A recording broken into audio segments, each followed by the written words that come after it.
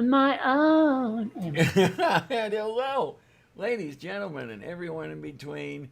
How the heck are you? Yeah, this is the open chat. I am Diana Clarion, the Lavender Lady, and with me is the one, the only, the brilliant, the beautiful Kate Farr Bionic Dance. Hello, honey. How you doing?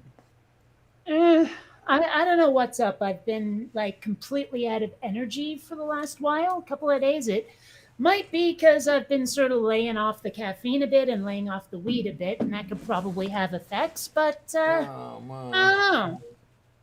So, like, because what was it? Sunday, I sort of fell asleep on air. Yes, you Uh, did. That's just okay. could not keep my eyes open. So, I do have a Red Bull. So, if I start to flag, Alrighty, yeah. Harmonica Man and I kind of holding up this end of the conversation, and we kind of noticed that you had sort gone of silent. faded. That's the word I'm looking Yeah. for. Yeah, and I'm not even sure at what point exactly I conked out. not very long after you said you probably would. Uh, You were asleep almost instantly, so we've kind of figured that yeah, you needed it. You really needed that sleep. yeah. Oh, well, what can you do? Um, I mentioned in the green room, I bought some novelty flavors of Kit Kat, and I wanted to try them on air just to see what they were like. Oh Which one do boy. you want me to do first, the fruity cereal or the key lime pie? Oh, let's see. Oh, that's gonna be a tough one. How about the key lime pie? Let's give that one a shot. Yeah. All right, I'm going to try the key lime pie, if it'll consent to open. There we go. And Kevin Ooh, Chaos is wow, that here. Hi, aroma hits dear. you right away, doesn't it? Okay, and Does it smell good? mhm, I mean, it's all right. Yeah, okay. Okay. It does taste pretty accurate, I will say. Now, is there any white chocolate in there, or is Mhm. that I'm sure it must be. I don't think you can make like regular chocolate that color. okay? Oh, okay. Hello, everybody. Yeah, Kevin said I vote for key lime as well. All right, well, let's see what happens with the fruity cereal. I Yeah, that's mean, gonna be the fun one. how cereal can be blatantly, openly gay, I don't know, but kidding. Oh my.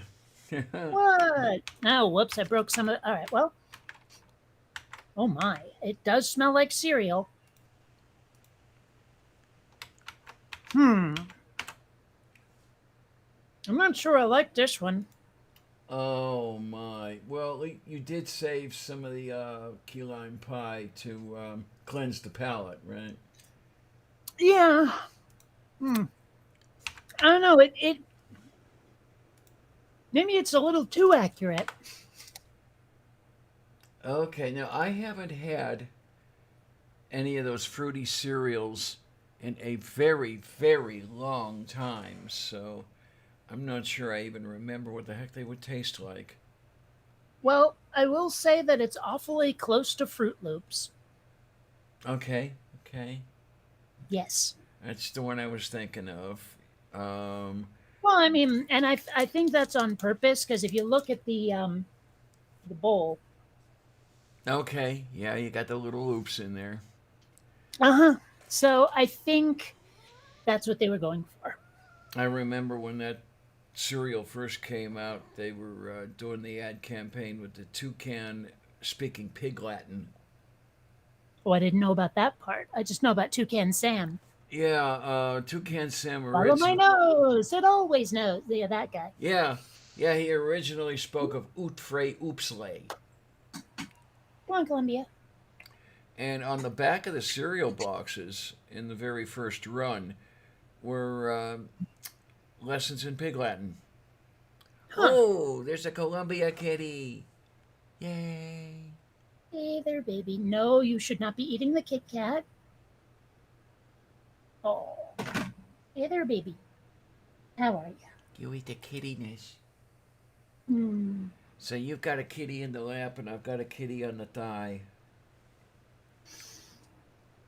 This one, this Would that one, make her the thigh mistress? I think so.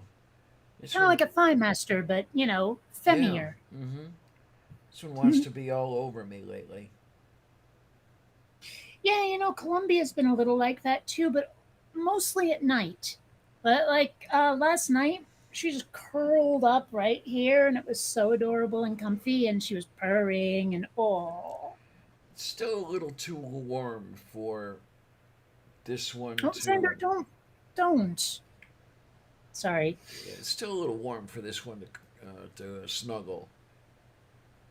Um, Damn it! Come on, Columbia, settle down. I know Xander's being annoying, but I he's batting at her tail. oh, come on, Oh, Xander. she's doing the elbow thing.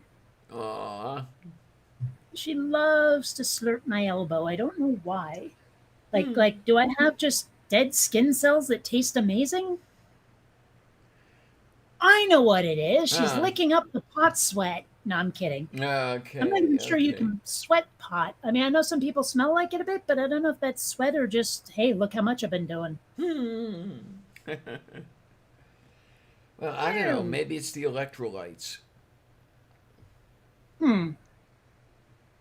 Does what? Do I have electrolytes on my skin? Is that what you're saying? Yeah, I mean, sweat is salty. Well, sure. I'm not sure I'm always covered in sweat though when she's licking me. Hmm. Wow. That in another context could be interesting. Yeah, it could be. Yeah. I saw a T-shirt, very lesbian centric, and it said, "I licked it, so it's mine." Ah, I've Yeah. I've seen that one. Uh, And then we have Kevin over here with salty elbows. mm, Lick it up. mm. And the kitty is looking at me like, you're really weird, lady. Yeah. Yeah. Well, she's not wrong. I That's mean, true. That's true. Yeah. oh, How's everybody doing today in the side chat there? Everybody having a good time? mm. Everybody having a good day? I certainly hope so. My day after Labor Day, and Oh, is it? yeah, it's I Labor Day was yesterday. managed to pass me completely by. That's just not a holiday I ever gave a damn about. Mm.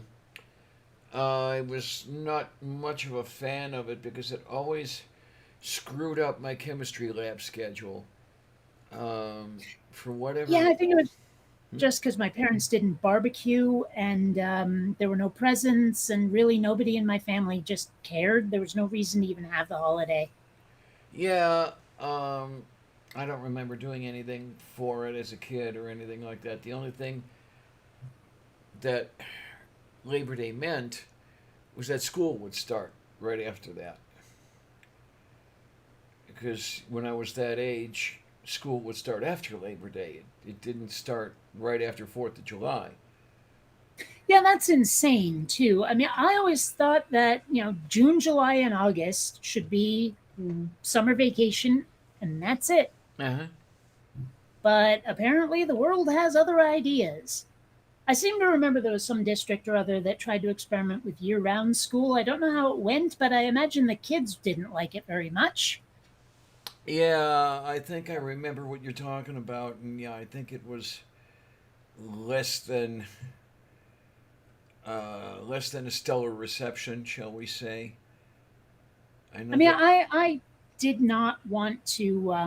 I always regarded school as something of a burden. It was getting in the way of my playing, and so that may have something to do with it. It's like if someone had tried to make me go to school during the summer, I would have told them to grade this. Oh my. One nice thing about school is that it got me out of the house, which is one place I never did want to be. I mean, it wasn't, Yeah, maybe that's it. I didn't have that problem. yeah. I mean, it wasn't the greatest way to get out of the house, but it did get me out. So, Mm. what can I tell you? And then when I got to high school, I did get to play on the computer. But Yeah, like obviously I went to school quite a bit after you did. So a we little we bit. had computers, but they were very primitive. I mean, they were probably cutting edge for the time, but now looking at them, they look brain dead. I mean, we're talking like Apple II here. Well, the computer that we had at my high school had about as much power as one of those credit card sized four function pocket calculators that you can get at the dime store now. Um, and it cost, I think, about $125,000. Cheapers. All of 16K memory. I Hmm. did say 16K. Hmm. Yeah. Yeah, no, I remember. Like Commodore 64. The 64 was memory, 64K. Yeah, huh? That's crazy. Like I can type a document larger than that. Yeah, absolutely. I mean, I remember when some of the old video games, like the Sierra games, would come on like 13 discs, and we're talking like Yeah. like 5 1/4 floppies here. Yeah. It was insane. And like you had the option, you could either install the whole thing on a hard drive if you had one, or you had to swap discs while playing. It'd be like, oh, I went to this new area. Okay, insert disc two. Okay. Okay. Yeah. That kind of thing. It was crazy. Man, I look at video games now and I'm like, man, we've come a long way. They put out a new update for Cyberpunk, and I mean, it improved some things. It's not perfect by any stretch, but like that game with all the lighting and the huge environment and everything. And then I look at, say, oh, I don't know, Legend of Zelda, which is still a fun game to play, but I mean, by today's standards, it's just primitive as hell. Mm-hmm. Yeah. But There are a number of games I used to love as a kid where I tried to play them again now, and I'm like, oh, this is dull. How did I accept this? oh, I mean, It's true. I did some playing of some of them, like Advent and Zork, and just the nostalgia of it was just nice. Oh well, I mean, don't get me wrong. The Infocom games were a lot of fun. The text adventure games were a lot of fun, but I'm thinking more about games with more graphical content rather than text. Oh, okay, okay. Like say Pac-Man level tech. Okay then. Dai And it conozco. always bothered me when I was younger, where it's like you could buy Pac-Man for like the Atari or something. But it wasn't the same as the arcade. Like it's Yeah, still Pac-Man. It's made by the same people who made Pac-Man, but it's like severely dumbed down, and the yeah. map was different. And it's like, what? Why did you even do this?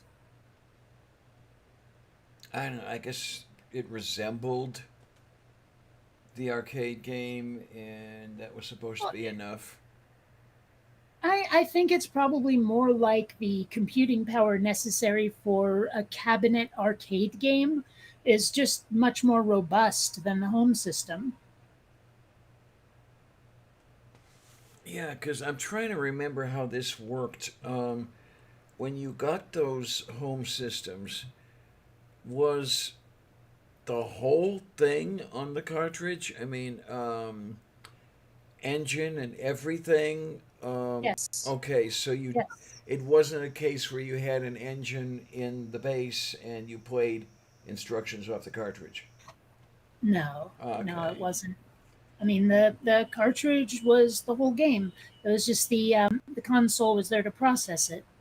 so I'm just thinking, yeah, maybe I wonder, you just couldn't fit enough into that cartridge to get I the. was thinking it's more of a computing power issue, to be honest. Okay, okay. But that's just me. I don't know. I mean, I haven't really looked into it. And I'm not even sure if you can at this point. I have a few 80s groups where I could ask people about it, but I don't know if like I'm not even sure what Google search terms to use. Ah, Oh, hey, is Manda here? is she? Uh, Yeah. Hey, yeah. I threw you a link, so pick it up and come on in.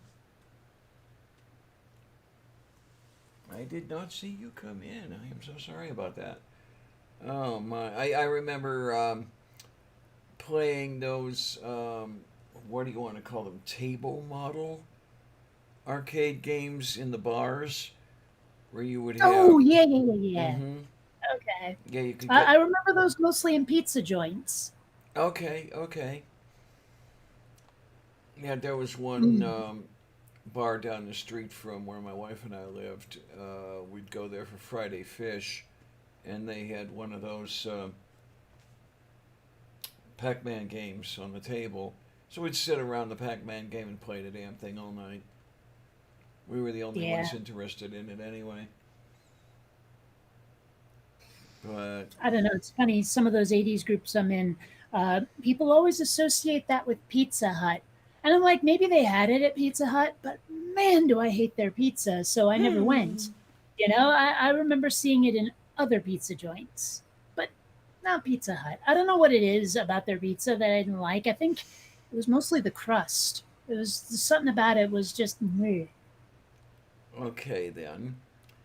I don't know. But it's been a long time, so not sure. I liked Domino's and Little Caesars. Oh, I remember Domino's. Yeah, that was down the street from the dorm when I went in uni the first time around. That's where we would get Sunday dinner because the meal plan did not include Sunday dinner. So you had to fend for yourself.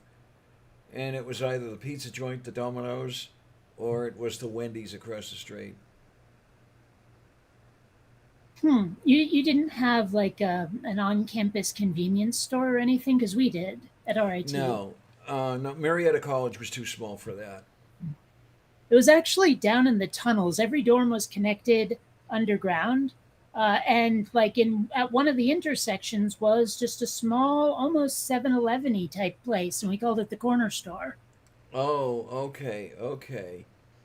Now behind the dorms, there was a freestanding sort of like almost a convenience store, but not quite. And it was also an ice cream shop. It was called Broughton's Dairy, Hmm. and they were also the local milk distributor and everything. So I mean, you could get ice cream there. Um, might be able to get some candy bars, but yeah, as far as like a 7-Eleven or anything, no, we didn't have that. Hmm. Well, We were behind the times. another pizza place I really liked is Dino's, but nobody knows it unless they're from Vermont. It was that place where, well, number one, New York style pizza, so I love that. But it was the one with the topping bar where they would take a plain cheese slice and then put whatever you wanted on it from all of these little bins that had toppings. Hmm. And then they'd throw it in the oven, and 2 or 3 minutes later, hand you a slice or however many you ordered. It was pretty cool. I loved it, and well, it's gone now, and that's a shame. But I loved it back in the day. There's a bunch of like Vermont pizza places. Next time I go there, if I ever do, I want to eat at Mr. Mike's again. I know it's still there. Oh, okay then. Yeah. But I don't know how likely it is that I'll go to Vermont. Maybe visit some of my high school friends without ever seeing the parental units. Go when they're still in Mexico. Okay, okay. Yeah, I know that feeling. Yeah. But Oh, I don't know because that costs. yeah, it do. So, Yeah, especially we'll see. especially when you have to fly. Because I, Yeah. well, I don't know. This is interesting. Would it work out cheaper to fly or to drive? Because drive, it would take you at least a couple days, right? Yeah, but it would also require buying a car. Or renting one. That's going to cost so much more than a plane ever would. Between gas and the car rental, fly. Yeah, well, I can tell you that when I did the Illinois trip, the car itself was $80 a day. Um, yeah, it was like $800 for the 10-day trip. Well, I hear it Um, costs like $100 or so to fill up a tank now. Oy vey. Okay, because on my trip, um, I went from here to Chicago to Carbondale and then back here. I think the total I spent on gas was maybe 150. I got really good mileage. So, you know how I'm always saying that when Columbia likes to lie on my lap, she will latch onto my forearm and dig in? Meow. Yeah. Okay Oh, don't give then. me that look. Don't you dare look at me in that tone of voice, you silly kitty. Sammy, Oh. hello Sammy, and hello Glam Modified. Hmm. Glam Modified says hi BD. What is this? Oh yeah, I kind of posted the link around a little. Oh, thank Um, you. Thank you. it's just a bunch of people gabbing, really. Sometimes we have more folks, sometimes we don't. But yeah, that's what's going on here. It's just a social stream. I like to tell people that it's kind of like the view for YouTube, and we just haven't figured out which one of us is Whoopi Goldberg yet. I don't know who. Actually, I really don't know who's on the View anymore. I mean, I know Whoopi, but um, didn't what's her face leave? Like Megan uh, McCain or something she took left. off. Yeah. Mm-hmm. Yeah. I mean, I honestly don't remember if there's anyone on the View that I agree with even a little bit. I have to go. Let's see. The View cast and Okay, yep, we're cracking the Red Bull. the current lineup consists of Joy Behar, Whoopi Goldberg, Sonny Hostin, and Sarah Haynes. Who are these people? Recognize exactly two of those names. The rest, not a clue. Mo. Yeah, Joy Behar and Whoopi, those are the only ones I know. I And I don't. don't really know what Joy Behar stands for at all. And Whoopi, honestly, she seems to change with the tide. Every time I see her, she's expressing a completely different opinion on the same thing. So Hmm. I don't know. Oh my. Oh, here's a I cool. mean, okay, I'll say this. Uh, of the two of them, only one of them was on a sci fi show, as far as I know. So I guess I would have to be Whoopi in that case. There I you don't know. go. There you go.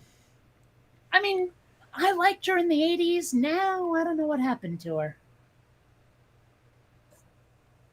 I like the Like, I ones. remember watching Sister Act, for example, Okay. Okay. where she has to, like, hide from the mob or something, so she disguises herself as a nun.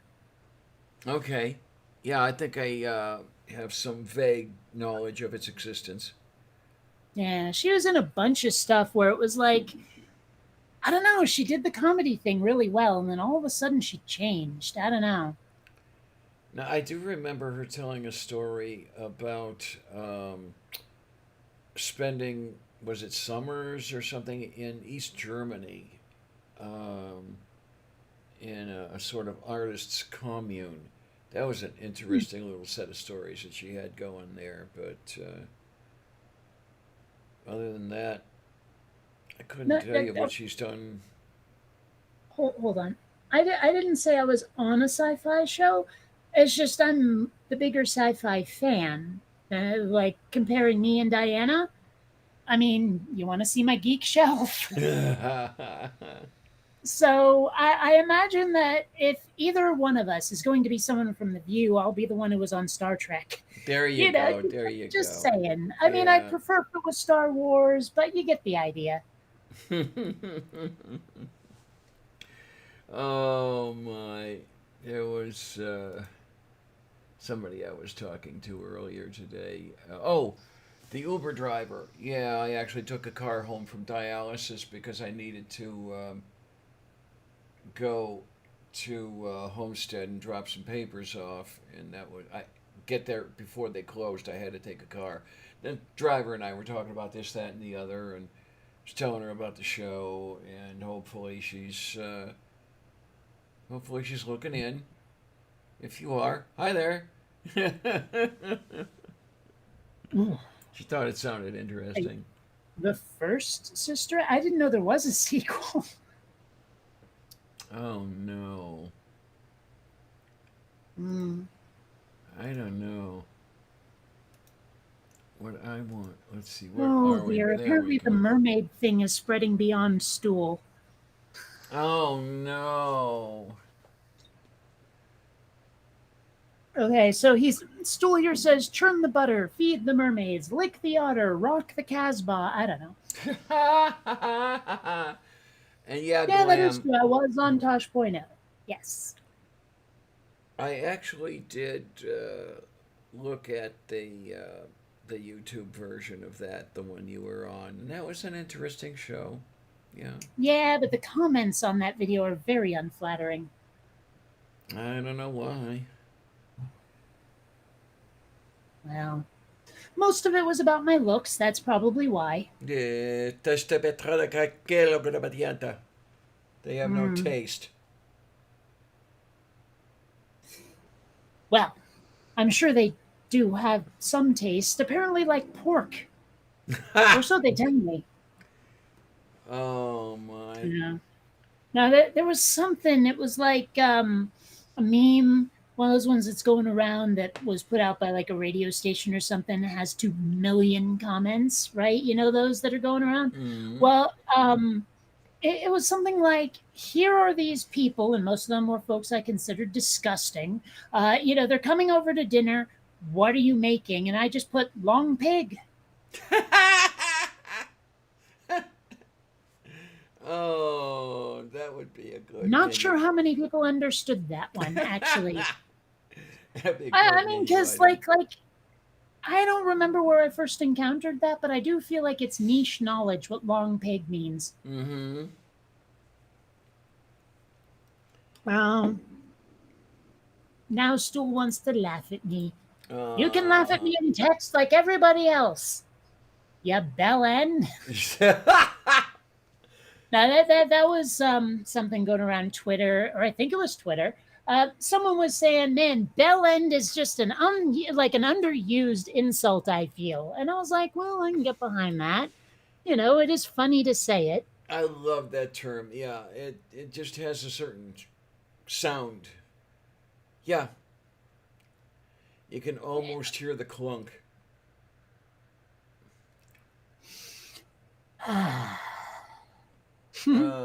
Which sauce with the long pig?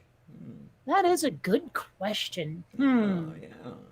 I mean, I'm tempted to give a normal-ish answer and say Worcestershire sauce, just to say it like that.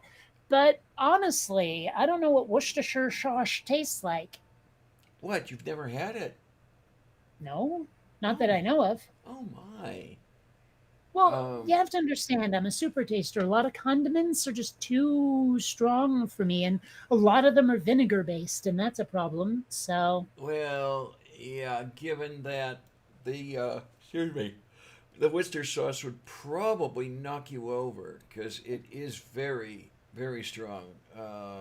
We're dealing with things like anchovies, and I do I do believe there's vinegar. I'm gonna look this up. I looked up the ingredientes at one point, and I well, forgot what is well, in you, there. you have to understand, you already lost me at anchovies. So, Okay, Worcestershire sauce recipe. see, and okay, it tastes like anchovies, garlic, and vinegar. I like one of those. Okay, vinegar, molasses, anchovies, garlic, tamarind extract, chili pepper extract, sugar, and salt, along with other undisclosed natural ingredients. Why would they put molasses in there? And why moles? I mean, I'm sure, like, why not say a hedgehog ass? Right, right, yeah. I don't know, the hedgehog arse, that's a little prickly, and you might have Ah, a you spin problem. it. Yeah, but trying to put it in a bottle, you know? That reminds me of a line from Blackadder where like someone mentions something about concubines and Baldric goes, "Wouldn't that be a bit prickly?" And it's like concubines, not porcupines. Yeah. I mean, it's the easiest joke in the world, but still, they sold it. Now, of course, Baldric could sell just about any crappy joke. Yeah, especially when playing off of Blackadder. Yeah, like I remember how most people's exposure to Rowan Atkinson started with Mr. Bean. Right. But I had watched Blackadder like literally decades before, well, at least one decade before Mr. Bean was a thing. And so, like, when everyone was going, "Oh, I love this Rowan Atkinson guy," and I was like, "Yeah, Blackadder," and they're like, "What the hell's that?" And I'm going, "So you like the rubber faced mime thing more than the really clever humor in Blackadder?" Okay, I don't know. Okay. Now, Kevin assures you that you Hmm. really can't taste the anchovies. Like Hmm. Jack in the Box tacos is just filler. Well, I've never had a Jack in the Box taco. Neither have I. And I hate to say it, but Weird Al has ruined me for tacos because every time I hear the word taco, what goes through my head is the song Taco Grande. Alrighty. And like the song it's based on, I'm trying to remember. I think it was by Rico Suave, if I remember right. Um, and like just it was I don't remember exactly how it went now. I just remember there was a lot of taco grande, that kind of thing. It was like Oh really weird. my. Oh jeez. Yeah. Oh yeah, you're right. Hugh Laurie and Stephen Fry. I watched a bit of Fry and Laurie, and it was fun. But you can't binge watch it. After a while, it starts to feel too repetitive. I think if it had been like an every week thing, it would have been a lot easier to take. But I mean, I still would have been watching it. I think, but trying to binge watch it doesn't work. Okay. Now Mm. wait a minute. He was in not. Rowan Atkinson. Oh, okay. I'm trying to figure out who the he was. Yeah. No, thank you. I actually don't know. Not the 9 o'clock news, to be honest. Yeah, I think that's a new name on me. I mean, I might have heard of it, but really haven't heard about it, if that makes sense. Like, I couldn't describe it to you, but I'm pretty sure I've heard the title. Moo. Moo. Mm. But was having a conversation with some folks. I mean, speaking of Britain, and it occurs to me, the Queen is what, 93 years old or something, In and that neighborhood, I think she was her born. face is on all the money, Yeah, huh? right? And she's probably not long for this world. So I got to asking, what happens to all the money with her face on it when there's a new monarch? Does everyone have to go exchange it or whatever? And the answer was that no, just like after a while, the banks start phasing it out. They print the new money, and when the old money comes in, they replace it. Right. So I was like, huh. Now, would that mean that the old currency would become collector's items? Yeah, Like, it what if you could. got your hands on a bunch of like old British money stuck in a vault somewhere, and then like a decade later try to sell it on eBay? And it would all depend on how many other people had the same idea, really. Well, yeah. I don't know. I'm Um, not even sure. Oh, yes, I remember why I thought of it. I saw this video about video game collectors and how there are some people out there basically doing the video game equivalent of stock buybacks, where these vintage video games, like they sell it to a friend of theirs who sells it back to them, back and forth, bumping the price up. And then they sell it for like a gajillion dollars to someone who isn't them because they've been watching it and seeing how the market price is going up and up and up, even though it's completely artificial. And they were talking about how there will literally be a bubble burst in the vintage video game market at some point. And like somehow I think other collectible, oh yeah, they mentioned coin collecting as like an analogy or something. And that got me thinking because the guy narrating was British. okay. And like we've been hearing a lot about the royal family lately, if we've been paying any attention. And I'm like, it all gelled together, is what I'm saying. And I got to wondering, and also, oops. Oops. And I looked it up, and Liz is 95. Okay. She was born 21 April 1926. Okay. So yeah, she's not long for this world. Well, I I don't don't know know. what Stool's problem is here. Now, what are Don't you do the doing, stupid money Stool? question. I'm like, okay. You never know, Uh, though. Liz might have the constitution of her mother because the Queen Mum died at what, 101 or some shit like that? well, I mean, I doubt she'll outlive, say, Chuck, for example. Yeah, yeah. Um, and I'm not at all certain which of his kids is next in succession either. Oh, hey, Oh, Signies. what? Signies. Chinese? And Harmonica Man. Hey! All the good people are here. All right. Greetings, all of ya. Nice to see ya. The I don't know stupid what the hell accent that was, actually. It's probably a combination of several. Cantelike Corazon Minimetrada. Mm. I know I've said Yay! it before, I'll say it again. Sometimes when I try to imitate accents, it'll morph from one to another over time. Like I might start out Scottish and turn Australian, then British, then Irish, or English, then Irish, back and forth. And I can't seem to hold on to just one accent. It's weird. Oh my. Okay, so Hmm. William is Now, the I first of Chuck's heard kids. I heard some weird rumors where like Charles can't be king because he married a commoner and then got divorced, or she was divorced before she was with him, or something, where they don't want him to be, king. I'm presuming because it makes the succession a little odd. Like Yeah, like yeah. what if he remarries, has more kids, and then one of them starts wigging out, "Hey, I should be king" or something. I don't know how it works, but someone told me, yeah, he can't be next. It's got to be one of his kids. Well, the same thing happened to Edward, which is how Liz got to be queen anyway. Hi, Amanda. Yay! Because Sorry, sorry, it's super loud. Can only a little bit hear you. Yeah, my microphone takes a second. There you go.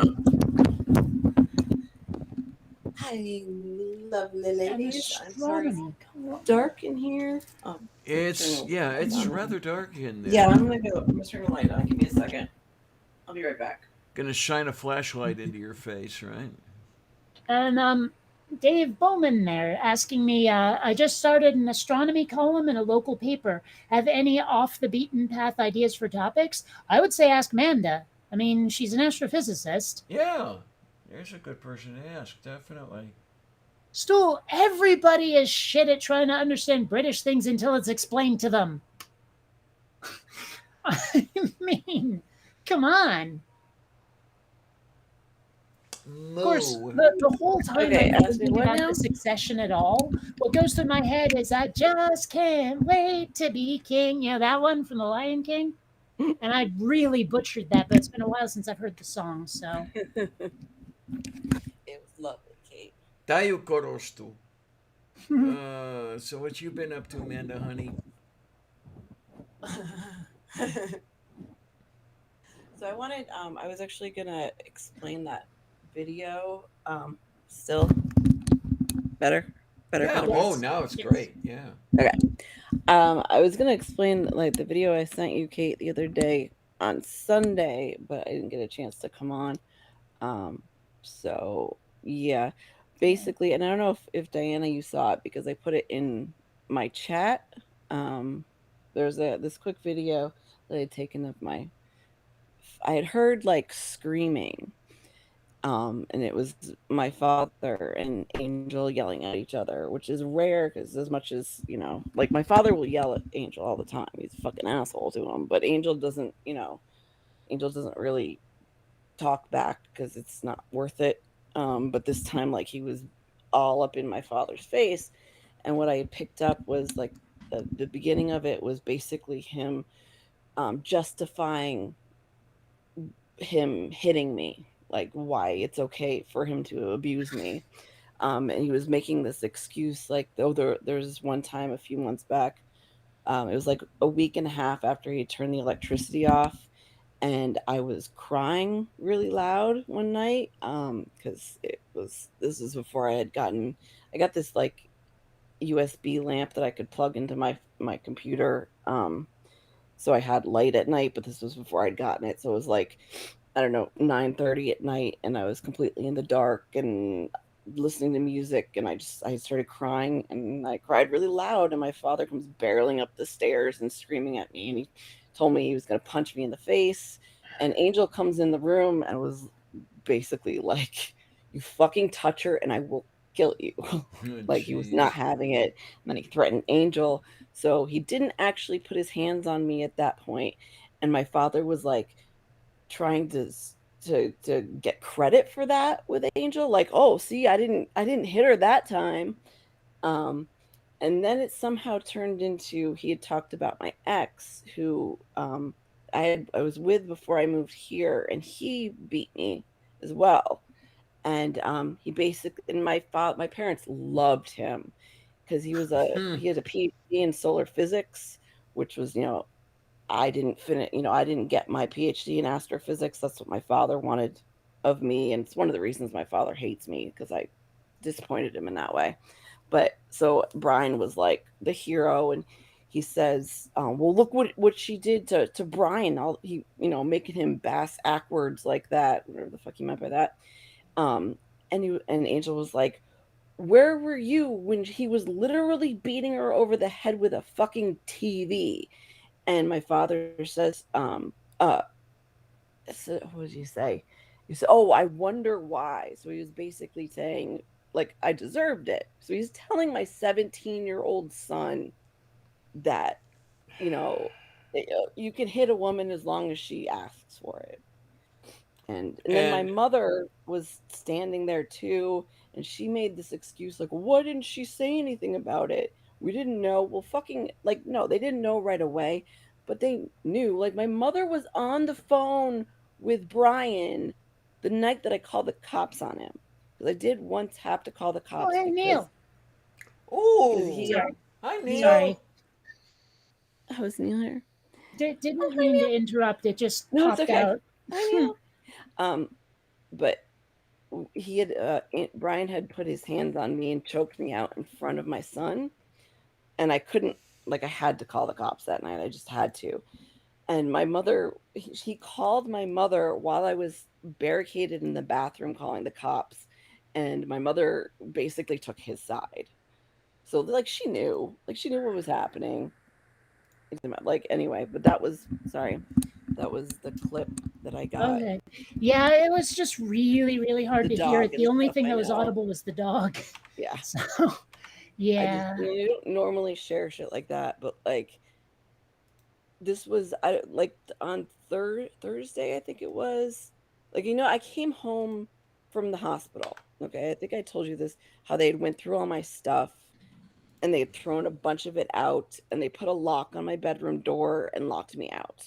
Yeah, huh? He told me oh you could sleep in the the basement. Of course, Angel wasn't going to let that happen. I slept in Angel's room for a couple days. And this is after I spent a week in the hospital, many of those days in the ICU because I almost bled out after surgery. They fucking knew this, but they took advantage of that time to go through all of my shit, which isn't a lot. I don't have a lot of stuff. Um and like throw shit out that shouldn't have been thrown out. They also took my weed. My father thought like I have a prescription, whatever, but like he thought he was going to use that as like leverage. Like if you call the cops on me, I will get you arrested for the weed, which he tried to do because Thursday, I asked because like my mother told like they took the weed and Angel was like, that's her medication, you can't do that. And my mother was like, no, no, no, we'll give it back, don't worry.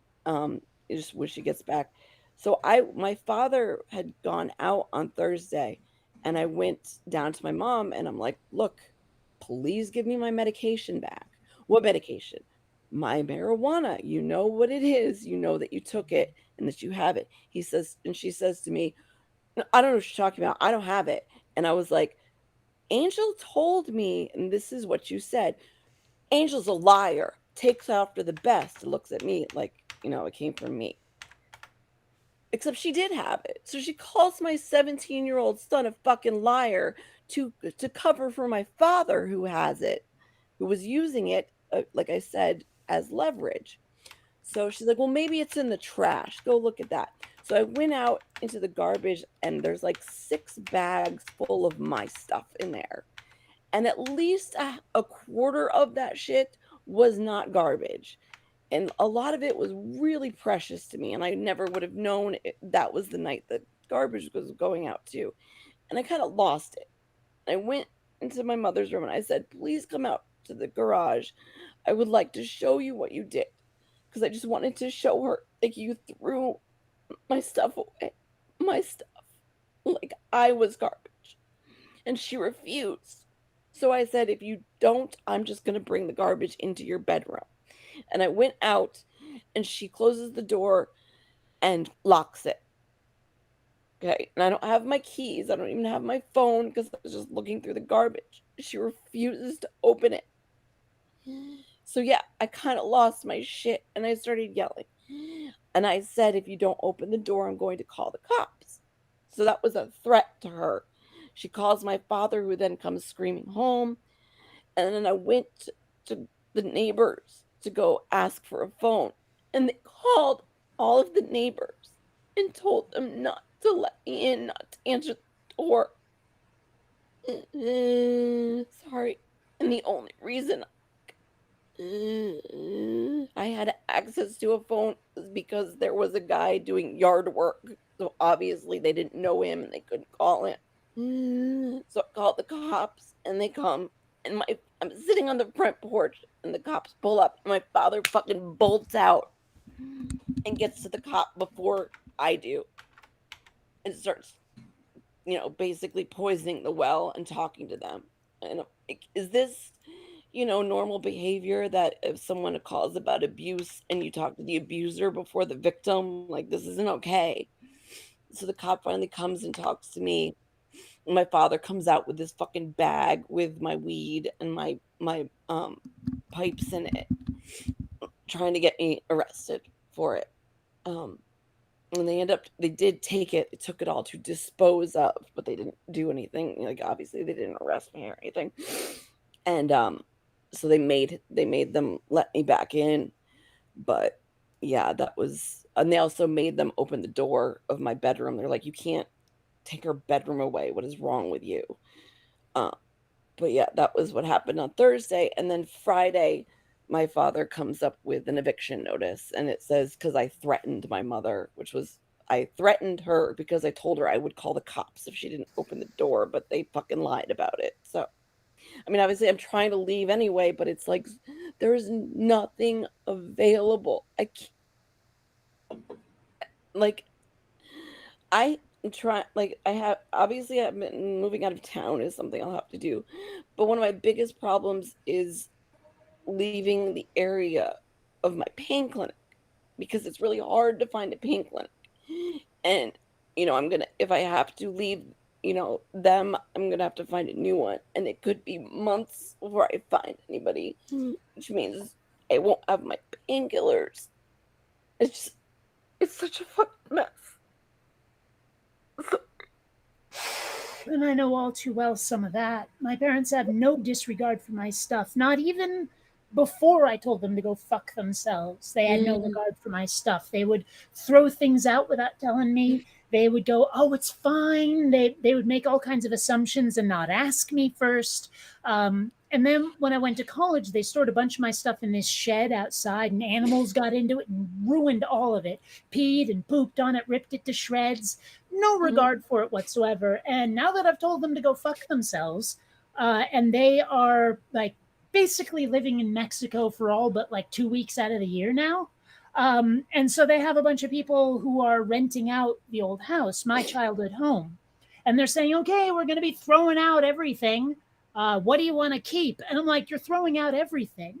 So you've moved to a foreign country where I don't want to go because the place is full of dogs and it looks like a third world country in Oaxaca. You know I don't have a passport. You've left my childhood home. You're throwing away a whole bunch of stuff, including mine. You've got people renting it out, and you don't understand why I feel abandoned. Yeah. You know what the fucked up thing is, too? The week before I went to have my surgery, I'd actually gone into my parents' room. I just needed a cotton pad because I wanted to take my nail polish off. I was in for like 2 seconds. My father has fucking cameras all over the house. That's how he knew it happened. He lost his motherfucking mind and like literally threatened to beat the shit out of me. You don't go in our room. You don't touch any of our stuff ever. What? Yet Did he they literally went through all of my things. Nicely had Molly. He did have to go through my dildos. That was awesome. I had this nice little bag of dildos on the stairs when I got home. I was going to ask you if you found his. But it's like, and they knew, and I'm like, I literally, you saw I was in there for 3 seconds. I grabbed a fucking cotton pad, and he threatened to beat the shit out of me for it. Yet they did this to me, and it's because, and you know what they even said? I heard her say to the cops, "Well, we can do that because this is our house." So they can touch all of my shit, take all of my shit, do whatever they want with me and my stuff because I live under their roof. So, like, I don't know. It was fucked up. Like, so fucked up. And then, like, I can't even Angel and I were going to go to a hotel for a couple nights or whatever after that happened. But all of the rooms, like the room with my fucking suitcases and shit, is locked. There's stuff in another room that I was in. It's just like he locked all the rooms, and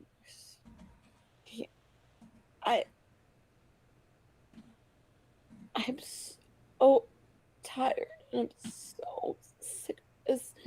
I'm so scared all the time, and I'm also alone, and it's like I have to move, but I can't drive. I can barely walk. I'm still so very sick. And I have to do this all by myself. And I can't even find a place. Like, I just want it to stop. And I swear to God, if it weren't for Angel.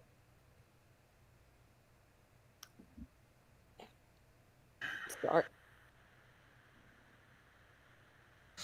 Anyway. I wish I could do something. Damn it. I wish I could do something. I know. You are, like, you know that being. But I'm like. I know. Like kicking their asses do something. I know.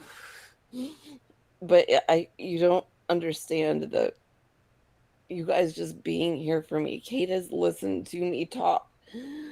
Like, she's for hours. We've texted and she's listened to me just say everything. You don't know how much that means. Really true. Well, I mean, I'd like to think I have a little bit of an inkling what it means, and you're my friend. Why wouldn't I do that? I mean, You would be I may not surprised. always succeed, but I mean well all the time. Well, most of the time. And I'm here for you. I mean, I don't know how else to put it. But I told you guys about how a couple of my friends, like, because there's been rumors about me, about like the Hmm. fundraiser and stuff, because I haven't left yet, and that I've defrauded the community, that I'm lying about my abuse or whatever. And I've had actual friends say this to me. So I get the other day, one of these people um texts me and says, "Oh, I actually heard a new rumor that cleared up your name, so we're cool now, right?" And I said to Huh? them, um, hold on, just saying thanks to Stool. So I Hmm. said to them, "Do you understand how fucked up that is? Like, you're my friend. You should have just been there for me to begin with. Like, this person wasn't really like, not a lot of my friends have checked in and made sure I was okay. Like, they've just kind of gone by the wayside because I haven't been super into like streaming and shit for obvious reasons. Plus, the end of my relationship, that was kind of a lot of where my streaming was. Um, so like, yeah, I was like, do you not understand how fucked up that was? And they said to me, hold on, I can find it real quick for a second.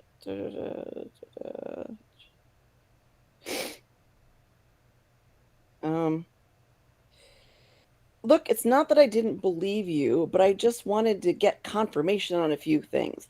That's what any decent skeptic does. This is what they said to me. I So, mean, I agree in principle, but in this particular case, I think maybe it's unwarranted, that sentiment. yeah, a little bit. So, yeah, that hurt a lot. And I'm kind of sick of this bullshit. Like, come talk to me, give a shit, ask questions. That's fine.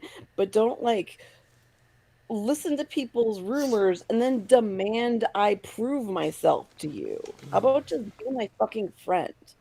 So, yeah.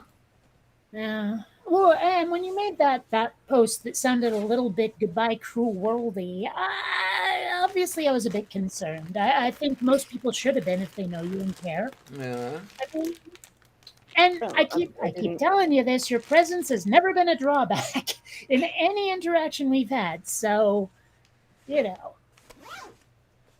No, it maybe was a little bit. I didn't mean. I don't like doing that. I hate that. I hate it when people do that. But in that moment, just I, I can't. I don't know how I haven't totally given up yet, to be honest. But I I'm mean, my sorry situation for isn't that. nearly as bad as yours, but there were a few times, like a couple of nights, where I was just curled up on the floor in a big snotty ball. So, Hmm. Yeah. But how are I you mean, ladies? Sorry. Yay. you know, I made this about me. sleep and energy issues, but other than that, Mm. Oh God, sleep is so elusive. I've noticed that you've had a few. There's been a few tweets lately that you've just been like, "Oh, I can't sleep," and I totally get that. well, But I I think part of it is just that I have been trying to cut out caffeine, and I also haven't had weed for about a week, and a tolerance cleanse for weed can include insomnia. Mhm. So, I'll try to give it another week, and if it's still fucking up, I'll tell my doctor, hurry it up. That appointment on the 30th, I need it kind of nowish. So, Yeah, I haven't had weed either because of that, and I also they took or threw away, I don't know, my pain meds. Oh, Um, well. so and I've been taking pain meds for 20 years. So obviously I have a physical addiction to it. It's not I don't have a problem with it. Never had a problem with it. But if you take morphine for 20 years, obviously your body is going to get used to it. So, Yeah. and it's with pain meds, they don't replace them for anything. You're just shit out of luck if you lose them. So Yeah. yeah, I went through that shit for a few days too. And they knew mm, that they knew my mother takes pain meds. She's taken them for probably most of my life. So she knew damn well what she was doing when she did it. so they purposefully put me through that as well. So, but I don't sleep very much either.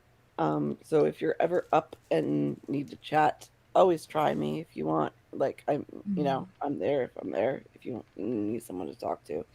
Well, I'll definitely keep that in mind. Usually, when I can't sleep, I'm halfway between like way too energetic or completely torpid, but in no way sleepy.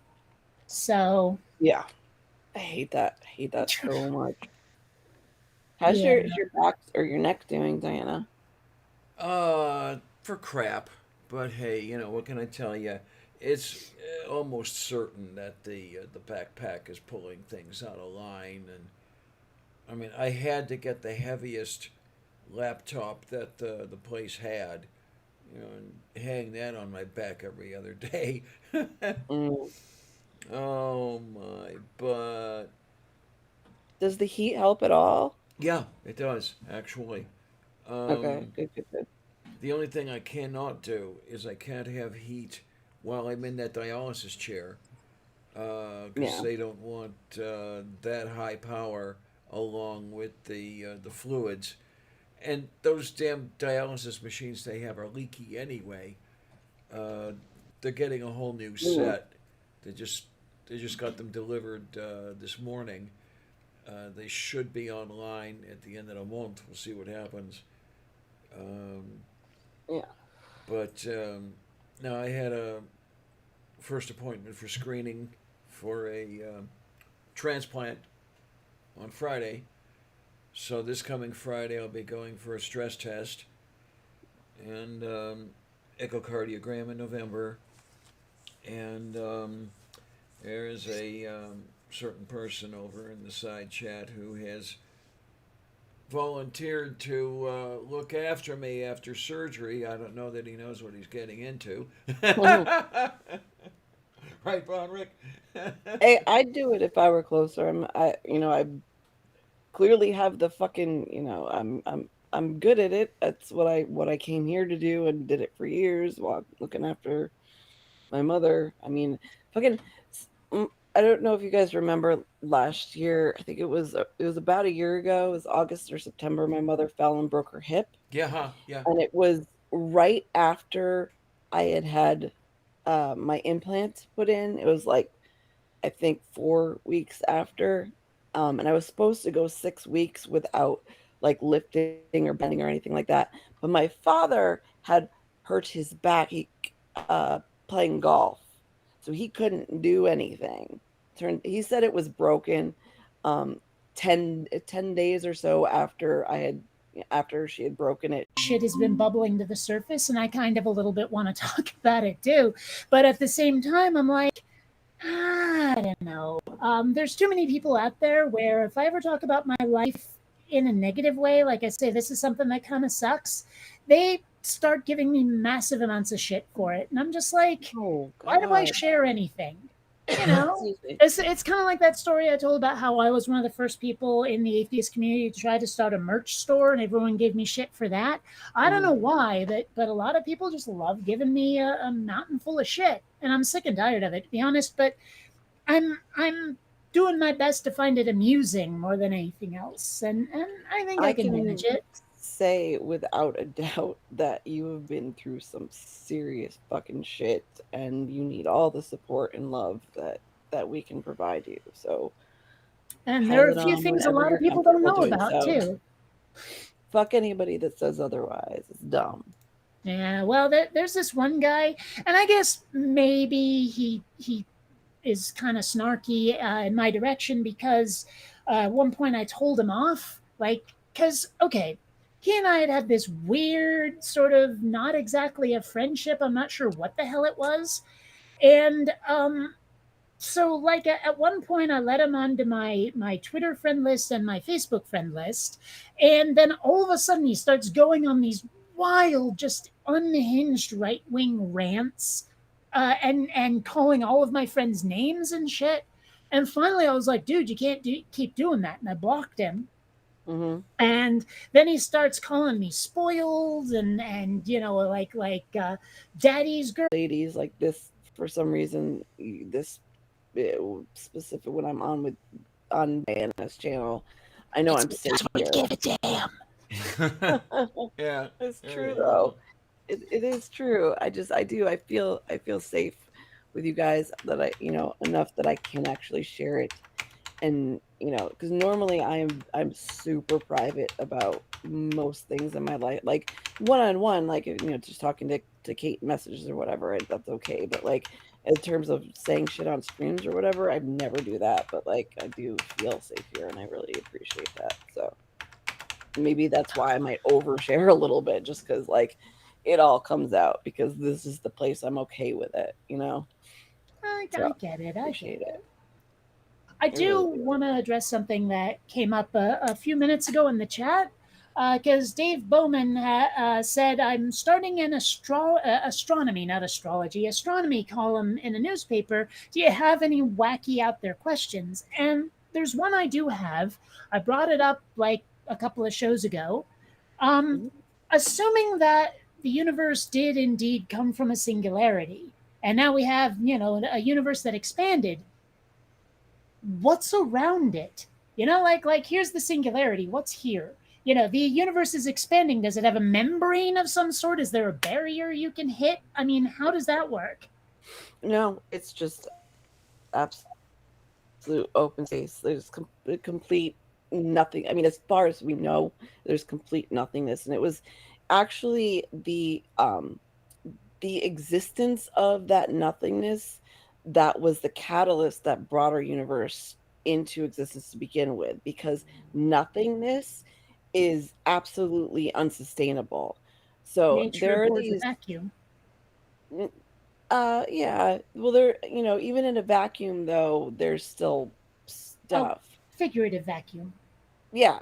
But like when the best, we don't know exactly, obviously, what brought about the Big Bang, but our best idea is that there are these things called quantum gravity bubbles that pop in and out of our existence, of our universe, seemingly out of nowhere. We don't know where they come from. They come and go real super quick, and it was one of those quantum gravity bubbles popping into the nothingness that was our universe before there was anything in it, that was probably the catalyst that sparked the Big Bang and began the whole universe. But obviously there was literally nothing at all there beforehand, and so we continue to expand into that nothingness. Now, when you say nothingness, do you mean zero or no? I'm not sure what you mean. Well, I mean, zero is literally a quantity, but null is like saying this is a category error to begin with. Yeah, it was the absolute absence of literally anything. No kind of obviously matter or anything, no kind of energy at all, just absolute nothingness. Yeah, Which, Sabine. like I Hmm. said, is completely unsustainable. It's very unstable, and that is why this a quantum gravity bubble of sorts coming in from it, another dimension, who knows where they come from. They still happen in our universe now, but there's no reaction like the Big Bang, because there's stuff. We have stuff now. See, unfortunately, this still leaves me with no answer to my question. I mean, No, okay, there is no membrane. Continuing to travel into apps. There's nothing. There's no barrier. There's nothing there. As we continue to expand, we're expanding into that nothingness. is Yes. it But vacuum? no barrier. Is it vacuum though? Because you said even in vacuum there's stuff, but is it maybe just vacuum that stuff hasn't gotten to yet because it's not that fast? There's not Yeah. e- Well, there's not even vacuum. space. Yeah, Then yeah. where's I the mean, universe but no, going? but there's still those more of those gravity bubbles and stuff like that. It isn't absolute nothingness. There's Okay, still stuff all right, all happening right. in that Well, expanse. just So in I terms of the guess. matter that is expanding, it hasn't gotten to that point yet. Yeah, Sabina Well, well, Hossenfelder. hold on, but wait, I have more questions here. I mean, like, suppose someone managed to be at the time. Well, I know that time didn't exist before the singularity, or something like that. I Yeah. understand compression, all of that, Mhm. but imagine someone was able to be outside the singularity as it was about to start to expand. What are they sitting in? Are they sitting in the same thing that eventually the universe got into? Or are they completely outside of? I don't know. Maybe I've just watched too Yes. much damn science fiction. The latter, because before that, there weren't any kind of energy, again, with the quantum bubbles and whatnot. There was nothing at all. Now there is. So yes, there is substance to where beforehand there was literally absolutely nothing whatsoever. Yeah, Sabina I'm sorry. Hossenfelder has a really nice I don't know. It's video No, been on a that. really well, super well, long but time since I studied astrophysics, and worked in the field, so I hope I'm doing the best that I can. Probably not, but I'm trying. well, I mean, the, I'm not sure how to explain it, but I haven't gotten a satisfying answer yet. It's like because I'm still Okay. left with the same questions at the end of it. I I apologize. Well, it's I okay. try. No one's managed to do it yet, so don't worry about it. It's just At I'm least I hope like, I made a little bit more sense of it for you I somewhat. mean, a little bit, but the thing is, like, if something is going to expand, doesn't it need space to expand into? The space, I guess, you could say that that space itself was existence, was There we go. Thank existence. you, thank you, thank you. That's what I Yeah. was asking. Thank you. Oh my Yes. gosh, it's the first time That's someone always been gave there. me a real answer. Thank you. Yes. That has Oh, thank always been you. there. Oh man, you have no It idea just how much of a relief it is to finally have a fucking answer. it Oh my was gosh, just a thank you. matter of filling said space, but it did exist prior to the Big Bang. Okay. Phew. Okay. That's what I wasn't totally sure what you were looking for, but yeah, there. That is All your right. answer. No, that is the best answer I've had yet, and I think I might not need to ask again. Thank you. Good to have friends with pointless degrees, I guess.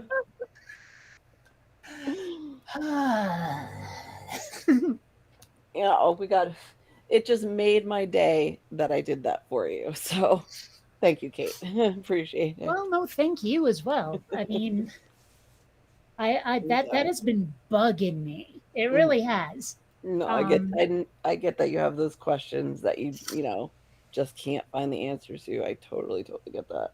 well, and it often feels like people are answering a different question than the one I asked. Hmm. Or Yeah. they're addressing it from another angle that doesn't really fill in the blanks for me the way I need them.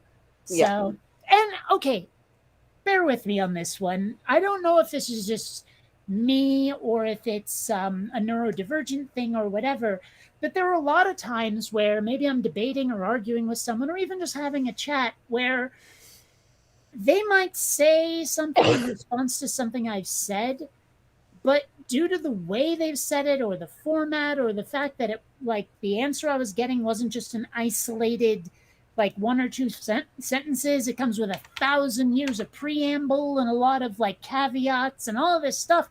I'm like, I need that Oof, said again, but simpler and more explicit. oof. Tell me I yes feel or like I no, kind you of did agree, you that. don't agree, or you're not sure, that kind of thing. Just the facts, ma'am. That is Mhm. so hard to get out of anybody, Yes.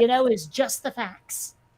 And I but do that but a lot. and I'm also, like, sorry. if I've been arguing with some people and we come to something vaguely like a resolution, but because like it doesn't, they don't say it in a way, like they don't say, okay, fine, I agree, or fine, I give in, or fine, we found a compromise, in a very explicit way, in a way that leaves out all of the ambiguity. If they don't do that, it's not satisfying. And so I start trying to get the like I trying to prompt them to say it more explicitly, and they think I'm still arguing. And I'm like, no, just make it clear.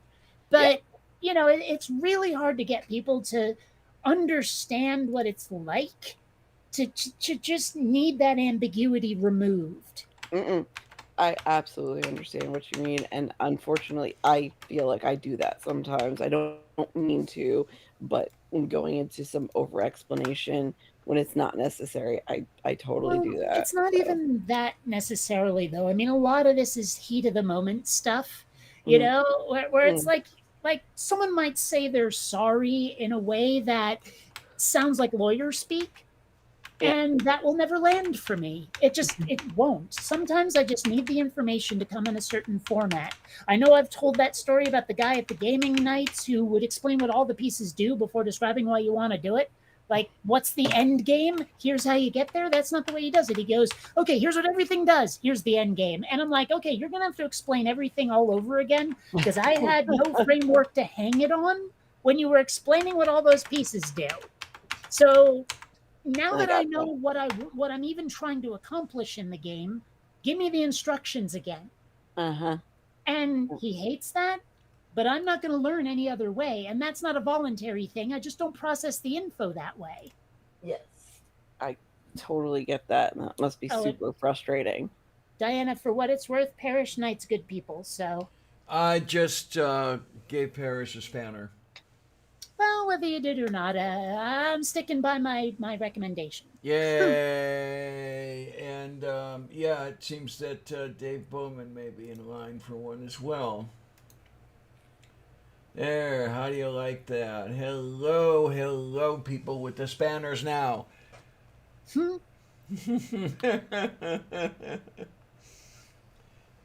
Hmm.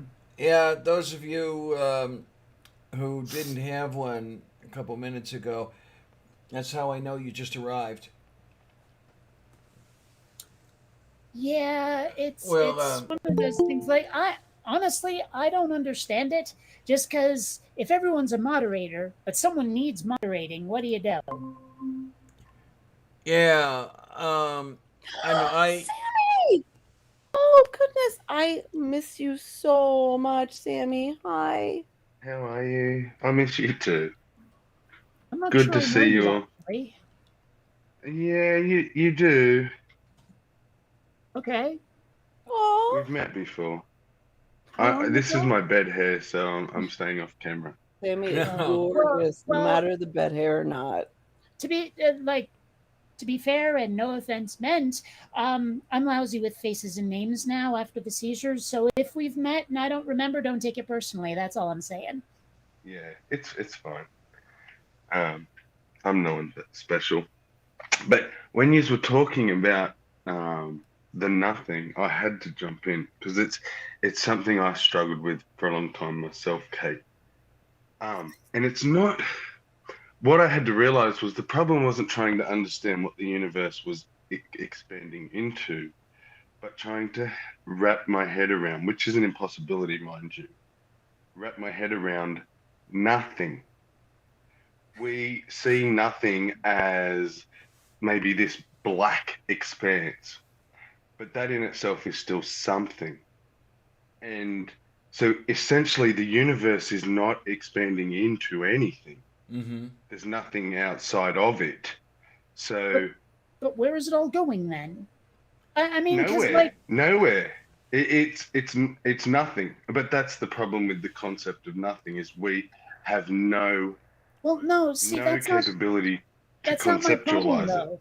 That's not my problem though, because I can conceptualize nothing and I can conceptualize something, but what I can't do is conceptualize how they interact. I mean, if the universe is literally expanding into nothing, then like, are we just filling in a blank? Or is nothing getting pushed out of the way? I mean, there's got to be some way for that universe to expand in a way that like, I mean, where does the matter go? Where does the matter Well, and energy see, go and that that's it's Well, bigger? the point.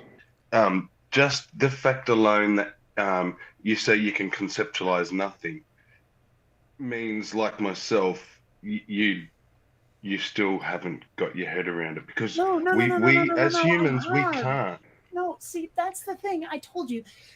I don't understand how nothing and something interact. I can get nothing. I can get something. But if something and nothing are put together, I can't picture that. But clearly, that's But what we're they're talking about. Is not. that That's the whole here's thing the is that they're singularity. not. Here's I just They don't interact at all because one of them doesn't exist. That's the part that's not sinking in. okay, They but don't interact because I know we can say we can imagine nothing, like as in the absence of okay, something, but the yeah, absence of something, how does something interact with the absence of itself? okay. Well, this is part of why I was asking: are we talking about zero or null? Right? Because there is a difference. Yeah. There's like less than one, and then there's numbers don't even fucking exist. You see what I'm saying? I don't know if this is going to make any sense or not, but the way I can envision it for myself, imagine that you're on the surface of a balloon, and that surface of the balloon is all of the universe there is to you. The room the balloon is in doesn't exist to you. All you can't look up and see in there. You can't look down. Mhm. That now blow up that balloon. The surface of the balloon is expanding, but you can't see anything that it's expanding into. Okay, but if we're going to use the balloon as an analogy, now we're talking about like there's a membrane somewhere that you can bump into. Actually, that's part of the theory of the way the thing works. It's called branes, Brane, and they are n-dimensional. So there's Mm. surfaces, mathematical surfaces, um, not all And of them visible to us. Hmm? the problem with the bumping into the membrane, though, Kate, the membrane is existence. So to bump into it, you have to not exist. Uh, So you can never bump into it. You can never does the leave it universe have because an outer edge or it not? no. Okay. As far as I We understand, we have one that we can visually see, but we don't Well, actually know what's at the edge. yeah. As well, far as see, I that's that. Well, hold on. That answers my question. We don't fucking know. I don't know is a good answer, That but I haven't been able to get anyone to say that. mm, I mean, that's again why I often get into a lot of arguments. Is people keep wanting to give me answers when there isn't one, and I'm like, Yeah, just say but I see, don't know. we don't know the fundamental reason that gravity actually exists, That but is we something know I've it wondered does. also, Why? actually. I mean, So we don't really have. There's no why for any, you know, law of physics exactly. being in well, there's no existence. intent So for it. Yeah. Well, intent or not, I mean, like if like mass affects gravity, bends space, and all of that, um, well, why does it do that? And you could say you could kick the can down the road and say, well, gravity, and I could say, but why does gravity? And eventually you'll get to we don't know, Yeah, you'll have to call right? David Rice in. Like that just seems to be how things work. We're not Hmm. sure. We don't know. Yeah. We may never know. And I'm actually okay with never knowing. But again, with the whole like what's outside the universe thing, everyone kept trying to give me explanations that weren't satisfying because they weren't really addressing my actual inquiry, the part where I was confused. They were sort of going to the side of it. But if the answer is I don't know, if the answer is nobody knows, just say that. I mean Yeah, that's the but I best think way the to reason that like if people it's don't say true. that If it's true, specifically is hold on. If it's true, that's the best way to shut me up. yeah, that's fair enough. But I think most people, and like myself, are misunderstanding your question. Um, because someone like myself, I assume that we all are assuming that simple answer of I don't know because we don't know anything really in stone. I mean, we can go down the epistemology route and say we don't know anything other than the fact that we think. Oh, you horrible solipsist. So Well, but I mean that's the thing though, is like I could never get anyone to say, well, we have a few hypotheses, but we're really not sure. Like no one would say the we're really not sure part. And that kept me thinking that there was an answer that was being withheld, or they didn't understand my question. And so they were answering a question I wasn't asking or something. If someone would have just said, I would have been like, oh, really? Undiscovered. Okay, I'm still curious, but now I get it. That's all. Yeah. And do you know the worst part, Kate? Yes. But tell me anyway. These are concepts that we will probably never be able to understand. And that kills me. Yep. Yeah, no, I'm with you. It's, I mean, I don't really like an unsatisfied curiosity. That's true. Yeah, But at the same time, I can also live with them if it's something that won't ever affect my life, really. Does that make sense? Yeah. And I think that these are the concepts that cause a lot of people turn to the God of the Gaps. It's like, I can't fathom nothing, so there can't be nothing. So there must be something, and that has to be bigger than all of this. So I'm going to call it God. Oh, God, that sounds like Aquinas. I don't know. I just kind of like the idea of it not being nothing. Honestly, I do. I like the idea of, well, singularity sitting in the vacuum, which eventually gets filled up with all those tachyons and shit. The dark matter, everything. But the universe hasn't expanded yet. It's a minuscule little thing. And around it, vacuum. That would make sense to me. I agree. Expands into the vacuum. That would make perfect sense. But Similar the to our idea that it was understanding. sitting in nothing, and then I guess created its own space. I'm trying to wrap my head around it. There may And be I just guess some things that's- that maybe I just don't know enough, and so I'm caught in a Dunning-Kruger loop. I don't know, but It helps to have a little bit of a grasp of some quantum physics, even just a basic understanding, because that's where it's going, and talking about this whole things popping into existence and stuff like that. I actually like the idea, similar to what you were just saying, that similar to our understanding of this physical universe and how mass was distributed, it just took slight little uneven bounces of temperature throughout the Big Bang for things to start to gravitate together. Because if it was dispersed evenly, the universe wouldn't exist. Yeah. It just would have cancelled itself out. So I like to imagine the singularity as something like that. That in this nothing, there isn't nothing. That there is things, popping in and out of existence. And I would like to think that our singularity is one of an infinite number of existences popping in and out. I kind of like this. Like, I have a mental image of that nothingness. I prefer not to. Well, I mean, imagine if it was vacuum. If it was just completely empty space, but actual space where there's room to expand, and then there's a singularity sitting in it. What if there was another singularity over here? Ours expands, theirs expand. Eventually, they, intermingle. Well, when one I think that's a singularity great really idea. loves That'd be another a great singularity. premise for a sci-fi story, actually. A lot That's of how baby where singularities are born.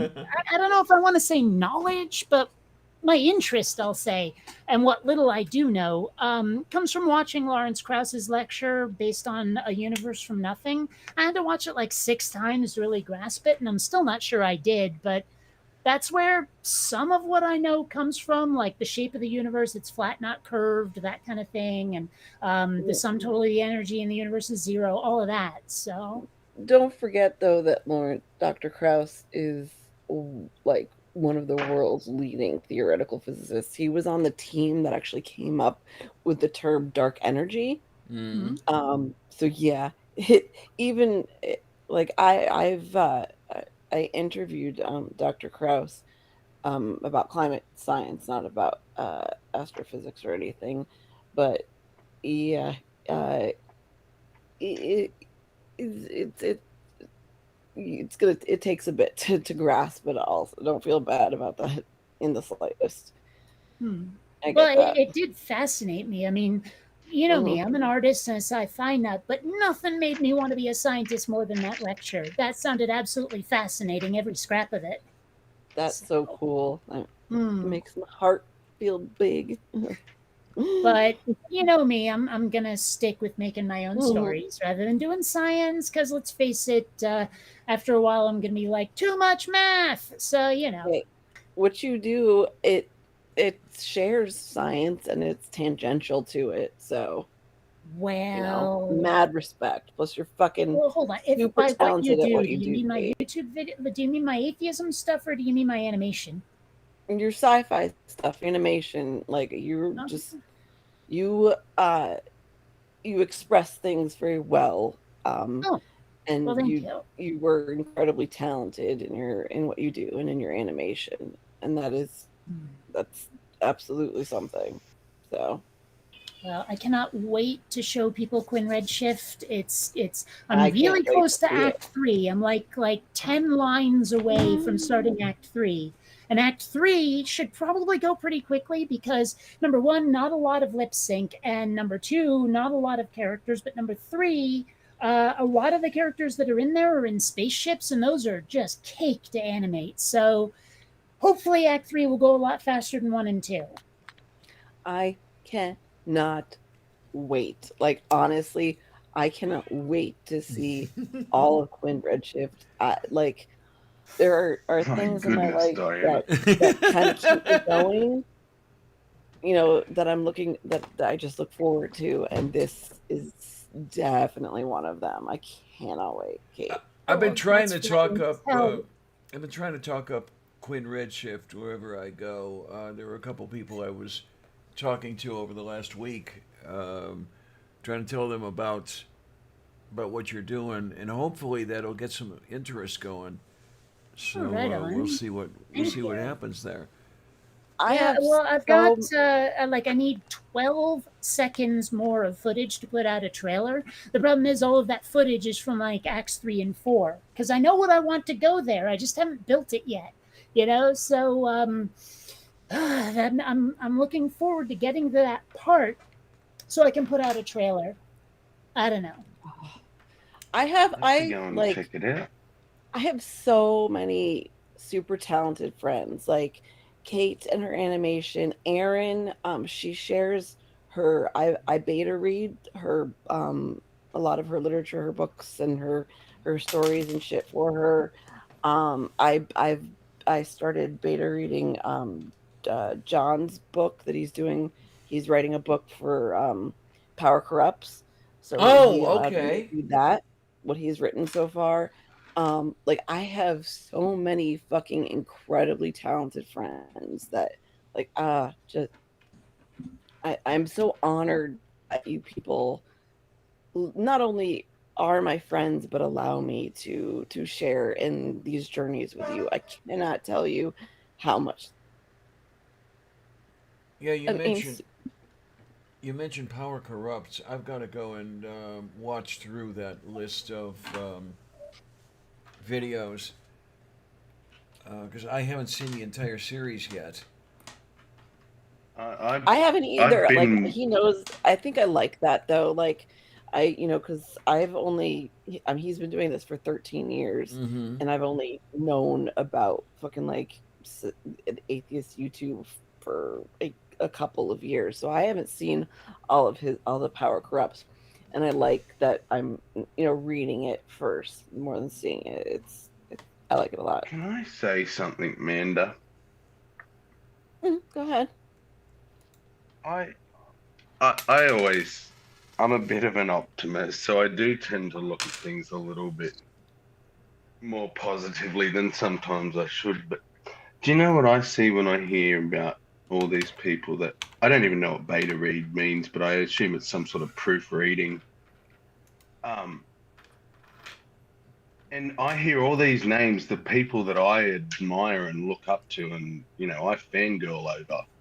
And then hear that these people are relying on you to check over their stuff. I think you need to give yourself more credit.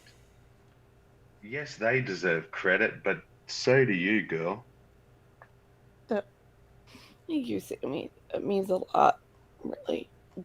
And beta reading is just basic. Like, I do a little editing and stuff, but it's mostly just, hey, what do you think of this? Like, being the first one to read through something before they, I don't know. Yeah. And do you That means a realize lot. how much that is for someone to put that trust on somebody with their content? And like, that means they think that you have something. Thank you, Sammy. It is interesting when you get those folks who seem to enjoy your work more than you think it deserves a little bit. I mean, like, I was shocked when they invited me on Comedy Central. I was like, so I mean, if someone else is getting weapons grade praise and you're like, I'm just some schmuck at a keyboard, how'd this happen? Yeah, I get it. Mhm. Yeah. Yeah, I'm super honored that these people come to me for this. Like, Dr. Josh, his latest book. Guess where the title came from? Oh, Really? yay! Yeah, That's my What- favorite wait, book at the I don't know the moment. title, so is An Atheist's Guide to the Old Testament or something like that. I can't remember the exact one, but yeah, he I didn't get the beta read his or anything, but when he was starting to write it and we talked about it, and yeah, I came up with a name. He even thanked me for in the in the forward or whatever. Not, he didn't specifically say for the title, but he did. It was such an honor. Like, I didn't expect it. He sent me the book, and then I look and it says thanks to Mom Atheist. So that was pretty cool. So one thing that came up in the chat was, well, we were talking about the sounds that I've invented for the laser blasters in Quinn Redshift, and how in one of the versions, and it's probably the one I'm going to be using, it literally has a friend of mine saying "pew" in it, right? So the weapons will literally go pew pew pew, and I thought maybe I'd share what I'd done. I've been agonizing over the sound effects in this thing for ages because I want to get them right. Hey, So, that's totally. oh, whoops, get that's that. the wrong window to share. No, And- it doesn't sound like, I get that. Even things that might sound little to everybody else, I totally get that. You want to get it just right.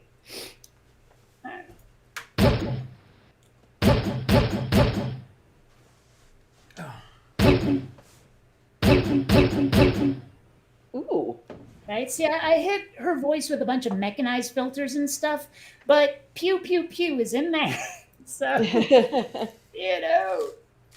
That's no, this then that second one is very, like, that's not something I've ever heard anything like that before. That is very cool. That is which very, is very something I cool. was going for. I didn't want to just ape Star Yeah. Wars, I mean, I Yeah. love the Star Wars blaster sounds, but you gotta put your own mark on it, I think. And Yes.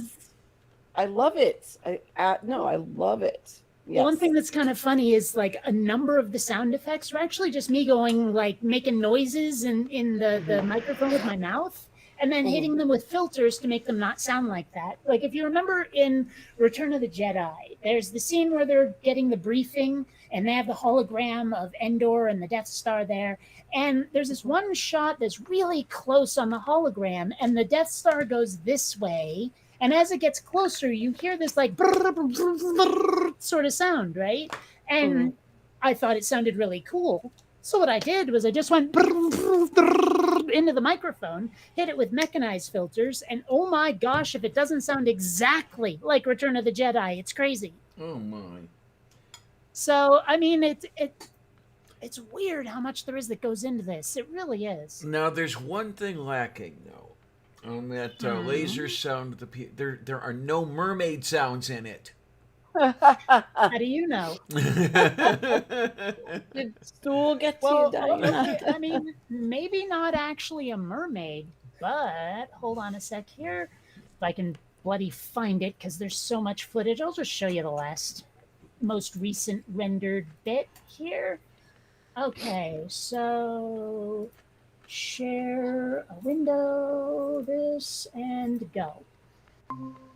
So I don't know if you notice it, but there's some feet in this tank back here. You see that? Now,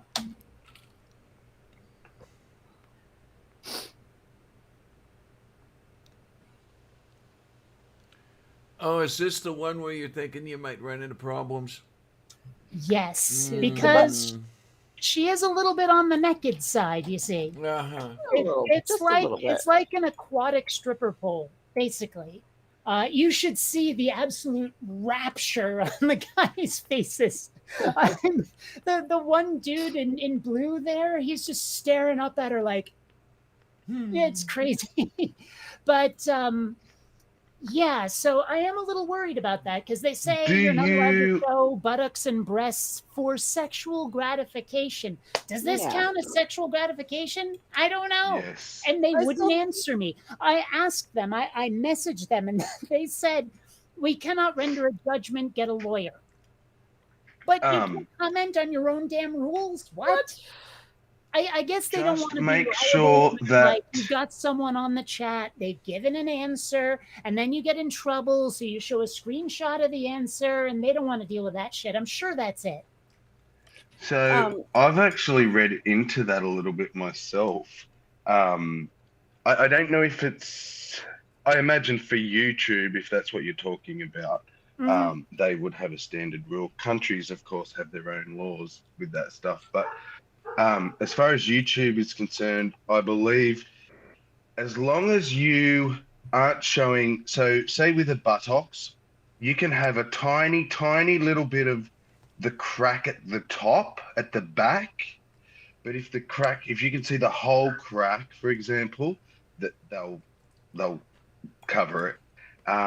So as long as you don't see lines, draw the shape, but don't put the lines. And then with breasts, maybe some little starfish.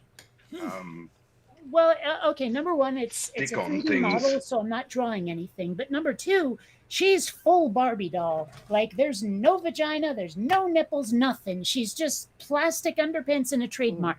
Then, So- see, that could be a bodysuit. Yeah, I was gonna say I still think to me it looks mostly like a bodysuit. Real quick, I just Well, threw the link she's in also- for Well, she's goddamn Venusian is the podcast. thing, so she has purple skin. But go on. Real quick, I just threw the link into the chat for goddamn podcast because I was just asked to do it tonight at 10. It's almost in like a little over an hour. So Oh my. obviously don't leave here to go watch it, but when this is over, if you want to Can come I watch, it's ask- a lot of fun. So that's the guy in Who that blue I is? was saying is just absolutely enraptured. And you see this guy here, he's like looking at his beer, but this guy's like, oh, a hot chick, And I'm like, I don't know. It amused me to do that, but yeah. Yeah. His hands suspiciously in his lap too. Mhm. I It's also just think- on his thigh. The fact that it's a background thing too, as opposed to it being like the forefront or the I don't know. I think that makes a difference as well. Well, be here's honest. hoping. I don't know how it's gonna go, but I and also like, okay, I've done a number of those sort of user study things, like they ask me a bunch of questions and I answer them and then they pay me for it, which, man, I wish I could do that for a living. But I gave my opinion on some stuff, and well, I mean, I mentioned a lot about the community standards and the rules and all of that stuff, and Mhm. I don't know. I don't know how much they gave a damn is the thing. But a lot of this stuff came up when I was talking to them, and they had this weird notion that cartoons are only for kids. Yeah. Yeah. I hate that. It's Do dumb. me a favor and watch Legend of the Overfiend and tell me cartoons are for kids. Watch Mhm. Watership Down and tell me cartoons are for kids. I'm like, this may be an American assumption, But around the rest of the world, it's not true. And Yeah. I'm an animator.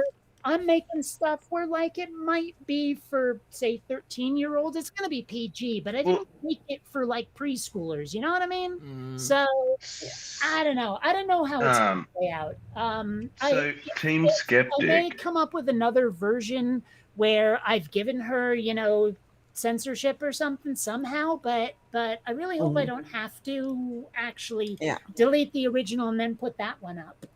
Yeah. So Here's The Team hoping. Skeptic, who you probably all know who he is. Oh, He yeah. just debunks videos. mhm. He doesn't do animations or anything like that. It's just him at his desk with a microphone debunking videos. He got in all of this strife with YouTube, and they I think they did shut him down, but he's sort of got reinstated simply because every thumbnail of his has his icon, his avatar, which is a Lego man looking character. Yeah. And they tried to say that his channel is for children, but it's inappropriate for children, so tried to shut him down. He's like, I've got it set for adults only. I debunk woo. There's no animations. It's clearly not for children. And they kept saying, but your avatar, it will make children want to click on it. And Mhm. he's saying, why are you suggesting my videos to children then when I've said it not safe for children? Yeah. It's just this whole rubbish, convoluted bullshit that he had to go through. And I believe most of it he was arguing with bots and, not even real people, to be honest. a lot of it, honestly, is just like, okay, there was a YouTube CEO, and I don't know why they have more than one, but I guess they do, who like did an interview with someone, and essentially what she said was, if you want to show like puppy videos and kitten videos and your kids and people getting hit in the nuts like it's America's Funniest Home Videos, great. But if you're actually doing any kind of like independent journalism or news or anything like serious, and you're not an authoritative source, well, we don't want your kind on YouTube, is basically what she said.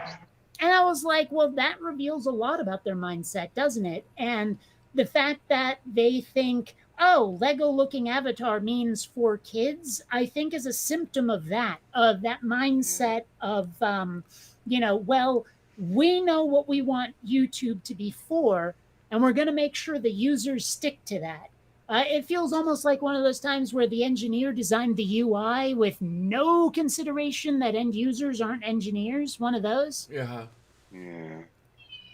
What do you want, Columbia? Columbia. Oh my please. gosh, it is almost an hour past food time. Oops. Oh no, you horrible person. Like it? But Yes, it did. before I go feed the cats, and I will be Meow. right back Meow. after I do, I just want to show another bit from my animation because here's some Martians, right? And they're just sitting at this bar having a bit of a chat. And you can see one of them does that little mouth thing, and the other one kind of responds. And the sound effects for that is just me going like that. You know? That's awesome. Like that. And it looks Martian-y when they're doing it. And it's, I don't know. I mean, a lot of this is just me making sounds with my mouth. That is awesome, Kate. I'll be right back. Gonna feed the kitties. Meow. Gosh, she's so talented. Oh, that's what I didn't I'm do. always so blown away She's amazing. by She really is. her. Just, God, But so much. that's something I didn't do today. Damn it! And I was gonna do it. I was gonna get kitten food. Oh. So I'll have to go and get kitten food tomorrow. 'Cause I went out in the real world today. It was scary. Oh no, you don't want to do that. No, real world. No, bad. Icky. But, I mean, to be fair, for that like 2 hours that I was out, it was nice to not feel terrified. So yeah, I there's- could kind of guess that would be a good thing. yeah, but people are still dicks, and Oh, just, yeah. like nobody fucking wears masks anymore. Like nobody gives a shit. It's so frustrating. Like I was walking on the sidewalk, and somebody was, coming in the opposite direction. And I didn't have my mask on because I was, walking by myself, but I quickly pulled it up over my face. And the fucking look on this person's face, like I had, I don't know, they were so offended by the fact that I covered my face while I passed them. Like, it's just dumb. This. Sorry, and I'm vaccinated. And also, But the like I was thinking too, because I'm, if you couldn't tell, I have a cold. I fucking got sick. I got a cold at the hospital, and I know it's not COVID because they tested me before I got there, and they also tested me on my way out. And so I know it's not COVID. It's just a cold. But I thought to myself, well, I'm out, and this feels really like it feels bad to me. Like I shouldn't be out. Like I had to go out because I had to go get my prescriptions. So I had no choice. I had to be out in public. But I was like, it feels really wrong that I'm out and I'm sick. But at least I'm wearing a mask, and I'm thinking, well, this really should be the new standard. I think from now on, if we're sick and we know it and we go out into public, I think we should be wearing masks regardless of what kind of illness it is. I think we need to learn from this and kind Do you of know? Just to I point out the meet levels of halfway between wearing masks and not wearing masks. I like the idea of I'm not feeling well, I'll put on a mask when I go out. But I'm not really a fan of when I go out, I'll put on a mask no matter what. No, that's what I'm saying. Like if okay, you're aware. realize. Yeah. That's exactly what for me at the moment, until we've dealt with this shit, I do not leave my house without a mask. It's mandatory here in Australia at the moment. Good luck leaving without a mask. The police will lock you up, and so they should. I think that it's all our duty to look after each other, and I just wanted to point out the levels of fucking stupidity, like that person who gave you the death eyes, Amanda. Like, because it's what you think I'm going to give you a fucking disease. No, dickhead. The mask doesn't even really protect Manda from you. It's to stop Manda's germs going on you. So thank you, Manda, is more appropriate than giving you the fucking death eyes because I've just judged you. No, I'm protecting you from me. You're welcome. I have just had a bunch of conversations with people, well, conversations, more like arguments, with a bunch of anti-maskers who could not wrap their heads around the idea that a mask is to protect other people from you. They were like, look, when I breathe in, all of the germs hit the mask and they don't go through. I'm like, yeah. And when you breathe out, where do all the germs go? They're like, but the air goes out the mask. I'm like, yeah, but the germs were in the moisture droplets, dumbass. And they wouldn't listen. Just like they couldn't wrap their head around the idea that this was not a shield, When you come across people like that, a good thing to ask them is, okay, well, the next time you have surgery, tell your doctor you're good with them not wearing a mask. I mean, why should they if they don't do anything? Potholer 54 did a really good video about Love him. The masks, and it was that Ted Nugent character going on about, what's this going to do for me? What's this going to do for me? And then Peter went all over him. It's not about you, arsehole. It's about, get your head into the area where you're thinking about somebody else other than yourself, dickhead. Well, I had this big divide, isn't it? I mean, between left and right. Now, granted, this is climate, not weather. But the basic idea is that the left tends to care about other people, if not to the exclusion of oneself, at least in addition to oneself. Where the right thinks, I got mine, fuck the rest of you. There was this meme going around where it was like, okay, when food was scarce, some people took one loaf because they were worried that, food would be scarce and they didn't want anyone to be deprived. Other people took 3 loaves because they figured, well, there won't be enough for everyone else, so I'd better stock up and to hell with them. And it was like completely telling. That Well, is kind of the climate we live in right now. And that's what they that did with the selfishness gas. of at least half the country is going to be our undoing, or at least their own. Remember when, there was like some people thought there might be a gas shortage, so everybody went out and got a bunch Mhm. of fucking gas. Yeah. It wasn't even necessary, but it was like the same idea. But Toilet now paper. the The people idea buying of the gas 144 shortage in rolls of itself is the 4-ply one thing toilet that paper, caused that. Exactly. Hey, didn't Angel. catch that. What did you What'd you say, say? Angel? He said the idea of the gas shortage was the reason for the gas shortage in and of itself. It's Yeah, true. like the toilet paper. Yeah. Yes, poor Like Australians. I remember that. we're suddenly going to shit more. Like what? Well, I think they were thinking they had to bunker up, so they need to have a whole bunch on Hmm. hand because they couldn't go out to get more.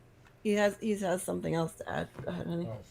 I wanted to point out that a lot of people here were saying because of the fact that we didn't build a new pipeline, that means that there would be less gas because of the gas shortage.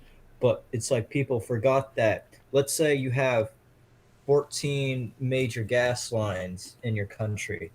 It's not like not adding one more to make 15 isn't subtracting from it. The fact that you're not adding isn't taking anything away. Yep. So everyone that did that is a fucking idiot. He's Mm, 17 good and he point. knows this shit. How stupid are the rest of the people in this country? So proud of my kid. It reminds me of a Louis C.K. routine where he was talking about how he was on an airplane and it was one of the first airplanes to ever offer Wi Fi. And then, like 15 minutes into the flight or something, it goes down. And they're like, sorry, we won't have Wi Fi for the rest of the flight. And the guy sitting next to him goes, oh man, that is fucking bullshit. And he's sitting there thinking, how can you be angry about having something not work that you didn't know existed less than an hour ago? Mhm. It's like that's just, yeah. Well, The give me your comments on this thought that I had. Actually, on a live stream, I had this sort of epiphany where, especially the right in general, but even people who claim to be moderate or whatever, like take your Joe Rogans, your Jordan Peterson, all of that, those sorts of guys, and the down to anti-maskers, anti-vaxxers, all of it, right? It has this false air of skepticism, right? But that just hides this insidious, what I'm calling meism. Mm. Meism, that's Where- good. That is good, Sammy. It is, oh, I'm being skeptical. I'm not trusting the government. I'm not trusting this vaccine because it's been rushed and this and that. No, you're just looking out for you. Well, and I'd like to make You're ignoring when we say that you're going to kill your nana. You literally don't care about your nana, but it's you. You don't want to wear a mask. Like, well, I like if that's to make not meism, Yeah, it's well, perfect. I'd like to Sammy. make the distinction. Well, now I don't remember what it was because I was waiting too long to make it. But it's like, never mind. I can't remember now. Man, I hate what has happened to my short-term memory since the seizures. I have been known to lose track of what I'm saying in the middle of a sentence, and that sure Yeah. did seem to start when the Oh, seizures what- started. So I'll jog your memory. I was saying the false air of skepticism. oh yes, thank you.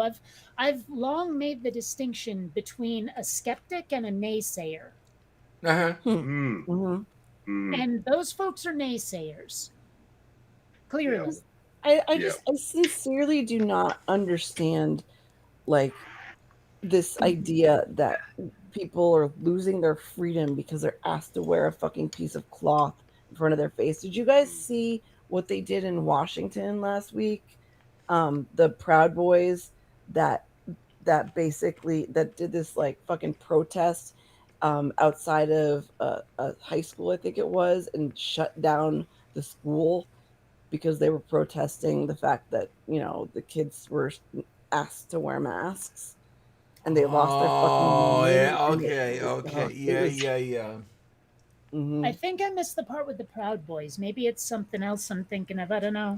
They're Is proud. that It wasn't just the Proud Boys, but they were like, I think they were the ones that organized it. They wanted to. Hmm. I guess they were walking in a girl um, that didn't wasn't going to wear a mask because she was medically exempt because she gets panic attacks, which in and of itself is just such horseshit.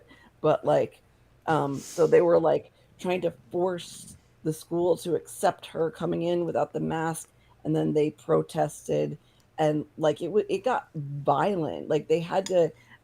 It was basically the same thing as a school shooting drill. Like the kids had to sit down in the fucking like under the windows and stuff, and it was like it got scary for these kids, and they lost half of a day of school because these assholes were out there screaming, Can you clarify this for me, Manda? What was Are I you, saying? are you telling? Can you clarify this maybe for me? Go ahead. Because I don't think it's this bad yet in America, is it? That if this girl, let's say her anxiety is legitimate, right? And she had a medical note from her doctor saying she cannot wear a mask. Are you trying to tell me that that school would not let that one student not wear a mask? Honestly, I Of don't course, know. But I assume that the school would. That a medical exemption to a legitimate medical exemption, yeah, a not just some legitimate Karen in one. a shop Wait. saying it. How old is this kid? What grade? Does anyone know? Fine, I'll make my point anyway. The reason I ask is because I'm sure like the other kids, if they're young enough especially, will probably not care about the reason. All they'll see is one of my fellow students, one of my classmates is not wearing a mask. I hate wearing a mask. It's not fair. I bet you'll get that reaction from a lot of the kids.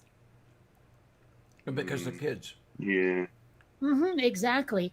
I am wondering, like, is it just masks? Can they put one of those like welding shields, the clear plastic one over her head and leave it at that? I mean, I don't know. Yep. Amanda, you're muted. See, that's. I think she's talking to someone else. I think, No, but she's still muted.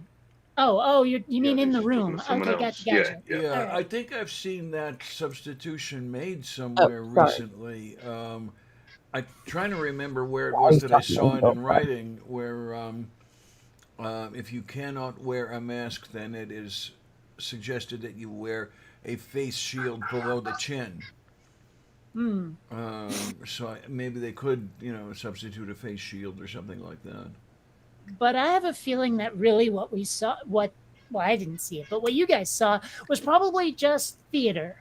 It was for the show to make people go, "Oh, I didn't know that was a thing." That's what I had. That's the From my point I was perspective. trying to Yeah. make. I reckon that girl didn't need the big escort. She didn't need the whole, rigmarole. The school No. would have said, "Okay, you've got a letter from the doctor. Yeah, There's nothing we can do." for something legitimate too, or at least found a way around it. Like, I'm sure a lot of schools obviously they have at home schooling if necessary and whatnot. But Do you yeah, know how old the child was, Amanda? it's somewhere in high school, so between 14 and 18. Oh well, that I think then the it's not fair It's factor will probably worse. be less if it Hmm. happens at all. I get it. I Yeah, I don't know though. I apologize. still I don't Fucking think there Angel. should be a medical exemption, frankly. When it's a pandemic, a doctor saying, it'll be fine. You can spread COVID to the rest of your friends. It doesn't matter. I don't think that's okay. Hmm. I think that in can't this think of- particular case, when it comes to something that's contagious, infectious, I don't think you should be allowed to be in school. I mean, we don't Oh, let okay, kids okay. we don't let kids with flu go to school. Yeah. And given the long incubation period with this thing, we don't know who's going to get infected. I don't think that kid should be in school at all. I really don't. I just don't understand any what medical reason is there at all for anybody saying they cannot wear a mask. It's I not. don't know either. It's not The inhibiting. the only anybody's ones ability to would be breathe. legitimate breathing issues. If you already struggle to breathe and then you put that extra layer, that's about the only thing I could imagine Yeah, would be legitimate is if your breathing is affected. even that is iffy because it really doesn't like keep you from being able to breathe. I don't know. It's No. just Well, it's, it it's does a dumb. little bit. I will say this. I mean, I wear a mask because it's a good idea. I'm not ever going to say I like it, you know. Oh yeah, no. But the thing is, like, okay, the dispensary where I get my weed is like a bunch of miles away, and a lot of the way back at least is up a steep hill like this shit. You know, I mean, it's really steep. And with a mask on, well, I didn't quite realize how much it was cutting off my breathing because I had never gone to that dispensary when the pandemic wasn't happening. But then I made the walk back, like for about 2 weeks, I unmasked because people said you could. And then I realized this is dumb. There's still the Delta variant, and I don't want to give it to someone else, even if I'm vaxxed, right? So, but for those 2 weeks, I had the mask off. And I was walking back from the dispensary, I noticed I'm not as winded. I'm not as tired, and maybe I was getting more exercise, but I don't think so. I think the X factor was the mask. I didn't realize how much it was cutting off my breathing. But again, I still wear the bastard because it's the right thing to do. I just don't like it. That's all. I mean, hell, I just noticed when I was feeding the cats that I'm still carrying one in my back pocket. It's like there was a meme going around saying like 3 years after the pandemic is over, we're going to put on a pair of jeans or whatever and find a mask inside and go, oh, yeah. And honestly, I feel that's true.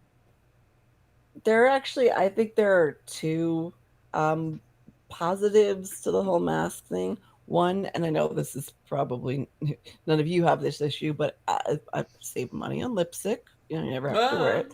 Two, it is really nice to not have fucking men telling you to smile for them because they can't see it anyway. And I fucking hate that when men are like, oh, just give me a smile. Why don't you just smile? Fuck your face. I'll smile if I want to. Smile to make you feel good. That I do like. Well, And the Stool worst says, is when people are like, oh, it's not that bad. And it's like, oh, fuck off. Stool says it's a coordinated effort to spread bullshit. These people are some famous folk over here all in it together. Yes. Do you know what I've noticed and I enjoy about masks is how much I notice people's eyes. And I'm an eye man, so I just walk around like dreamily looking at everybody's eyes. And that is like the sweetest thing I've heard about mask wearing, Sammy. That's very well put. Let me make it less sweet. When I put on a mask, I feel like I look like a character out of Mortal Kombat. But that's hot. You look like a That is character out of Mortal and it's Kombat. badass. I love that. I'm trying to find a good photo of it. If I can't find it, I'll have to get it off my phone. Well, you had posted a couple of them. Well, yeah, but I have to dig through. Like, you know how much I post, especially with pictures. I'm going to have to hunt it up. Well, yeah, because I don't know where it is. Your folders are kind of full. Well, yeah, sure. I hate my nose, so I don't mind covering. Like I have my big fucking Dutch nose. Oh, well, I hate everything from here down.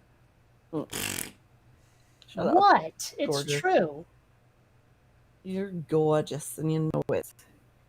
It's a show put on by the Proud Boys, so that Andy Ngo, I don't know how to pronounce his name, can film it and show it on his racist fans.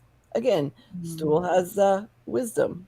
Oh yeah, it's he tries to give you the air otherwise, but no, he's got a bit of a pea brain up there that occasionally works. He's also incredibly super duper sweet.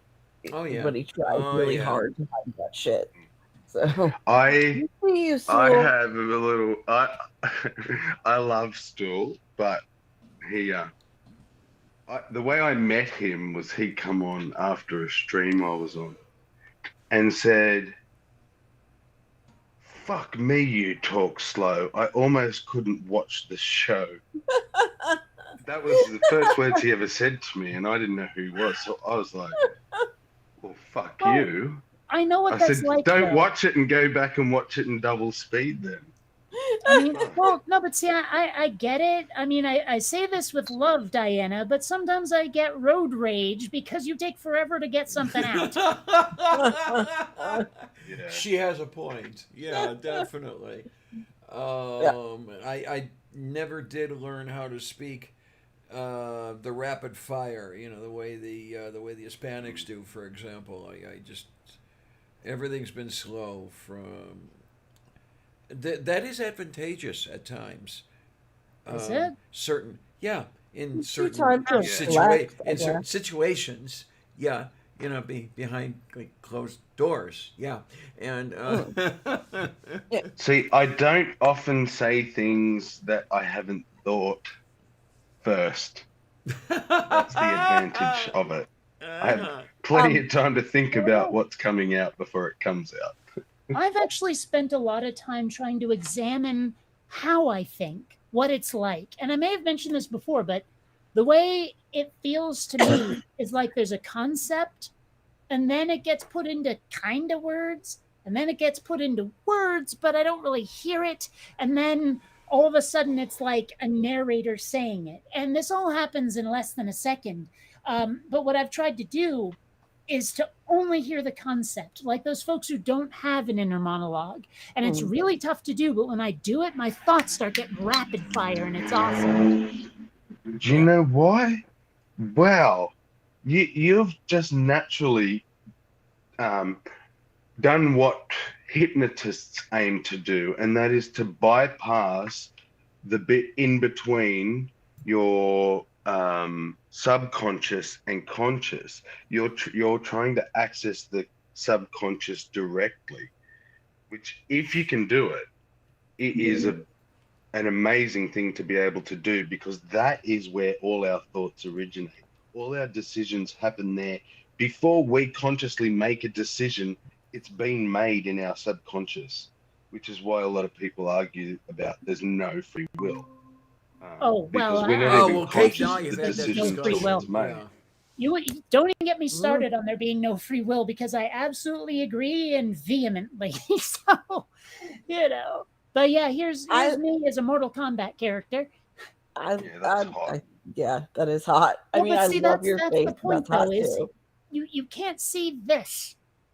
Yeah, I love it. And without that, my vibe changes completely. I almost look way too young and vaguely elfin there, but as You soon as I take see the what mask I'm off, saying about the eyes. You take But the rest of that face your eyes away, really and do people become gorgeous. pop.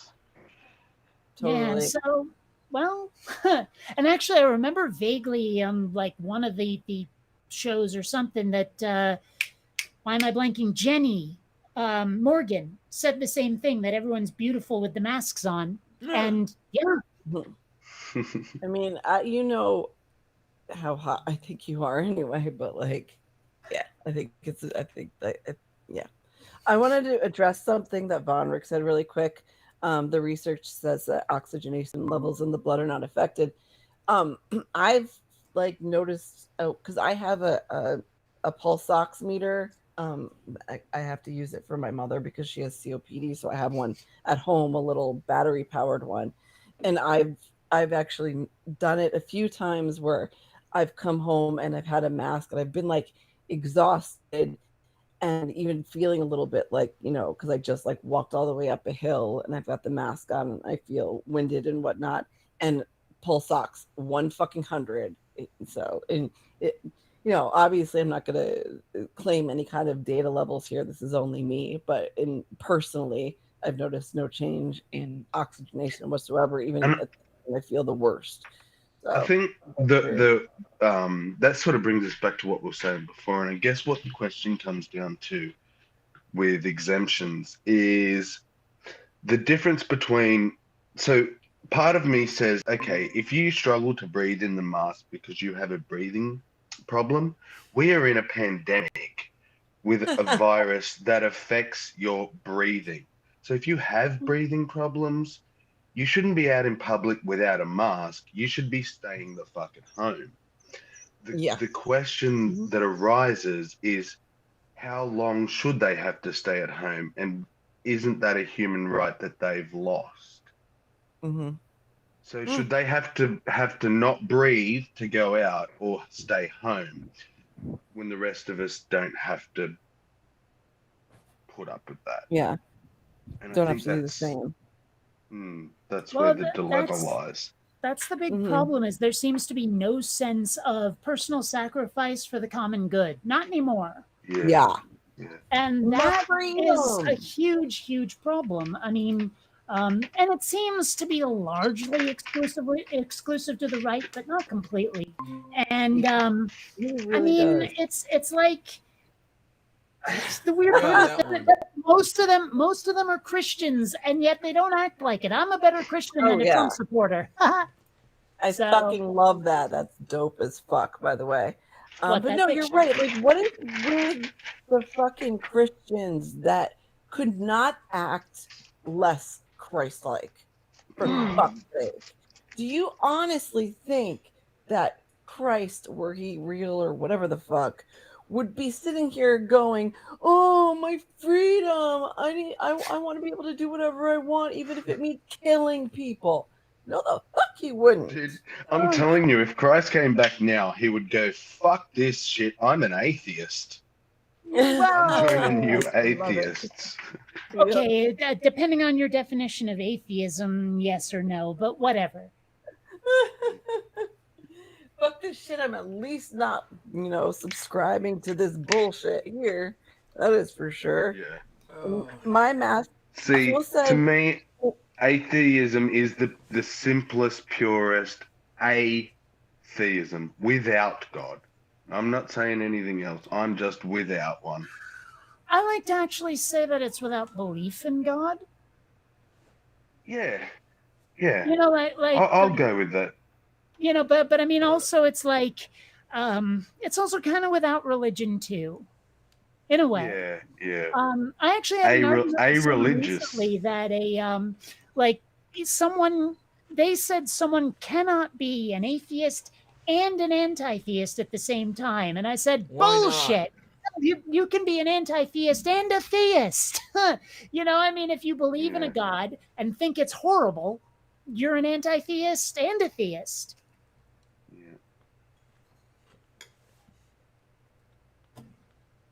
moo. I know, right?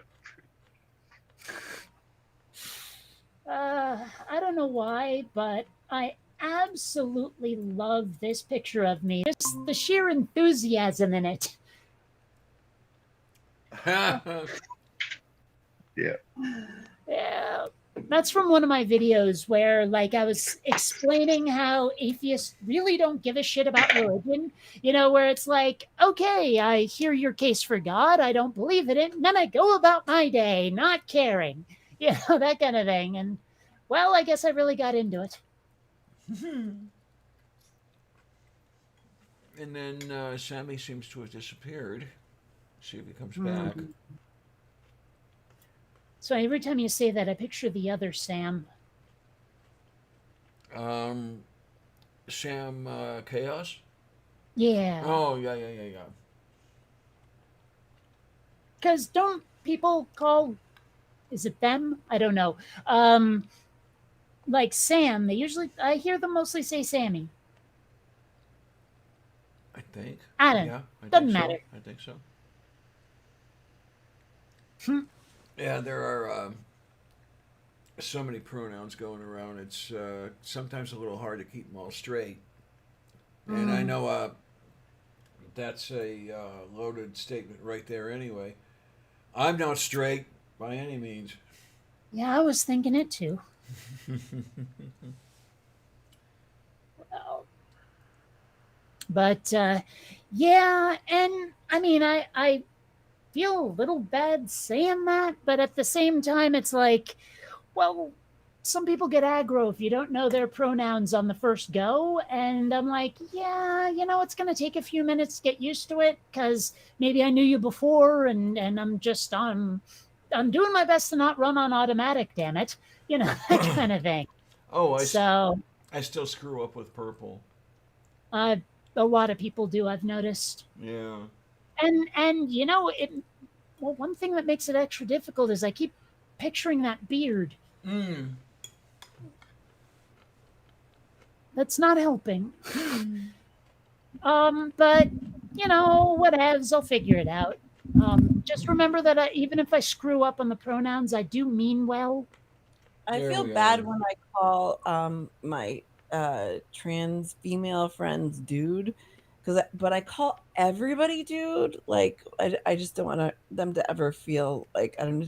Did we lose Sammy? I Yeah, sorry, he Angel. Yeah. fell off. Oh, Oh, hey, speak of Oh, the speaking devil, of purple, how you doing, honey?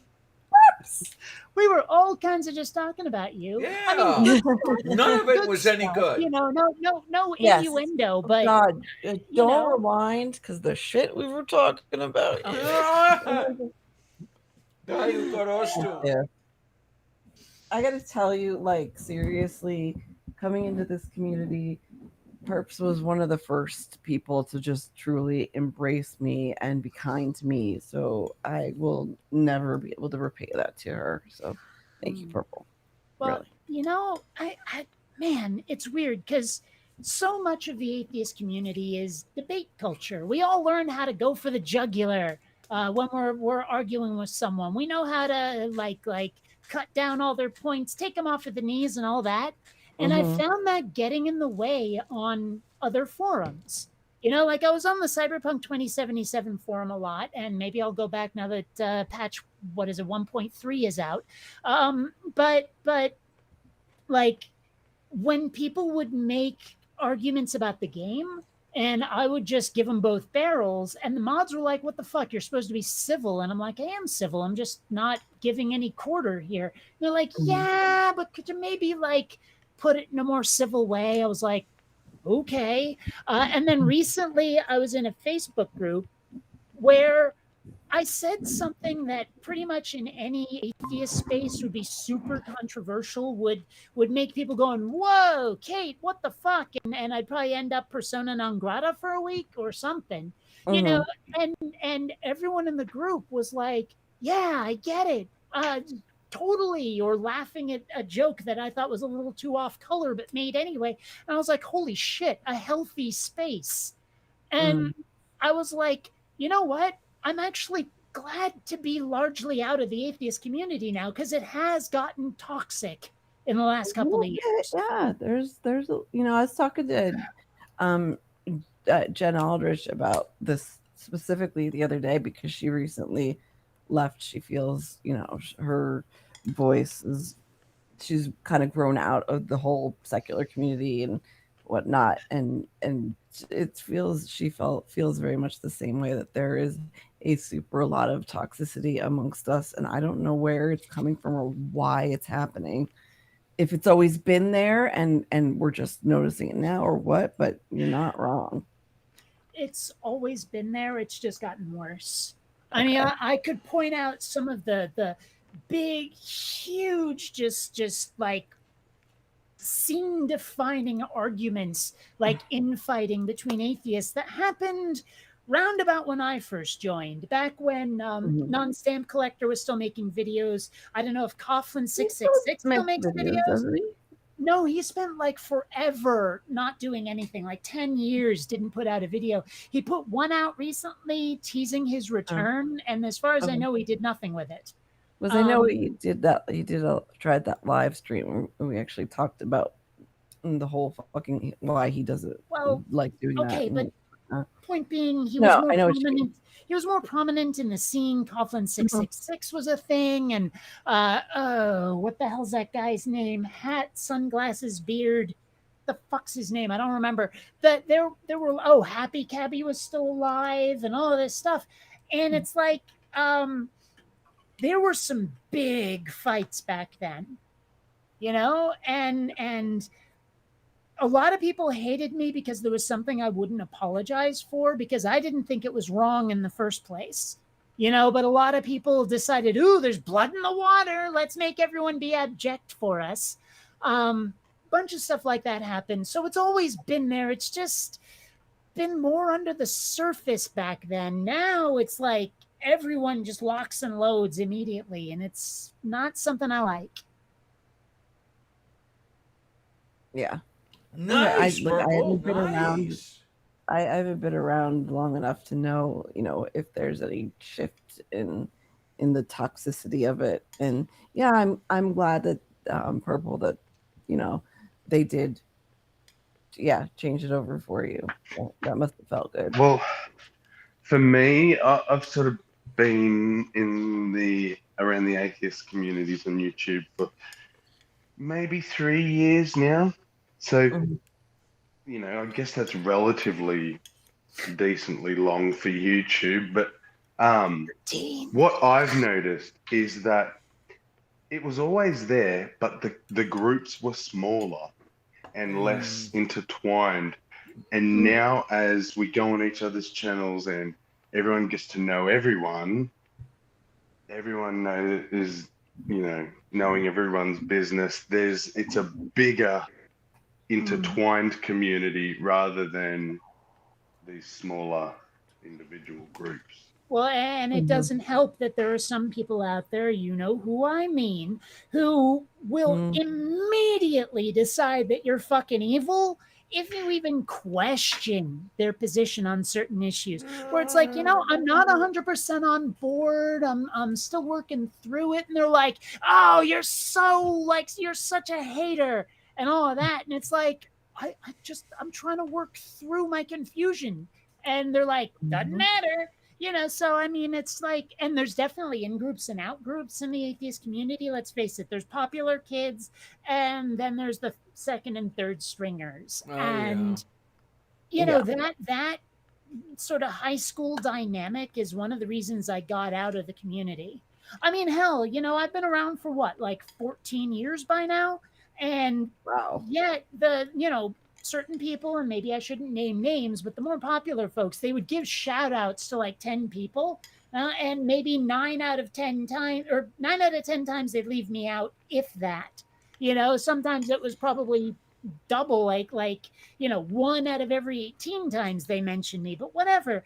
I'm like, I don't know. And I remember going to Faithless Forum. Aaron Raw gave me a ride from the airport, and Rationality Rules was also in his like SUV or whatever.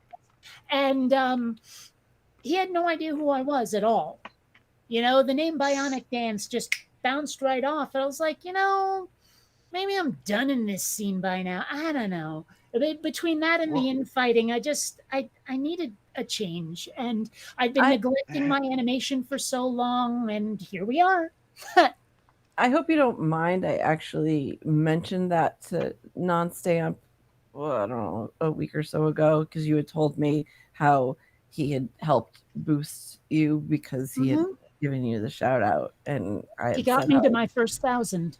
Yes, exactly that. And I said, you're so amazing because 2 of my closest friends in the world you actually, helped launch, because he did like Dark Matter, he basically started his channel because he was like, oh, I could do that too, when he saw Non-Stamp. So and he was like, yeah, because she's fucking awesome. So like, I thought that was kind of cool. Tell me what you think of this idea that I've had.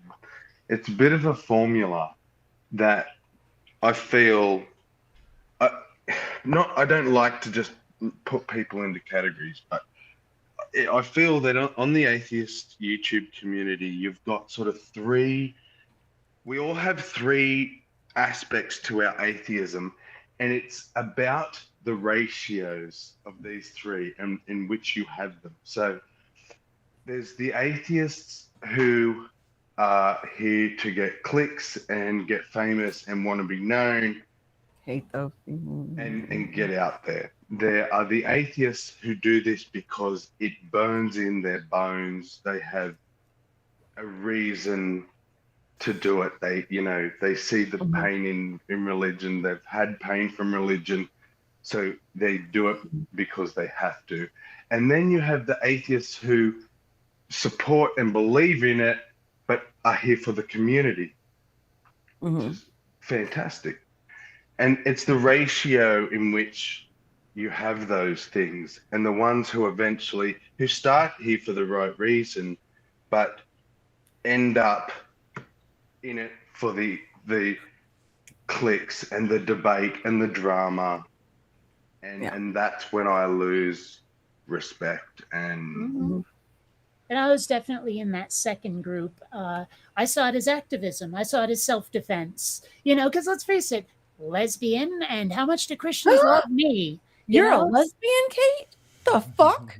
I know, you're right? going But I to mean, my hell. point is that well, hell, left-handed adopted multiracial lesbian atheists, Mhm. they don't like me. So I figure if I try to cut religion off at the knees, get rid of their power, don't get rid of their ability to worship, just make it so they can't Yeah. influence policy. Then Yeah. I'd be like okay with it. I was safe. You can share and play nicely with the other kids. I don't care what you believe.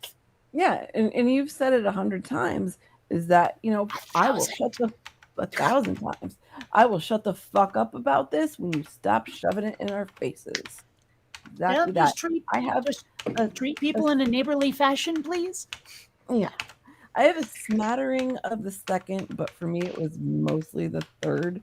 It was a place for, like, because when Angel and I moved here, we I tried to start a physical secular group so we would have a community, and we couldn't do that because I ended up getting followed home one day to be able to have people to talk to and connect to about this, especially because, I mean, he's full on into his atheism now. Like, he knows what he is. But when we first moved here, he was still asking a lot. Like, he knew he was an atheist, but he was still kind of asking questions and needed guidance that as someone who, like, yes, I was raised Catholic, but I never believed and I never like was super into it. So I don't have all the answers. I can't, and to be able to do that for him and for us, and it's just been incredibly helpful, you know. So the community is the biggest reason that we're here. With that being said, I do have to get going. I have to get ready for the next one. I'm going to throw the link in the chat for he doesn't have a thing up for the show tonight yet, but if you all once you guys are done here tonight, if you guys are bored, it goes from 10 to 1 Moo, um, moo. 10 p.m. Eastern to 1 a.m. It's a lot of fun. We just chat. We just have a laugh and we look at stupid content and crazy shit we find on Twitter, and it's a lot of fun. So if you have a Oh, chance, come on over to the goddamn podcast. It is me and TJ, Tejas, Coctimus Prime, whatever he wants to call himself, and Dark Matters show. Oh, so he's still out there. wait a minute. Coctimus Prime is the guy I was trying to remember. Is Hat, it? beard, sunglasses. That guy. He doesn't have a beard, but he wears his Really? sunglasses. Yeah. Maybe Um, he's changed it. I haven't seen him in years. I had they've been lost he's been track around of for a him. Yeah, while. I was wondering where the heck he was. Hmm. I'm sure he still has his channel, but he never does stuff on his actual channel anymore. The only stuff he really does is on the goddamn podcast, which he used to do. There was another guy, Drew, and then Dark Matter does it, but Drew just left recently, so that's why I've been subbing in every once in a while. But it's a super lot of fun if you guys get a chance. So This, yes, that's this is TJ. yeah. I mean, this is a shite picture. Look at that No, that's him. resolution, but That's TJ. yeah. Okay, Coctimus Prime was all kinds of the guy I was trying to remember. Yes, he's a great guy, hilarious, good friend of mine. Now I'm lucky to have met him. Well, So it's if you funny. guys, On first glance, he looks like some sort of uncouth redneck, but when you talk to him, yeah, yeah, in a weird way, it's kind of like how Stool seems like an obnoxious curmudgeon until you realize he's very funny. He's a very so funny, true. obnoxious It's curmudgeon. so Yeah. true. Yes, he's a lot. He can be a little rough around the edges, but he's very kind and very funny. So if you guys have a chance when you guys are done here, please don't leave here to go there. But if you guys finish, come on over. And with that being said, again, I cannot tell you how much it means to me that you guys provide me this safe space for me to just be me and talk about shit, and for being my fucking family. You know, you guys, the three of you and Perps, and like seriously, just thank you. Really, I love you guys very, very much. All Well, part of the service. the sentiment is returned in spades. Definitely. I will see you guys next time. Good night, all. Take care, honey. Yeah. So, and I suppose part of why Coctimus Prime at first comes off like a Beavis and Butthead disciple is just that name. But I mean, that's first glance shit, and anyone who sticks with their first impression without getting another one first is kind of a jerk, actually. Yeah, and Coctimus reminds me too a little bit of somebody that I still haven't quite figured out. Dusty Smith. Yeah. I mean, there are days that he's really great, and there are days that I'm not so sure, and I don't know which way to go. I don't know if he's still doing it, but at one point he tried to create some sort of atheist hand sign, like a gang sort of thing, but for atheists, and it I don't know. I don't think it caught on. I remember he asked me to make a video about it, and I'm like, but I don't really support this, and I'm not sure if that hurt whatever relationship we may have had, but Because I still look in on his stuff from time to time. I'm following him on the Twatters, and as I say, it's hot and cold. Well, most people with me are hot and cold as far as that goes. I'm sure of it. So I'm one to talk.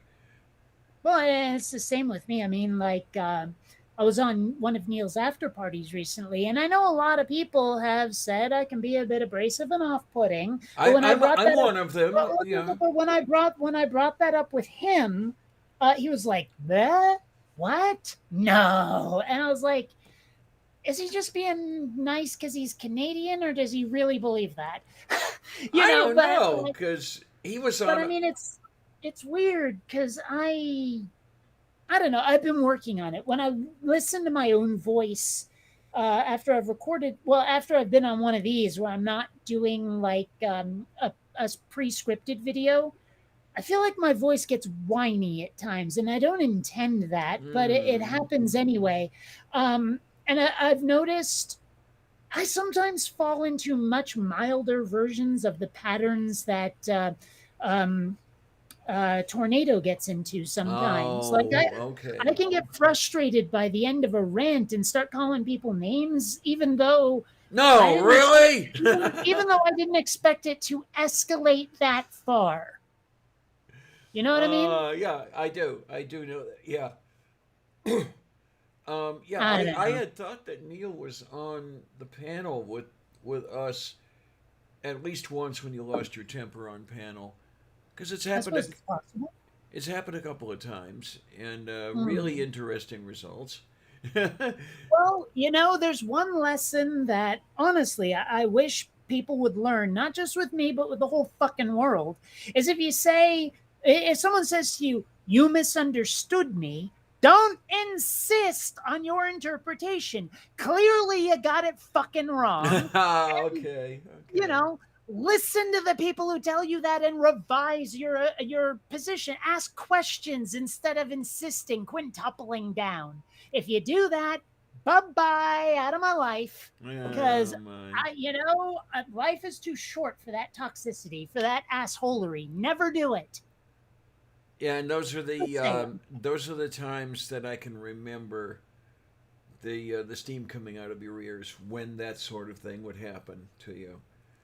Well, it's like that argument we were having about race and gender flipping characters in fiction, and someone said, "Well, do you think that the artists have an obligation to their audience?" I'm like, "Yeah, kinda. If it's a commercial venture, I mean, if you want to keep making money off it, you got to give the audience kind of a little bit what they want sometimes, even if it's not what you want to do. If it's not a commercial venture, do whatever the fuck you like. But, some people were insisting on that misinterpretation, and they would not back down. And that's when I let them have both barrels. Just don't fucking do it.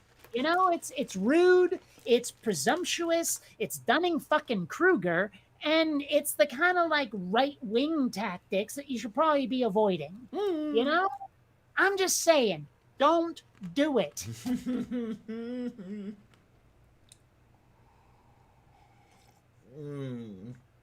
I mean, I don't know any other way to put it. It's something you shouldn't be fucking doing. And I don't know if Von Rick's ranting about like Sunday right now, because I can't see his comments because I blocked the fucker for doing it. He hasn't said much, and he hasn't said anything about that. So it's like, just never do that. He has already said he still likes you, so. All right, well, it's just, that's something like, okay. One of the reasons I told my parents to fuck off is because they can never take me on my own terms. It's like I might define a word for them and say that's the way I was using it, not the way you thought I was. And it's like they don't even hear it. They don't even respond to that and just keep going with what they, and I'm like, no, this isn't okay. And a lifetime of this isn't okay. You can only take it for so long before you say enough of your bullshit, enough of your like invalidating, dehumanizing bullshit. And a lot of people probably think that's like me reacting to something so small, but again, a lifetime of it. I mean, emotional abuse may not be the same thing as physical abuse, but it's still fucking abuse. I mean, I can point to places where my parents would gaslight me constantly. They'd call me stubborn while refusing to bargain in good faith or budge a fucking inch. And I'm like, you don't get to call me stubborn when you're worse. Like I'm prepared to compromise, but you guys won't give up anything that to you isn't superficial and you don't mind getting rid of anyway. Like if it's something fundamental or systemic, they will fight to the death. But if it's something where they're like, okay, I'll compromise, I will give you the last donut. That's just something plucked out of the air. It never happened. And I'm like, but I didn't want the last donut. I wanted the prize that came in the box, and you guys snagged that. And, here's what I'll give you for it in exchange. Nope. That kind of thing. And it was like, it's not the best example, and it is completely made up, but I should give you the basic idea. And I think I mentioned before about how, like, there were times when I couldn't do without 100% of what I literally needed to, like, do a project or accomplish a goal. But, like they wouldn't hear that. They wouldn't hear, I need every cog and gear, or I might as well have nothing.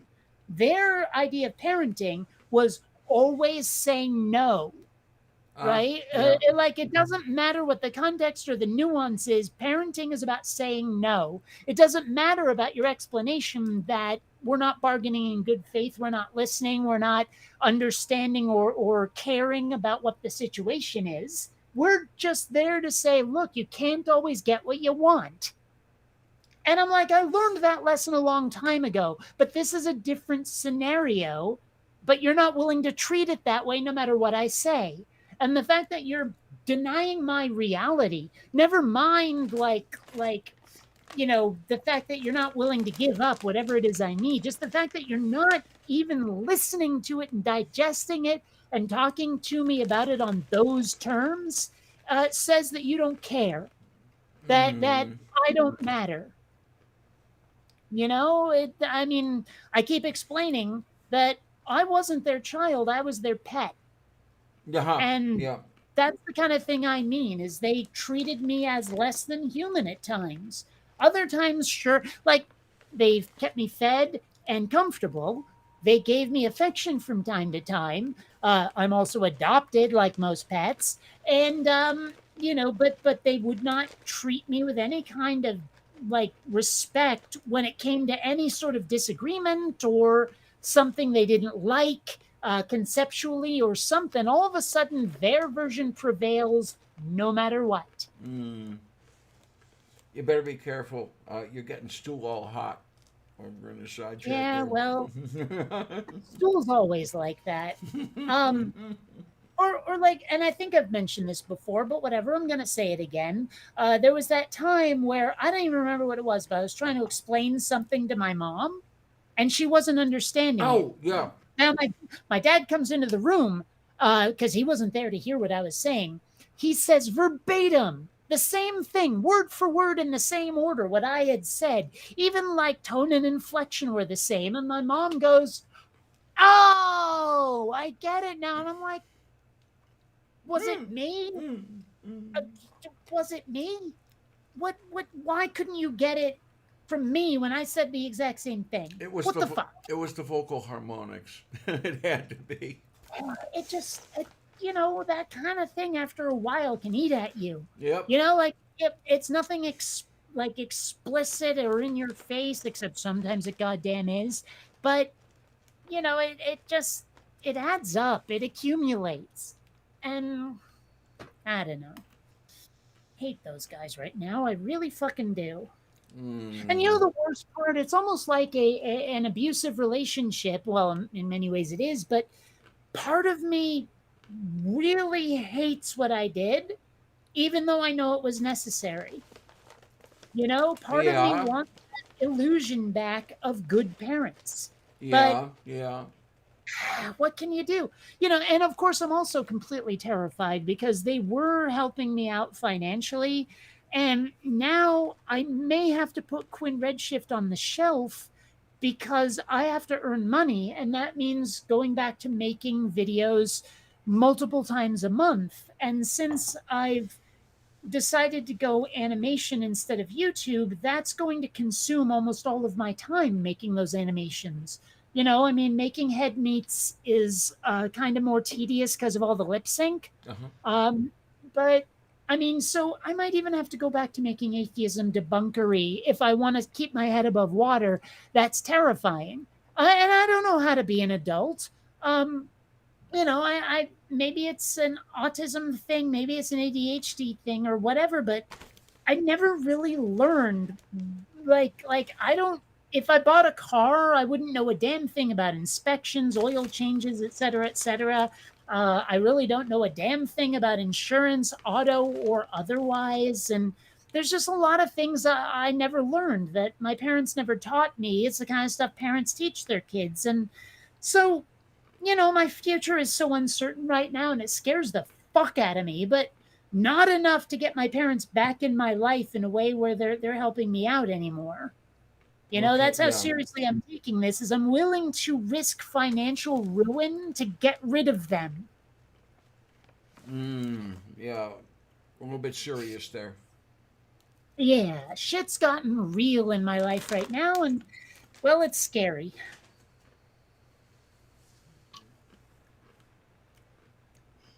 I don't know. Well, what can you do? Worst comes to worst, we can set up a commune somewhere in the middle of nothing, and I guess. I hate the idea of doing a GoFundMe because there are people out there who need it so much more than I do. But it may come to that in the end.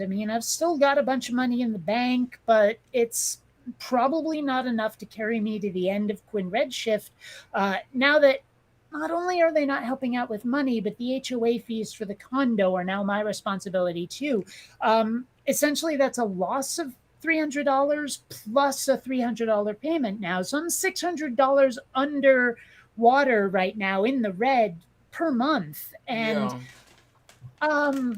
I don't know how long I can sustain that. Oh my! And the thing is that it's the last thing you want to go crawling back, which, depending on the way you look at it, may be what they're after. But And it feels that way at times. They got around my email blocks, and some of their emails really sound like they're trying to get me to go back to the status quo. And I told them absolutely not. Number one, I told them, look, if we were even going to talk at all, there needs to be a neutral third party as a moderator who understands that I'm the aggrieved party here and that they are the ones with something to atone for. You know, they're the ones with something to correct. Because every time, like I said, I would bring up something like this, somehow they would find a way to twist it so I'm the bad guy every time, no matter what. Or they'll start moving the goalposts or whatever. You know, and so I need a referee. You know, another thing I said is, look, I've tried to get you guys on the honor system a bunch of times, but you know, you'll find a way to go back to the status quo. Maybe usually because they screw up, and I call them on it, and all of a sudden I'm nagging, and they don't have to listen to nagging, so they'll just go back to what they were doing. You know, that kind of thing. And I'm saying, look, getting you to promise to not do it again means you'll eventually do it again. There has to be something punitive to keep you, to make you realize it hurts much more to not be a nice person. You know, and what I thought through, and I think I mentioned this before, is like, I don't want the temptation to line my pockets by charging them money every time they fuck up. Right. So I was thinking that if it is, because I can't punish them or send them to their room or anything, so I think the punishment would have to be financial. The money goes to a charity of my choice, not me. Yeah, okay. I think that's the only way to handle it. I mean, unless someone has some other idea, you know, like, okay, you invalidated Kate again, you're getting punished for it, don't do it again. I don't know what other, like, if someone has an idea for a punishment that isn't monetary, please tell me. You know, one that you can do to an adult. And I, like, me absenting myself from their presence is not a punishment. It's going to have to be something a little more real, more of a slap in the face, something where eventually they go, you know, the price of failure is too high. Mm-hmm. You know, it's like it's not worth it to fail anymore. That's what I want. Because I can't make them feel the pain of every hurt, slight, and betrayal. And the darn thing is, I can't guarantee that would see any success. Well, But it's the only thing that hasn't been tried yet. right, so you might as well. So, you might as well do that. mm-hmm. I mean, short of like assassination, but that's a last resort. Oh, and if there's anyone listening out there, that was hyperbole. No fucking lawyers, okay? Okay, Purple seems to like the plan. So there's that. Yeah, well, thank you for that. I don't know if it'll succeed, but what else can I do, huh? Tayo korostu. And I am open to other ideas. I just, this is the best I've come up with. I don't know. Damn cat. Damn cat. Hmm? Oh. Yeah, damn cat. No idea where Columbia is, but Xander's on his kitty tree. There, I think I mentioned it before. There's this space under the headboard because the headboard on my bed is like shelves, actually. And in that sort of little tunnel underneath it, Columbia likes to just sack out in there. But it also means she's a bit isolated. I like it. You saw her before when she was on my lap. Uh-huh. I like that. Yeah. I miss that. She does that a lot less since Xander came into the home, partly because every time she's there, Xander comes around the chair and starts batting at her tail like it's something to play with. And Columbia's a little skittish. She'll run away from that. Aw. So I miss how close she and I were, but, well, I love Xander, so I can't get rid of him. There you go. Yeah. Well, what you have to do is convince Columbia that when Xander bats at her tail, she bats at his face. Well, I mean, they do swipe at each other and wrestle a little, but largely that's Xander trying to play with her.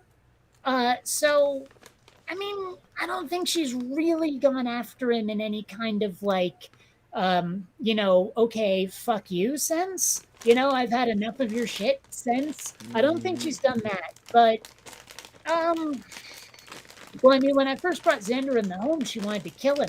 Oh, Yeah, yeah, you I remember remember. the story? I slept on the floor for 3 days until she got used to him enough for me to let him out of that little tent. Yeah, I remember.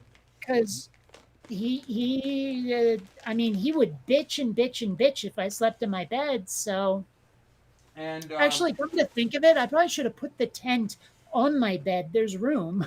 in Purple, yeah, Kate and I had talked about that. Purple says, at least with the money going to charity, they can't accuse you of prolonging infinite incidents for personal gain. That's what I was getting at when I said I don't want the temptation to line my pockets. Mm-hmm. And if at any point they start to get aggro about it, hell, I can point them at this video so they know, hell, I said it to strangers. Do you think I'd lie to my friends about this? Of course not. I mean, Yeah, Purple, it is difficult when one kitty has an established territory. And Xander definitely took over the kitty tree from Columbia. She used to like sit exactly where he is now. I don't know, maybe it's just because one of them's closer to the window, but like they always sit on the second tier. There's always this one little tower above it. But this one is closer to the window. It gets a better view of it, so like of outside. So I wonder if that's it. I mean, Xander seems to like being in a sunbeam where Columbia seems to not. Like on the hottest days of summer, if she's not under the bed, I'll catch her lying on the linoleum on the kitchen floor because it's cooler in there. Yes. Like cooler than the carpet. Sylvia's definitely a sunbeam kitty, and she likes the very top of that cat tree. And she's finally decided she likes it, and she'll climb up there and just sit and survey. And then she'll look at me and say, "Where's my chickie?"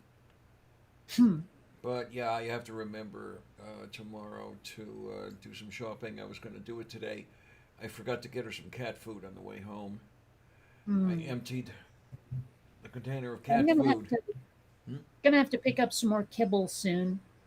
Moo, moo, moo, moo. Xander loves the kibble. Columbia loves the wet food. I've been trying to get them to like branch out a bit more, but a lot of times Xander will either leave the wet food in the bowl or leave like a half of it or a third of it in the bowl, and then Columbia will eat the rest. But then when it comes to kibble, Columbia wants to steal his kibble, but Xander he's got his face buried in the bowl, and Columbia's too nice to bat him away from it, so. Oh, okay. I did not see. Stool said, speaking of charity, I need some underpants and a mirror. Okay. Yeah. No, I don't think that he's trying to raise money for charity so much as saying he needs charity to buy undies. Pretty much.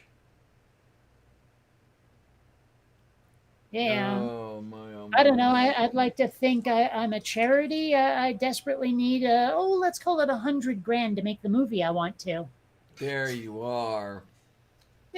Quinn. I mean, I've told the story about Godless Mom on Twitter being impressed that I said I wanted to make a movie instead of buying myself luxuries. Yeah. Tayo Corosto. Yep. There is something like it's weird. I could spend my whole life being perfectly happy just being an animator on my own or a small team. I don't care, but like I mean, I'd love to be a big old success, but at the same time, it also kind of sounds like hell with the paparazzi and shit. I just hope people are entertained by what I put out there. That's really all I hope. That's the idea. I like it.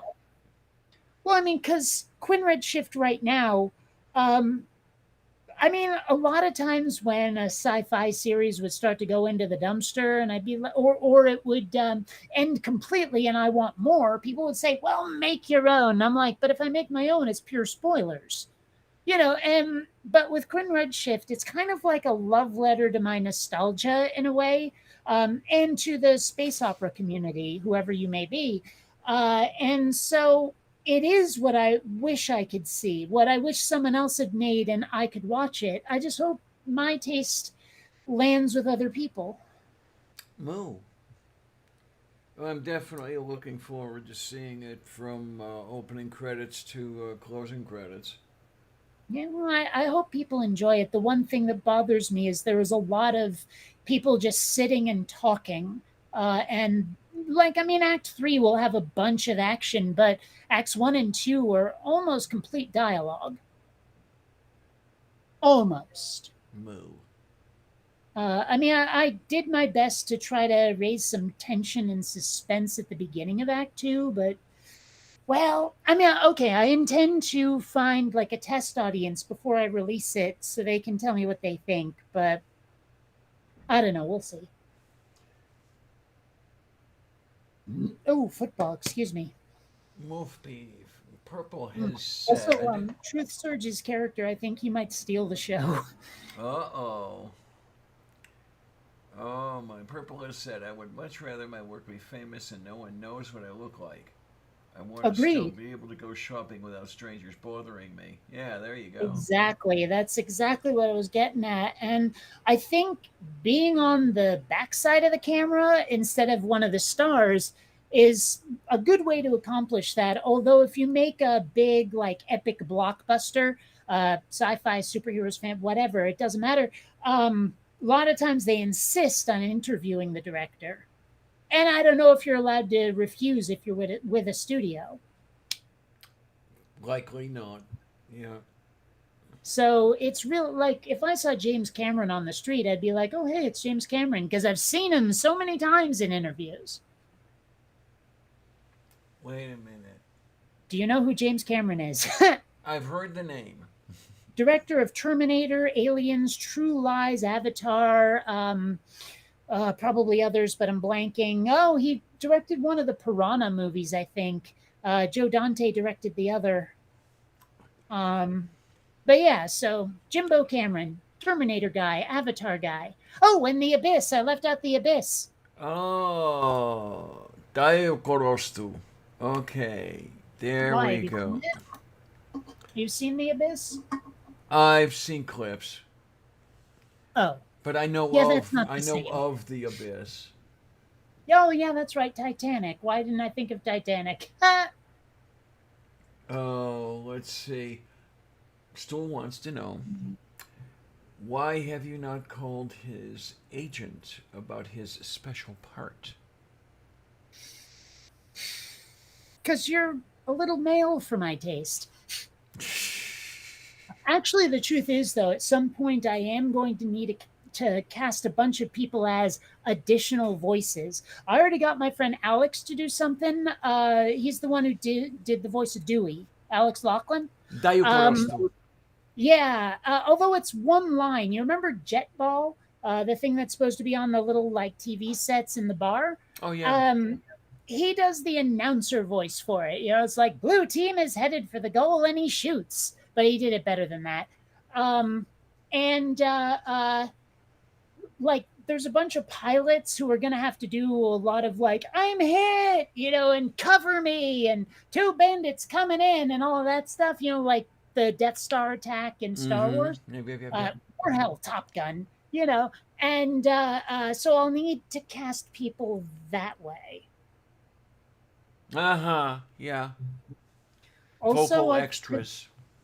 Given how much of this is 100% my own work, like except for the voices and the music, it's all me, right? Well, and some of the sound effects were downloaded, but whatever. So when I do the credits, I'm gonna have to put in all of these things that I did, written, directed, Foley artist, like animation, modeling, lighting, etc., etc. I mean, do I just put each of those with my name, or do I, like for each of them, or do I do a big old list and then period, Kate Farr? Well, you could have some fun with it. Have you seen Bambi Meets Godzilla? Yes, but You know how the credits. I'm really trying to shy away from humor. Like I know that I'm using that retro look that Futurama and the Jetsons used, but like I don't want people to assume that means it's going to be satire, parody, or a comedy in any way. There's a few like quips that are meant to be funny, but it's not a comedy. You know, it's kind of like in Star Wars when Chewbacca growls at the mouse droid on the Death Star and it runs away from him screaming. You know that scene. Yeah. And you know, I mean, little things like that. Like one of the characters is told to wait outside with the rest of the squadron while like two of the characters go and investigate something. And so she's sitting there and going, anyone got a deck of cards? You know, that kind of thing. Um, and you know, so it's little quippy humor like that, but it's not, you know, elbow in the ribs like Futurama is. You know, it's all in universe. I'm taking myself seriously, but not too seriously, kind of stuff. You know what I mean? Mm-hmm. So, the idea of putting Bambi versus Godzilla style credits in it no. Oh, here's a really good suggestion that Purple has. So, wanted to shy away from humor? You definitely need stool. Yeah. Fair enough. Well, yeah, Stool, it's true that I need to credit myself for every job I did, but the question was more about the format of the credits. You know, because I have seen people have like a bunch of credits and then just one instance of their name. And it does sort of feel like I'd be all kinds of gilding the lily if it was like Foley artist, Kate Farr, animator, Kate Farr, modeler, Kate Farr, et cetera, et cetera. That Yeah. just gets silly after a while. So, I don't know. I really, yeah, I'm no ideas when it comes to that one, or at least any good ideas. Hmm. And there is a literally one word part that a friend of mine agreed to do, but she hasn't followed through yet, and I'm wondering if I need to recast. You know, for one word. Well, if that word is moo, then you've got your voice. You know? Yeah, the word is one. As a question, one. Aha, tayo korostu.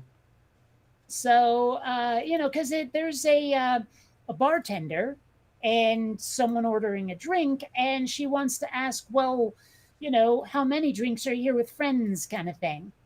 Mm-hmm. And so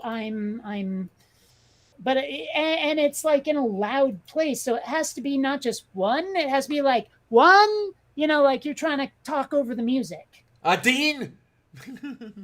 So, like I don't know. Is there a separate term for a female bartender, a bartendrix or something? The only one I know is barmaid. Yeah, I remember seeing bartendrix somewhere, and I really liked it because it sounds like dominatrix. Yeah, okay. But like, here, watch this. She goes one like that, you know, and then like she goes down to the get the glass, and you know, a bit of a flourish there, and reaches for the tap. Moo. So yeah, Para- that's okay. but I all kinds of need someone to say one like that, and my friend hasn't followed through yet. So Okay, so it's paradise, not paradiso. Okay. yes, Why not paradiso? Throw the because little. because the guy who decided on the name is British. Okay. No reference to Dante. No. No.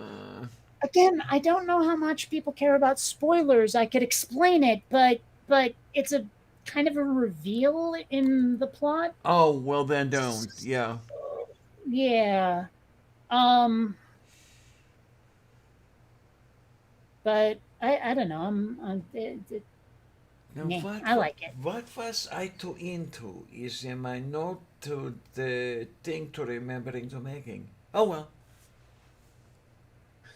Yeah, purple, that wouldn't work too well because my plan is to have the credits like a regular movie. So, cast goes up this way, and so I couldn't just suddenly pop my name in there and have stuff going up like that. It would confuse people.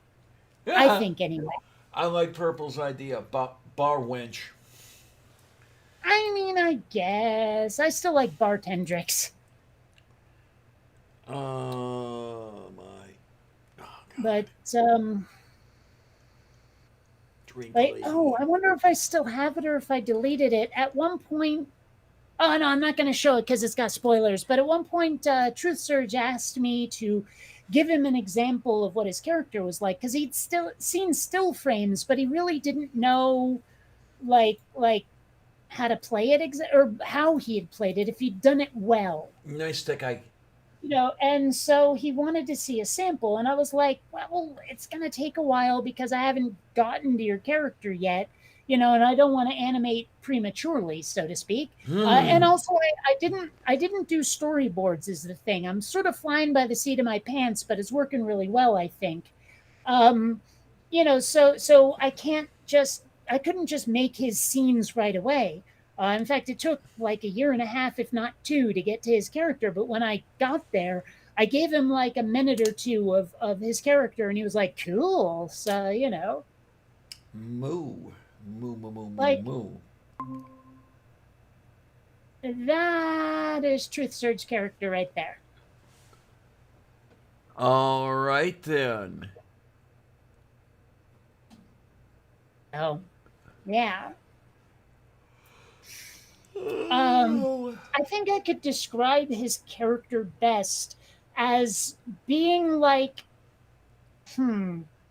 a little bit of Gary King from The World's End, a fair amount of Willy Wonka, and like a little bit of Bill and Ted too. Okay then. It's a bizarre mix, I admit, but it totally works when he does it. Dayo Gorostu. And oh, Stool, if you're actually serious and not just being a wank stain, or if anyone else wants to do this, you can email an audition to quinnredshift@gmail.com if you really want to. But at the moment, I don't have lines for you to actually say. Because honestly, when I was like writing the battle scenes, I knew that there would be stuff that I'd have to put in that isn't already in the script because the script is a little thin during the battle scene. I mean, there are two things going on during the battle scene, and one is well written, and the other, I'm like, I need to pad that out a little. Hmm.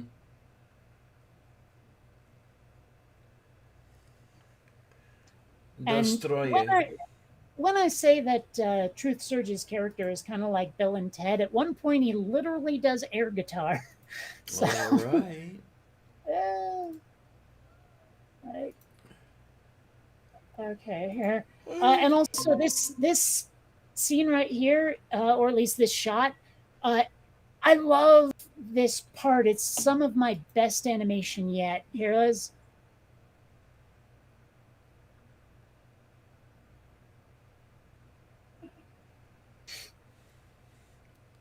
He does the sort of most excellent pose there, and here's the air guitar.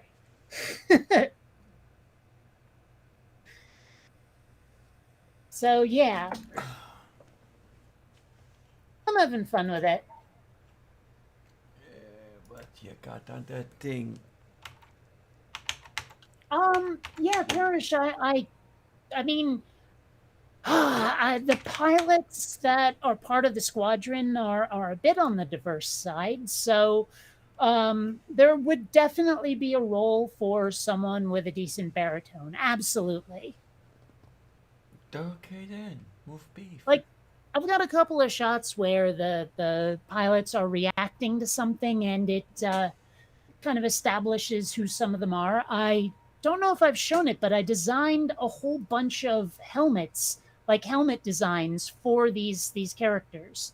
So like, because their faces are kind of generic, but you can tell who's who by the helmet art. That makes sense? Mm.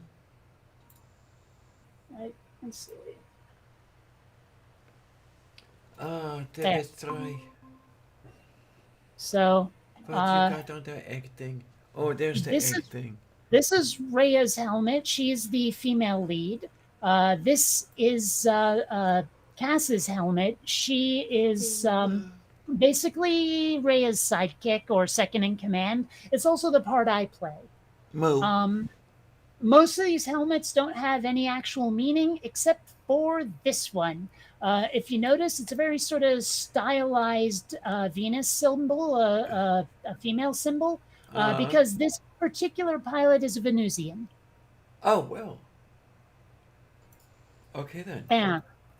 For those who are objecting to life on other planets, like I said, this is very space opera, very pulp. So the fact that Venus has like a bunch of sex kittens, who, by the way, are the smartest, well, maybe second smartest after Martians, people in the solar system. Martians are kind of described as brilliant scientists one minute, inscrutable mystics the next. And so far, that's the only alien life that Earthling kind has encountered. Oh, and that's another way it's kind of a love letter to the pulp genre. Is no one says the word human? They're all Earthlings. Okay, then. I know that's kind of a fine distinction, but nobody says Earthling anymore. If it's not human or human, if you're a Ferengi, it'll be like Earthers or something. People seem to be shying away from Earthlings, probably because it's cheesy as hell, but that's part of the appeal of it for me. Oh, I remember Earthers. Yeah, that's Babylon 5. well the Londo says it all the time. well the original series Klingons used that term as well.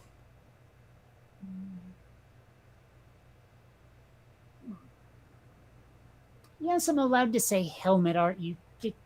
I know what you mean, Stool, but I think you might be the only one to interpret it that way.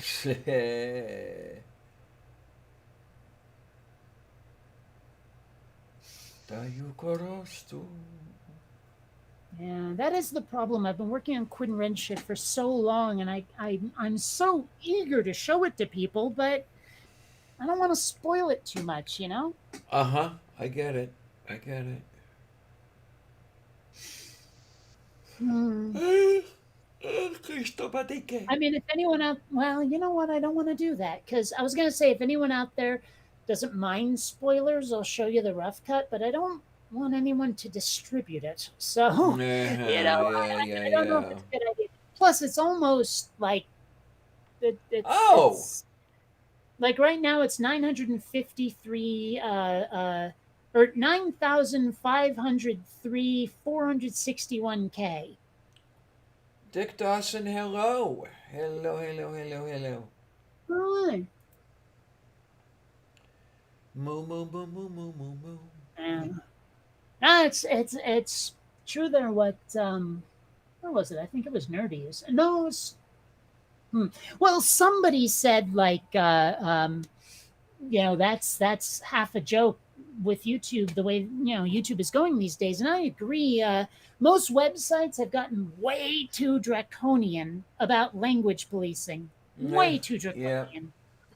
I mean, you've heard some of the reasons why Facebook decided to block me, ban me, whatever, give me a vacation, and they're just unutterably stupid. It was like that thread I was in about dating, and I said the problem is boys are icky, but girls are psycho, and Facebook decides hate speech. Hate speech. Idiots. Ugh. Believe me, when I did that sort of like interview feedback thing, I gave them just everything. I just let them have both barrels on that one. Oh, no, we can't have that. Stool says that Dick Dawson ate his goldfish. Well, given that it's capital letters, I imagine he means the snack food. Well, either way, Well, I mean, it. One of them is mean, the other one is mean and sick. I'm just saying. Oh my. Speaking of Well, that's bold, the thing, Dick Dawson. It's not just Facebook. It's like the entire internet. It's like Facebook, Twitter, YouTube. They all have hair triggers. Oh, and by the way, yes, dear. let's talk for a moment about the word triggered.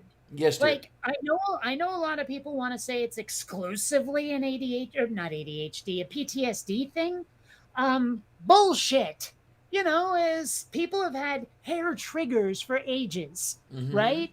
Saying that someone is triggered just means they lost their temper. Yeah. It's not a reference to PTSD, fuck off, or if it ever was, it's not anymore.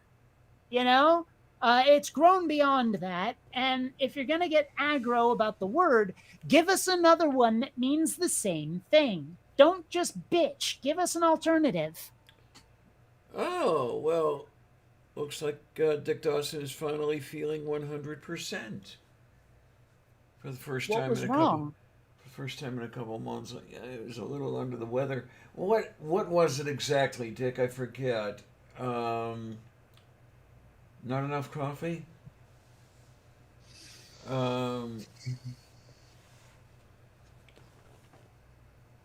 Yeah, Stool. Stool says you're going to rant for another half hour. Actually, I'm done. Oh, okay, okay. I mean, seriously, that's all I had to say about that word. Because so many times there's like a sentiment that people want to express, but because like the term for it has connotations, you can't do it without someone getting aggro. But how else are you supposed to like refer to whatever it is? I mean, unless you have the internet pull to make people go, aha, I'll use it, which by the way, I kind of don't on this one. I might in the atheist community, but not on this one. Unless you have that kind of pull, no one's going to start using your term unless there's someone who sees it and spreads it around for you. Mm. So, and honestly, there are times where it's like I kind of want a little bit want people to get over it because they're doing outrage where it's not required.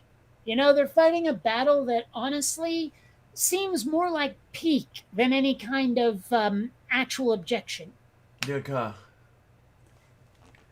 So, okay.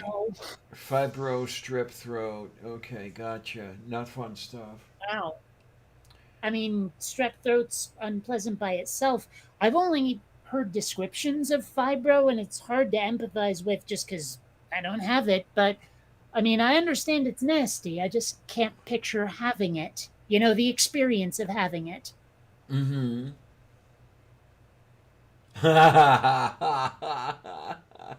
Hmm? Stool.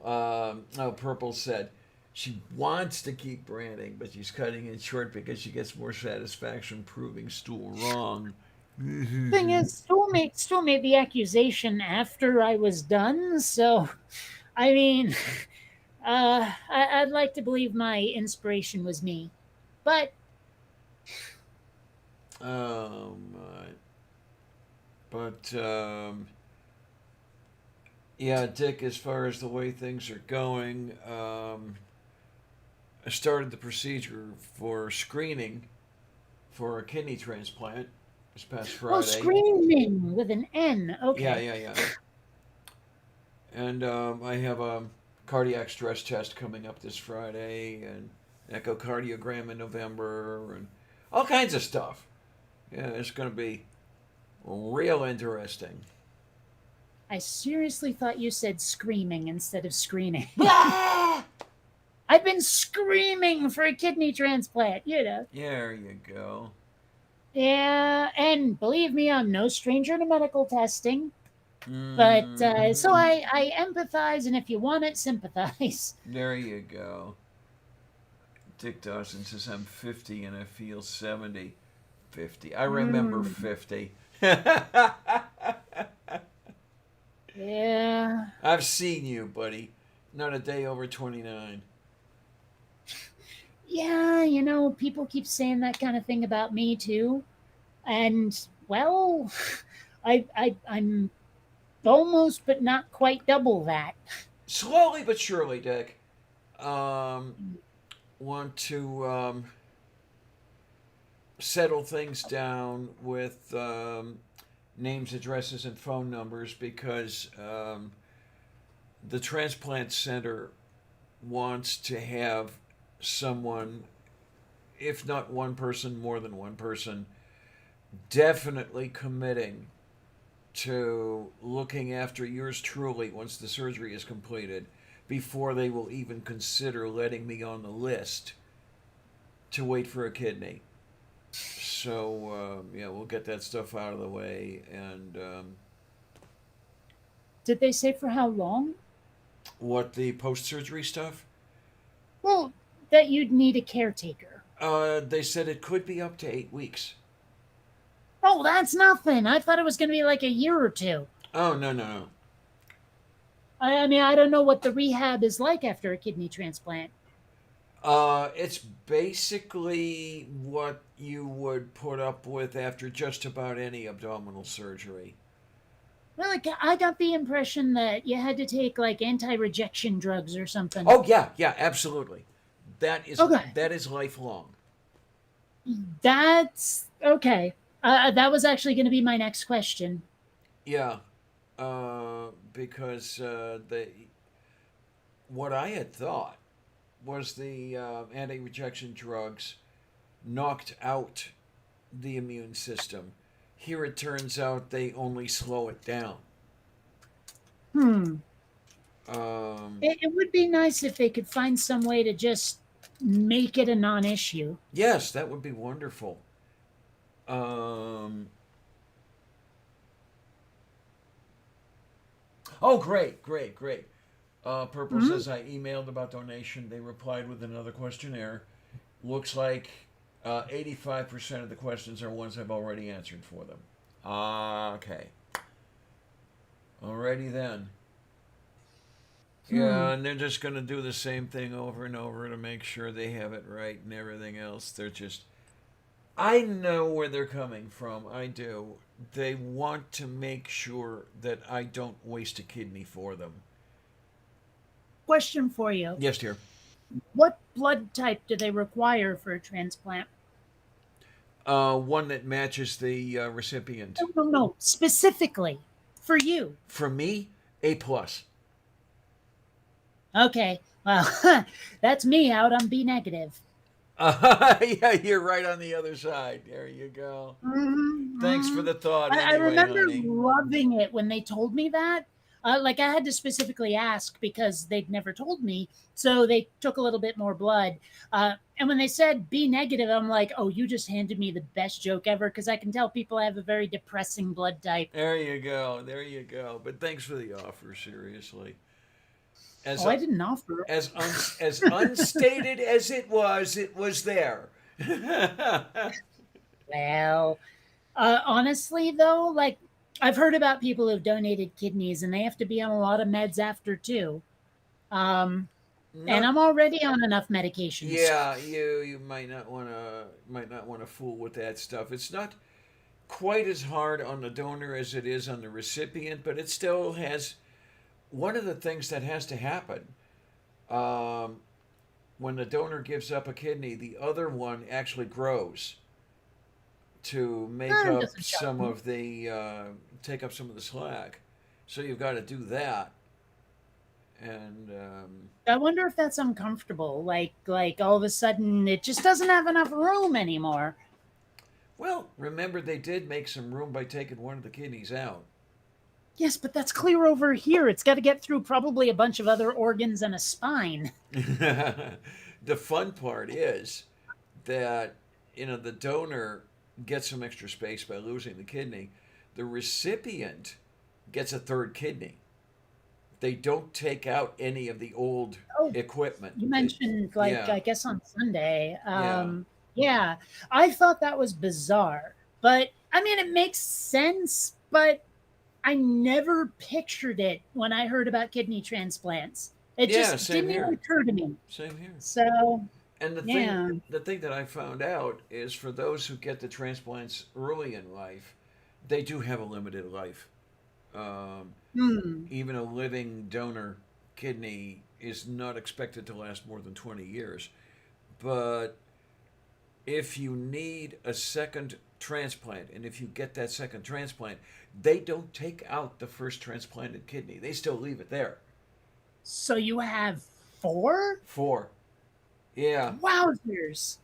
Yeah, and I guess, if you have enough transplants, it gets a little crowded in there. Um, I was very surprised when they told me that. Um, I always pictured them taking out one of the kidneys and like slapping the other one in there, yes, welding it in. right. That's what I had thought. That's really surprising, huh? But it seems like they just sort of cut a little hole in the artery and then sew the transplanting artery there, and then the vein, and do that, and then sew the ureter into the bladder. So now you've got 3 ureters going in there, and it's all Well, kinds of. that is something I've always wondered is like how they managed to connect up blood vessels that weren't. I mean, is there like literally sewing? Do they cauterize it? What do they do? I'm not exactly sure. I'm going to ask. Actually, isn't surgical glue a thing? Yeah, it is. Maybe That that's it. that may be what they do by now. What they did before, it wouldn't surprise me that you would sew a mesh to the receiving vessel and then sew the donated vessel to that mesh. Sort of like building an article of clothing. When you tailor clothing. Okay, you Um, all kinds of lost me on this one. I always figured they just took the kidney, like, connected up all of the vessels and left it at that. I don't know what you're talking about with this mesh thing. okay, what I would envision, and maybe they don't do Mhm. this, the old way that they would have done it would be, okay, you've got the artery that's already there, and you cut a hole in it, and then the donating artery you put in, but you have a sleeve that goes on to the existing artery, and then you put the new artery onto the sleeve to make it hold better, instead of just trying to sew those little edges together. Well, but don't they have to cut a hole to attach it up? Yeah, they do. I don't know how a mesh helps that. I mean, unless it tightens, I don't know how it works. Well, the one I'm envisioning, and it probably is not at all what they do, might be something, where the mesh they would install looks like a top hat. And then you would have this washer sort of arrangement that they would fold up, and then to the inside of the vessel, they, tighten it up and then sew that together. And Well, see, uh, I really wasn't picturing any kind of like support system. I was just picturing, okay, we stuck like if this is a vein, artery, whatever, some bodily vessel, and they go, okay, drill hole. Now make a way to have these two stick together so they won't come apart.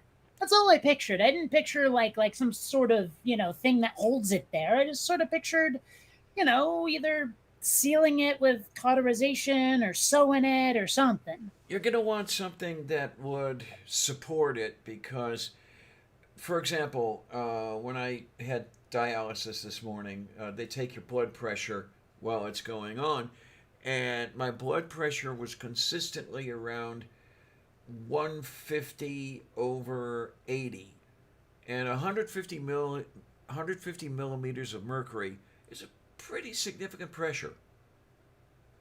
Okay. Well, I'm not sure how that's related. Well, in other words, you want to make sure that the vessels are sewn together pretty tightly, otherwise you would burst Mhm. the seam. Well, that's why I'm not sure they would just sew it. That's why I was talking about things like cauterization. Mm. Like I don't know if you can weld the edges shut like it's metal, but Uh, okay, but I'm just curious yeah, here. I mean, I mean, I don't know. I I've watched a lot of like medical dramas and a couple of medical comedies like Scrubs. I don't think they ever actually depicted a kidney transplant or any kind of transplant where you can actually see what's going on. In fact, they mostly hide like bodies that have been opened for surgery. Like they don't really want to show you the organs too much. But then again, also it's fiction. I don't know how reliable it is because these are also the idiots who are putting folks in MRI machines without any ear protection. So Right. they would literally wrap my head in like a pillow kind of thing, like a flexible pillow that went here. Yeah, It was, yeah. they put earmuffs on me when they sent me in, and they were nice enough to play music through those earmuffs. So Yeah, I didn't that get was all that. sorts of fun. All I But had to hear was the bam, bam, bam, bam, brrr, bam, bam, bam, because MRI machines are loud and they make yes, sound that almost a little bit sounds like someone mixed a drum with a 300 baud modem. yeah, and an anti-aircraft gun in the background. So, yeah, I mean, hell, even when it's not scanning something, it's constantly going just constantly.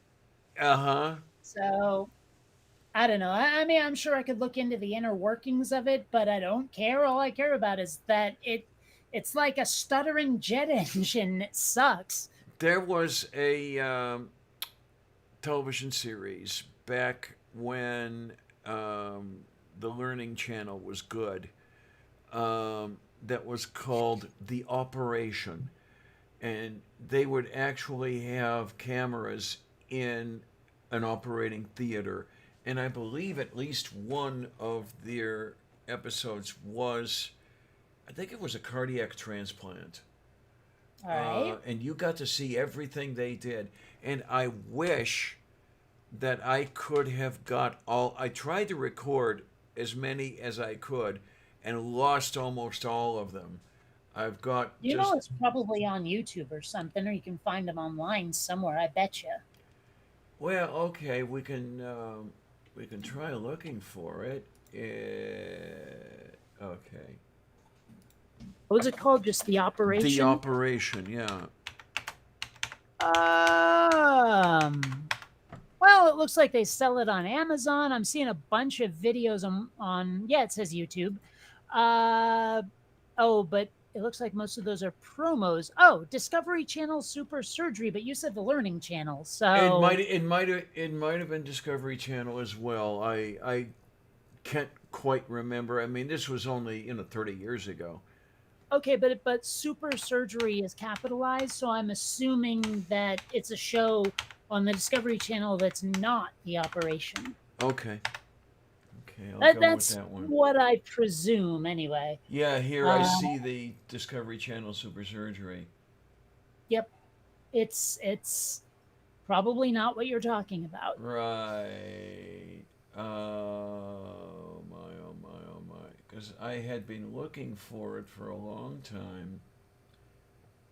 Never managed to find it. I've got two or three of the episodes, I think. I think I've got a vasectomy. Um, I might have ocular surgery, a corneal transplant, um, couple other Uh, things. I'm all kinds of seeing it on. Oh, it's a VHS tape though. I don't know if you have a VCR, Not but anymore. it does look like Amazon is selling them for home viewing.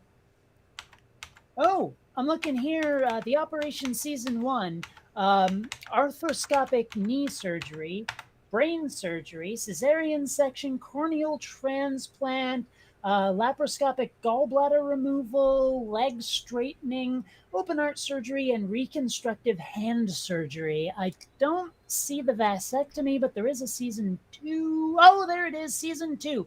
Vasectomy, and then the next episode, vasectomy reversal. Uh huh. So Yeah, I'm yeah, all in for this. Where did you see that? It says Amazon? figure8films.tv. Figure it, but the thing is, it's just descriptions. I don't see a way to watch them. Oh, darn it. This looks like they're saying something about TV Guide. Like it's all synopsis and shit. I don't know. Have to admit, I'm a little surprised someone hasn't put it up somewhere. Yeah. I mean, hell, you can find a lot of stuff that's people thought was just completely lost to the ages online.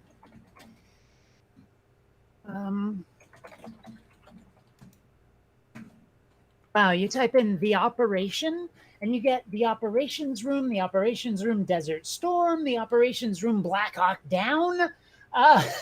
Yeah, the operation, the learning channel. Let's see what YouTube has.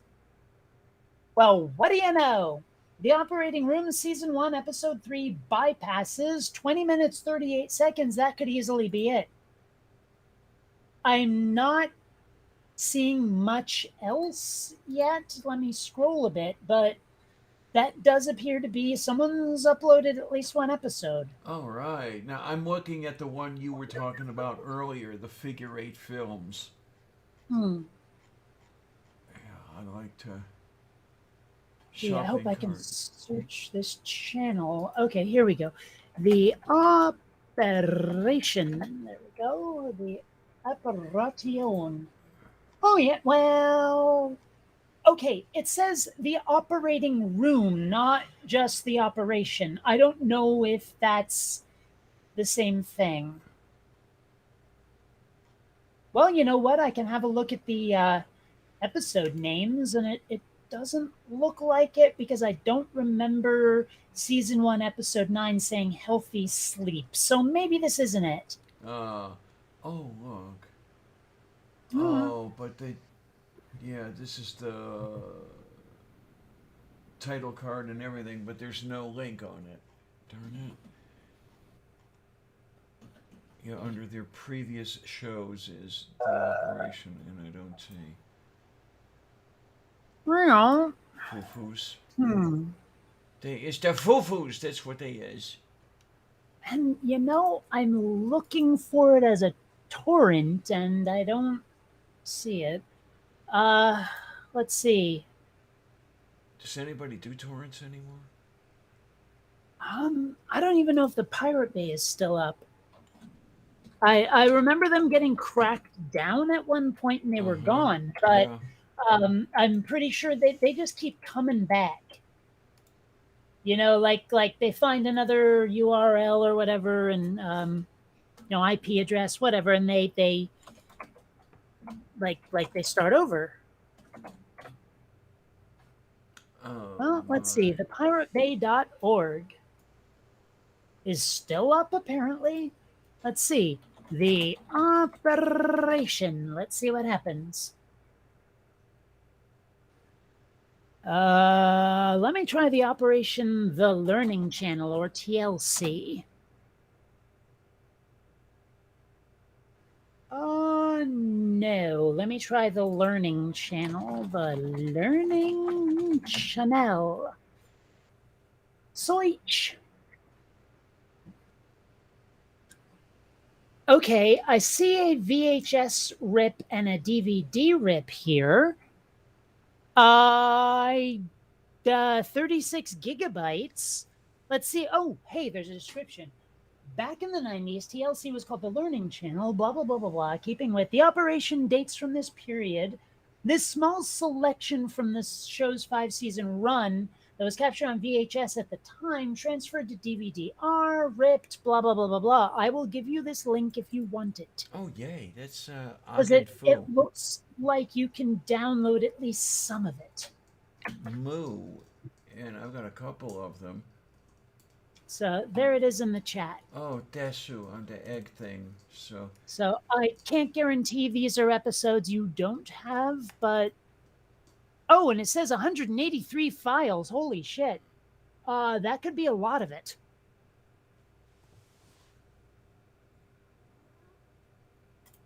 So, you know.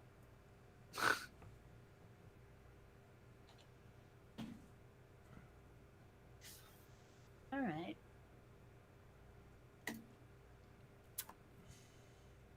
I should probably. Oh, damn. Somehow I managed to close the chat. So what I would have to do, That. okay, Alright. what I'll do is save this descripzione. So we will copy, and we will go over here, and we will put this over here. What are you doing? I'm saving the link. Oh, okay. Sorry, you had said description and it confused me.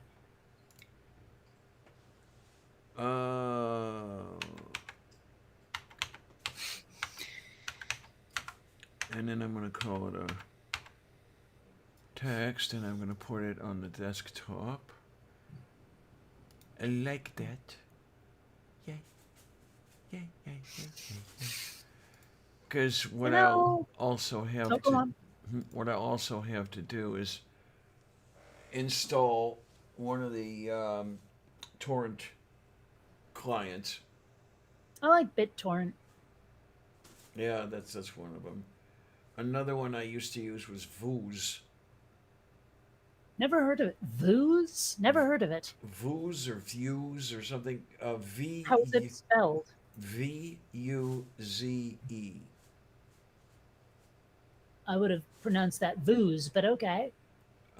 Its logo was a blue frog.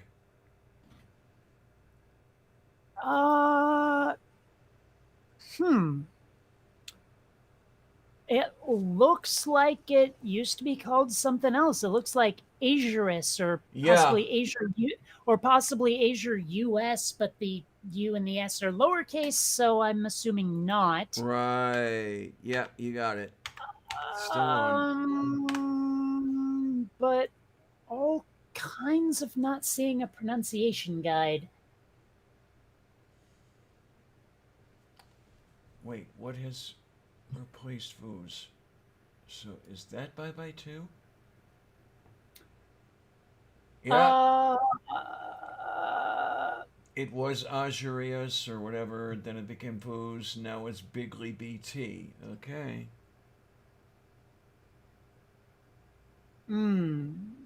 Apparently it's adware too. I would recommend BitTorrent.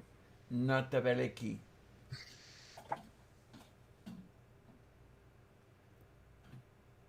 So, apparently it's views. Oh, okay.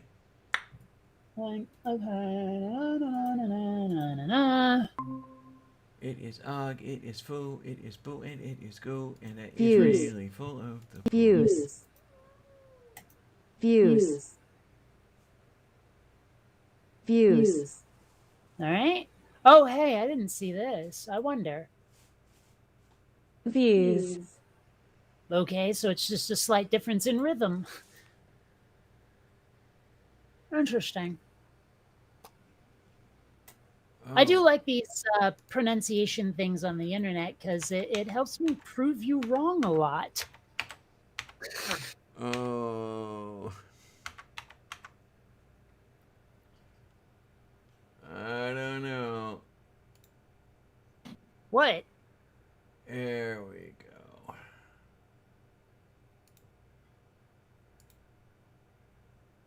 There we are. Yeah, okay. What? Iodine. What? Oh, I don't know if it's not going across. Okay, let's. I don't see a damn thing. Let's pull it out. Or is it something that you're trying to play, like sounds? Iodine. What? Iodine. Piety? Iodine. What's? Oh, yeah, right. Okay. Iodine.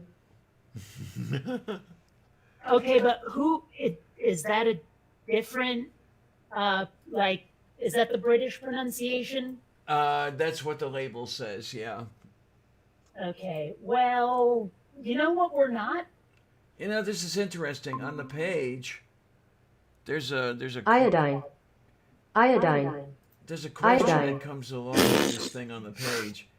Is it pronounced iodine or iodine? Either. Iodine. Iodine. Iodine. Like other halogens, iodine is pronounced iodine, especially by chemists. Who are you talking Iodine. to? To non-chemists, Iodine. especially in the U.S. Just Iodine. say the wrong thing. Iodine. Iodine. Sure. And while we're at it, Yes, dear. Quinine. Quinine. Quinine. Quinine. and check this out, British pronunciation. Quinine. Quinine. See, you're insisting on British pronunciations, and you're not British. No, actually, I'm from the planet Narsmalkapaz. Okay, I don't want to know how small your capaz is, thanks. I don't know what the hell a capaz might be, but whatever.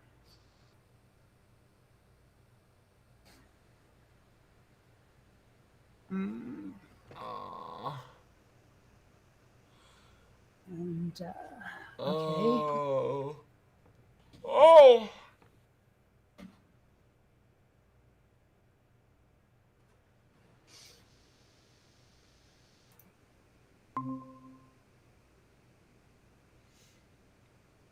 Decade. Oh, decade. Decade. Yeah. Decade. Decade. Decade. you're just plain wrong in every context, every language, every Decade. accent. Decade.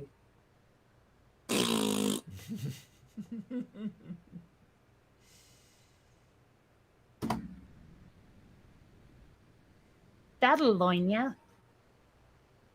Hey.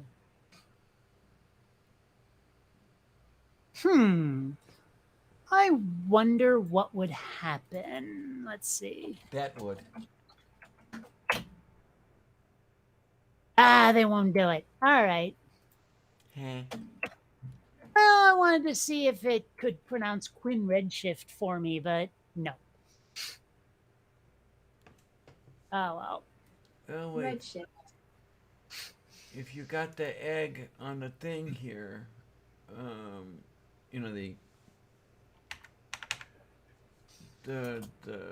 og on the foo and the boo on the goo. You know how it is. It is all full of poo. You know that, right?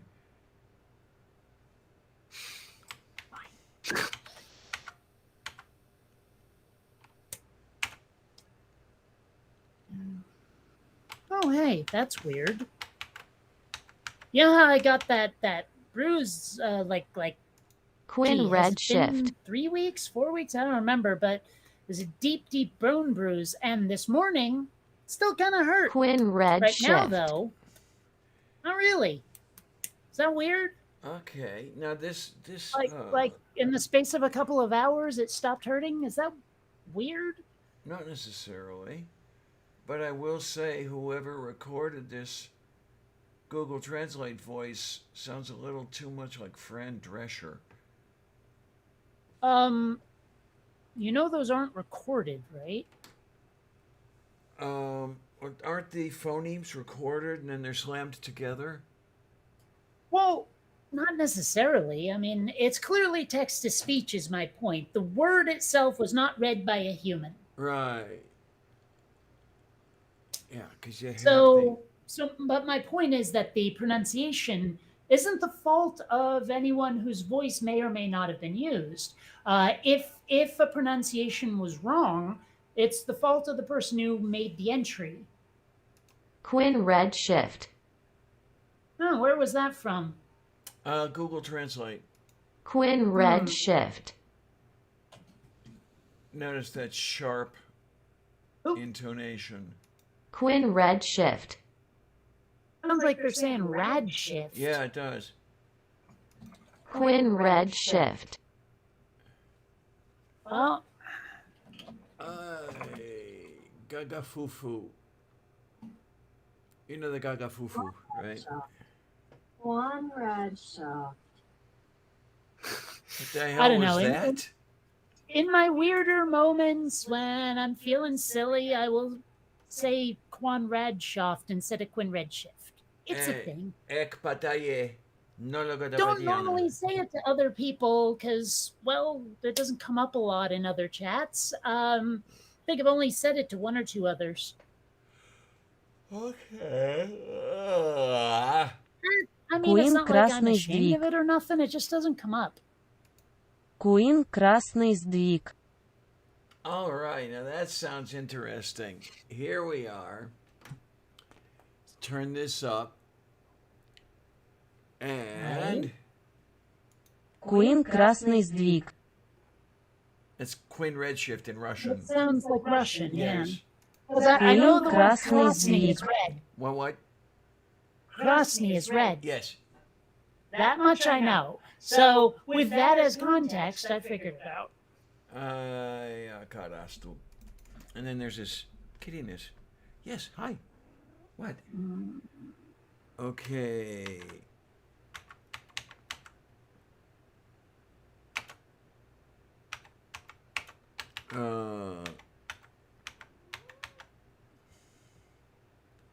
Ne petraia gereseta corso te petintie kere what. There's a kiddiness over here. What is being a kiddiness? Yes. It was all fuzzy and warm. Well, that is the essence of a kitty. And the kitty has the kitty nose. Союз Советских Социалистических Республик. Okay. Союз Советских Социалистических Республик. What? You. Damn cat. Yeah. You. You're the cat. She's a cat. You know she's a kitty, right? I'm aware. Sorry, I'm typing something into Google Translate just to see what happens. Rensmorder Bergenschlosser. What? Rensmorder Bergenschlosser. All right. I do love making up weird nonsense words.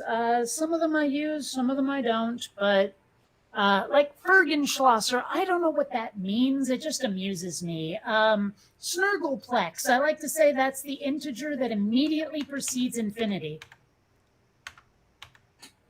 You know, that kind of thing. Fergenschlosser.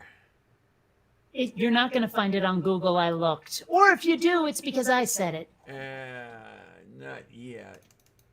We're working It's on it. no, don't show results for Jurgen Schlosser. And I mean, they made it 2 words and started with a J. What the hell? Okay, Google Translate. What do we got? We're going to go over to here. And we're going to detect language.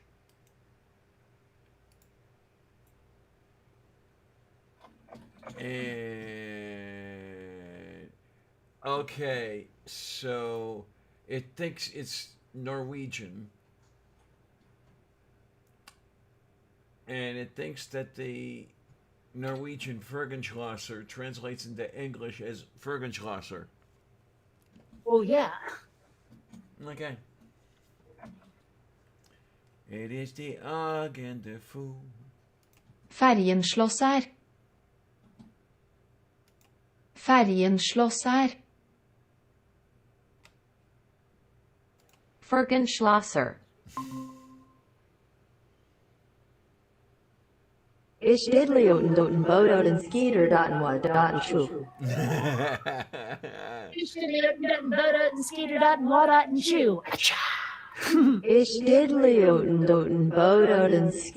doten what doten shoo. I've tried spelling that the way that comes more naturally, but it always comes out wrong. Well, Like the Ishtidly Oten comes out as Ishtidly Otten. now is That kind of thing. oh, voice input isn't supported on this browser. Darn you. I was hoping that I could have some voice input so I could ask it to translate Te Petrada por Calarabadiaista. Yeah. Okay. Hmm. Yes, kids, this is what happens on this show when we've been running for, 4 hours now.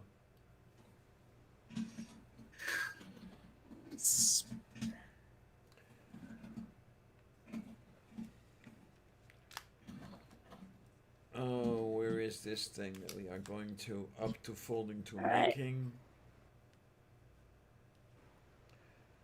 Okay, I'm wondering without looking it up. Oh, shit. It's not going to work. Never mind, because you can see the English version. No hablo mucho español, pero hablo algo de japonés. I'm not looking at anything. What? Well, what does that mean, do you think? I was hoping someone would give it a whirl to see if they could figure it out. It's difficult for me to make out because it's got a very heavy echo. Does it? Yeah. All right, hold on a sec then. Okay. No hablo mucho español, pero hablo algo de japonés. Something about Spanish. Japonés. Oh, okay, I see it now. Yes, I do not speak much Spanish, but I speak some Japanese. That is to into. It is to into by fortuanto.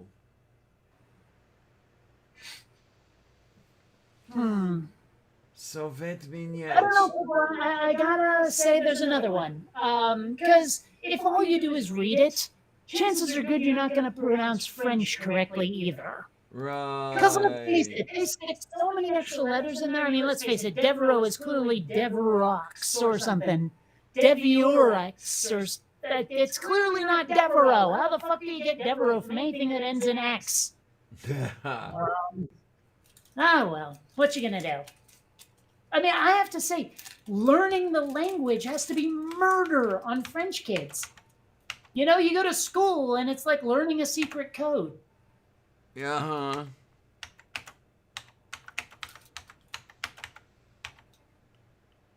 And I wonder if this is just made of something else or what, because it should not be this melty at this temperature. Yeah, that's why I'm wondering if it's a white chocolate preparation or some shit like that. I know of some that melt at a very, very low temperature. Well, I don't know. And frankly, I don't know anything either. either. So, okay, if I have this translated into Norwegian. SOG på fu. SOG på fu. Translate. S to ag on the fu. You're not even doing it right, you stupid bint. Okay, let's see. Where is Swedish? There we go. Really? That's not. Oh, because it says Spanish. Wait a minute. What the hell? I must have changed the English part. Where the hell's English? There it is. All right. English to. What? Okay, let me try just that word. Huh. Well, that's annoying. Silent white. And yes, Purple, you definitely have a point there. Purple says if you pronounce French right, they will change the entire language just to be able to say you did it wrong. Is that kind of like the folks who like live in the UK and insist that Americans cannot say Edinburgh? I think so, maybe. I don't know. I think if anyone ever accuses me of that, I will perpetually call it Edinburgh until they like apologize. Chai, carece. My freshman bio prof grew up there. Sorry, was that grew up or threw up? Yeah, a little of both. Actually, I was genuinely asking. But he had the most darling Scottish accent in the entire world. He was such a nice guy, period. Really was. I've said it before, I'll say it again. I wish I had an accent Americans think is cool. Because boosts your subscriber numbers, I gotta tell you. Yes, and for today, this on the accent is not for the numbers to boosting to making for some stupid, is the reason to stupid to being to making. I do not to knowing. Maybe this is, I don't know, over the line, but there are some YouTubers that I could point to who honestly I don't think would have found the success they did without the accent. Okay. Just saying.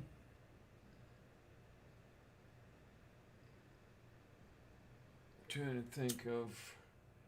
I'm not actually sure, Purple, what family of languages Finnish comes from. I mean, is it Slavic origin or what?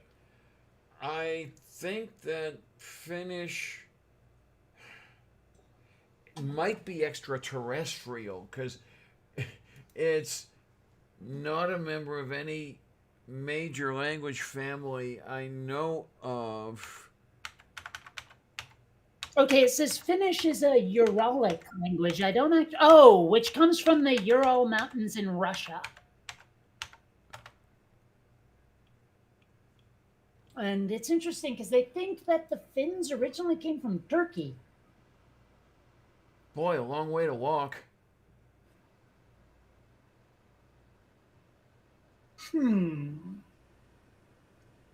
Okay. It says here, the oldest piece of written Finnish is a spell.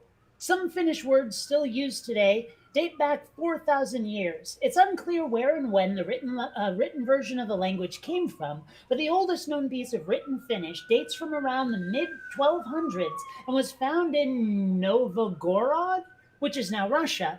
It was written on a birch bark letter and is difficult to interpret into modern Finnish, but is believed to be some kind of spell. Says they kind of stole their alphabet from the Swedes. Yeah, that makes sense. Now, where is this that you are seeing? Is it the Finnish I'm on language? something called theculturetrip.com, and they have a Finland page. Culture. Oh, hey, it seems here that one Finnish word is used worldwide, that word being sauna. Although in Finnish, it's pronounced sauna. Yeah, that's the way it looks. Yeah. Finnish loves literal words. Interesting. Like a refrigerator is an ice cupboard, a computer is a knowledge machine, and a treadmill is a running carpet. I like that. Moof beef. Holy shitballs. Finnish has one of the world's longest words, and it says 61 letters, and no way am I pronouncing this, but I'll try. Lentokon Asui Uturbinin Mutoro Ria Pum. Oh, I can't just keep. Means airplane jet turbine engine auxiliary mechanic non-commissioned officer student.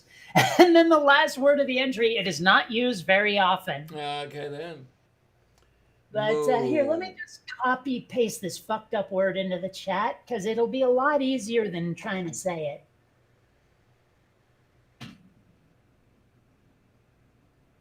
it. Apparently in Finland, they don't give a damn about manners. Like, Finnish has no word for please,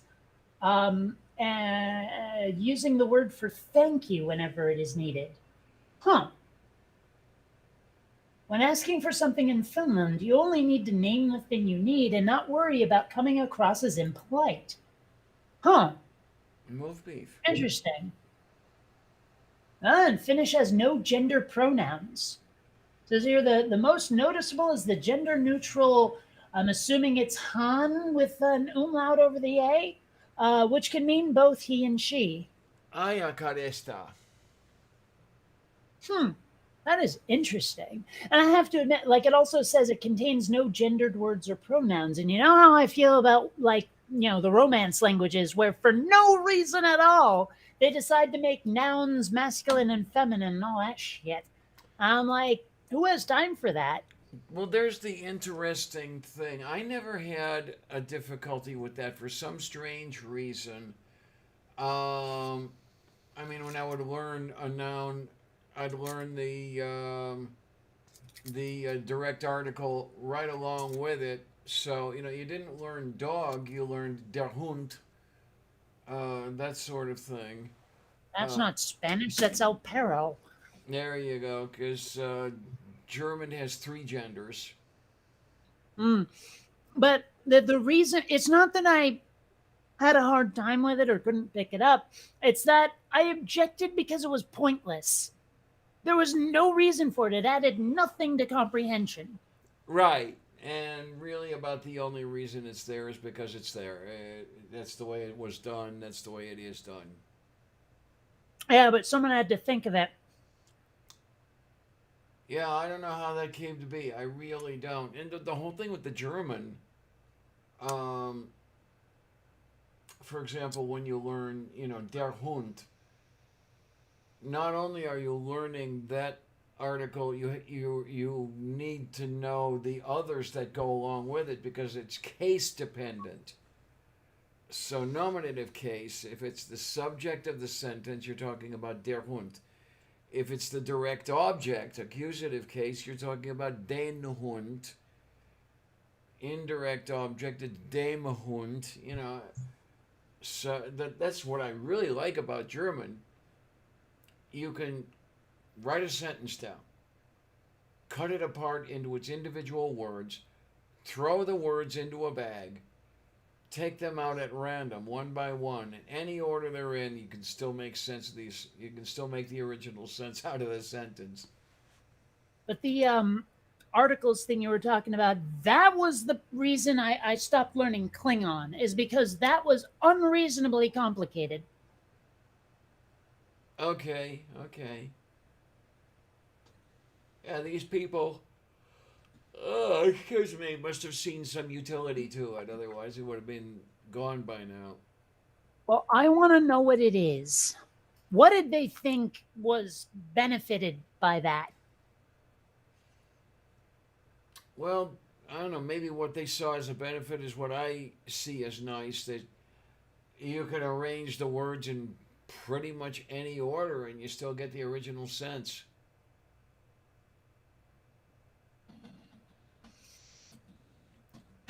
Hold on, let me see if I can find. Here's the damn chart. Okay. Let's get something to view it on. Okay. Window this, go. So, okay. What do you got? These are the prefixes that you need for Klingon, like subject, object, I, you, qua, I, him, her, it, vi. Right? I mean, it's like these have no real rhyme or reason to them. Like it doesn't really follow much of a pattern. So trying to memorize them is just a matter of doing it by rote, but look at how many there are. That's a bunch of them. Yeah, this is why I stopped trying to learn Klingon, because this part kind of, I won't say offends me, but it bugs me the same way gendered nouns do. It's just, it doesn't, like it let's put it this way, I'd be okay with this if it followed a pattern. Like if they would just change like a consonant or a vowel, and then they like when it changes who the subject and object is, and say like all of the I's either start with the same consonant or end with the same vowel, and that's where the variation comes from. Where like, and then you do that for the same for all of them, like all of the yous here, all of the he, she, it's here should all be related to each other sound wise. You know what I mean? Okay. Just to make it easier, to make it easier to memorize, to use even.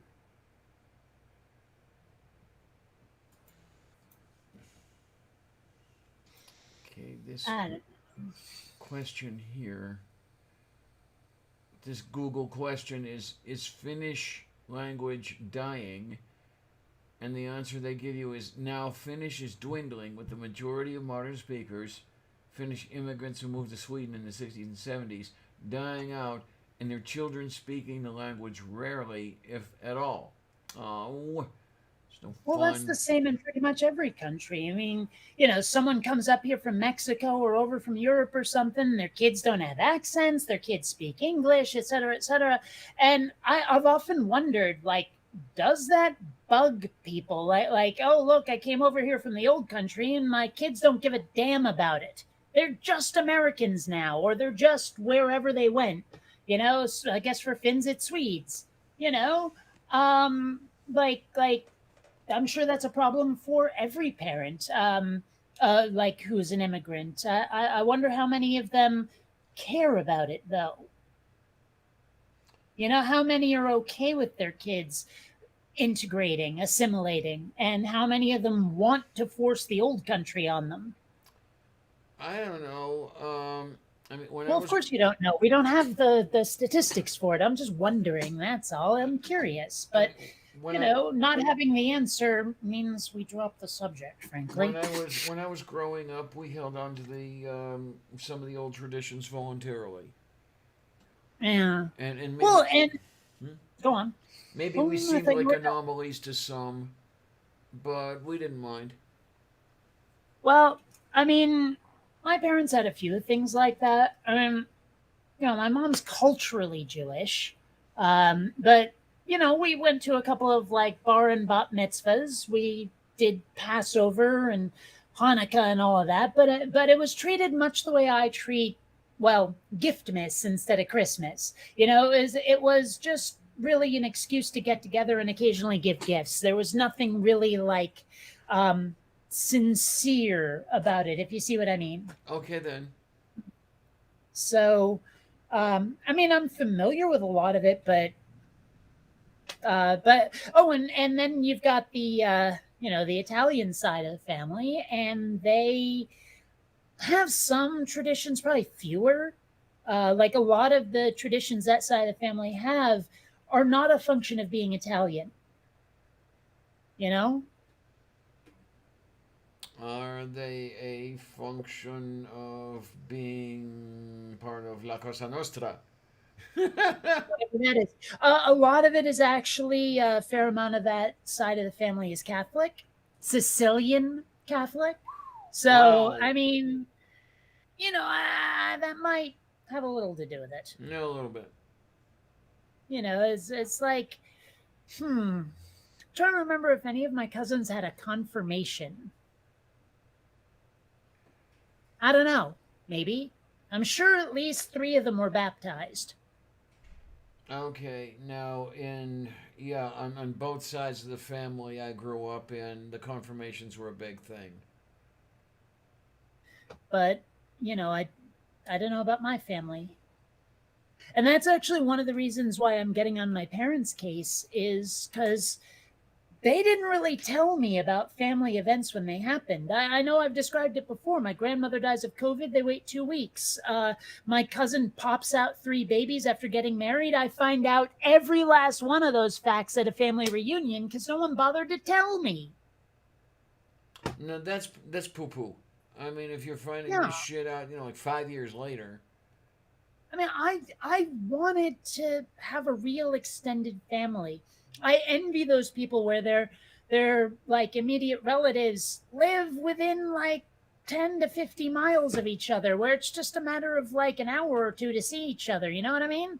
And I never had that connection. Hell, I even used to beg my parents to adopt another kid so I had someone my own age. Obviously, that didn't happen.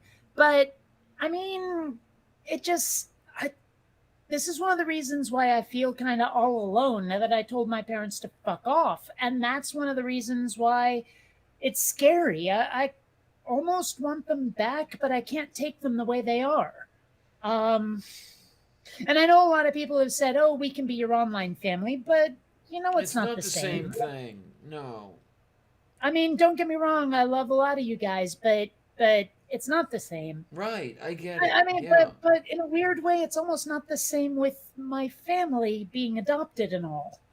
Now It's that like one- I have.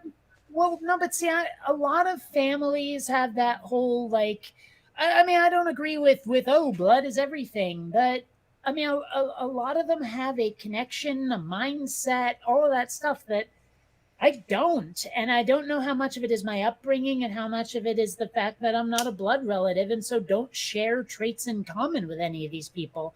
Of course, it could just be being neurodivergent and all of that shit. Could I don't be. know, but what I know is I don't really fit in with my family as much as I wish I did. I feel unreasonably alone, and it sucks. Well, I don't know if it helps you get the mindset at all. I feel kind of the same way where I don't feel like I belong with the rest of them. It's not that it's not that they don't like me, although some of them have treated me like shit. It's just that they have their way of doing things, and I never did find that way, and I'm kind of happy I didn't, because they're xenophobic. They're rather bigoted when you come down to it. Well, I didn't have those challenges with my family. I mean, hell, the sheer number of queer people, plus one of my cousins married a black dude, plus my lesbian aunts adopted a black kid, all of this stuff. I mean, we don't have the bigotry in the family so much. And like I said, lesbian aunts, I have at least one cousin who seems to waver back and forth between lesbian and bisexual. I don't know what the hell's up with that. Adam is gay as hell. So we like there's a lot of tolerance for races and being queer and all that stuff. I'm not sure if they have any bigotry in my family. There might be something that's hidden. Well, no, I take that back. Okay. A large part of the fallout with my parents was because they never are willing to do something my way. If I come to them for help, it's either the way they want to do it or nothing. I can't ever have them as minions. They have to be in charge, right? Now, one of my uncles was posting all kinds of bigotry on Uncle Facebook. Eddie? Like we're talking like quoting PragerU here. Yeah. And some of it was directed at some groups I'm part of. And I tried to confront him about it, and he just had all these like excuses and spin and stuff. But the truth is, I wasn't feeling comfortable around him anymore. And the family, like, we were supposed to do a family reunion in 2020 because it's supposed to be every 5 years. Obviously, COVID put the kibosh on that. But to like compensate or something, a substitute was we started doing family Zoom calls. But he's in those. And so I went to my parents. I said, look, I'm not comfortable around Uncle Eddie anymore. And someone needs to say something to him. By the way, this is the same uncle who said he's more oppressed than a black guy because the black dude can use the N slur and he can't. I mean, seriously, that's my uncle, right? My dad's brother. And so I went to my parents and I said, look, something's got to be done because I can't do these Zoom calls anymore. Uncle Eddie is kind of a bastard and I feel uncomfortable. And at first they agreed, okay, we'll confront him with it. But then they said, okay, we want to be nicey nice about it. We want to ask him to change, right? And I was like, no, that's not going to work. Number one, I made you guys watch the alt-right playbook. You know that just asking a right winger will be seen as weakness. You have to show strength. So what we need to do is something a little closer to an intervention. And they were like, nope. It's either the namby-pamby, please, sir, approach or nothing. And that was the catalyst for me to go, you know what? That's been your attitude my whole life, and I'm sick to fuck of it. And that opened a floodgate of every grievance I've ever had. The all of the betrayals, the neglect, the lack of respect for like my decisions even. It all came out at once. And I started to realize that they'd been emotionally abusive pretty much my entire life.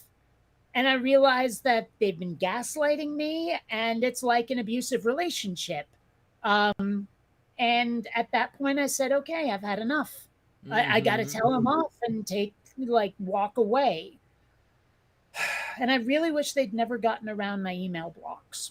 But at the same time, if I cut them out of my life, it pretty much cuts that side of the family out of my life. And we never did interact with my mom's side of the family after, I don't know exactly. I'm pretty sure it was before I graduated from high school. So 1993. I haven't seen any of them since then.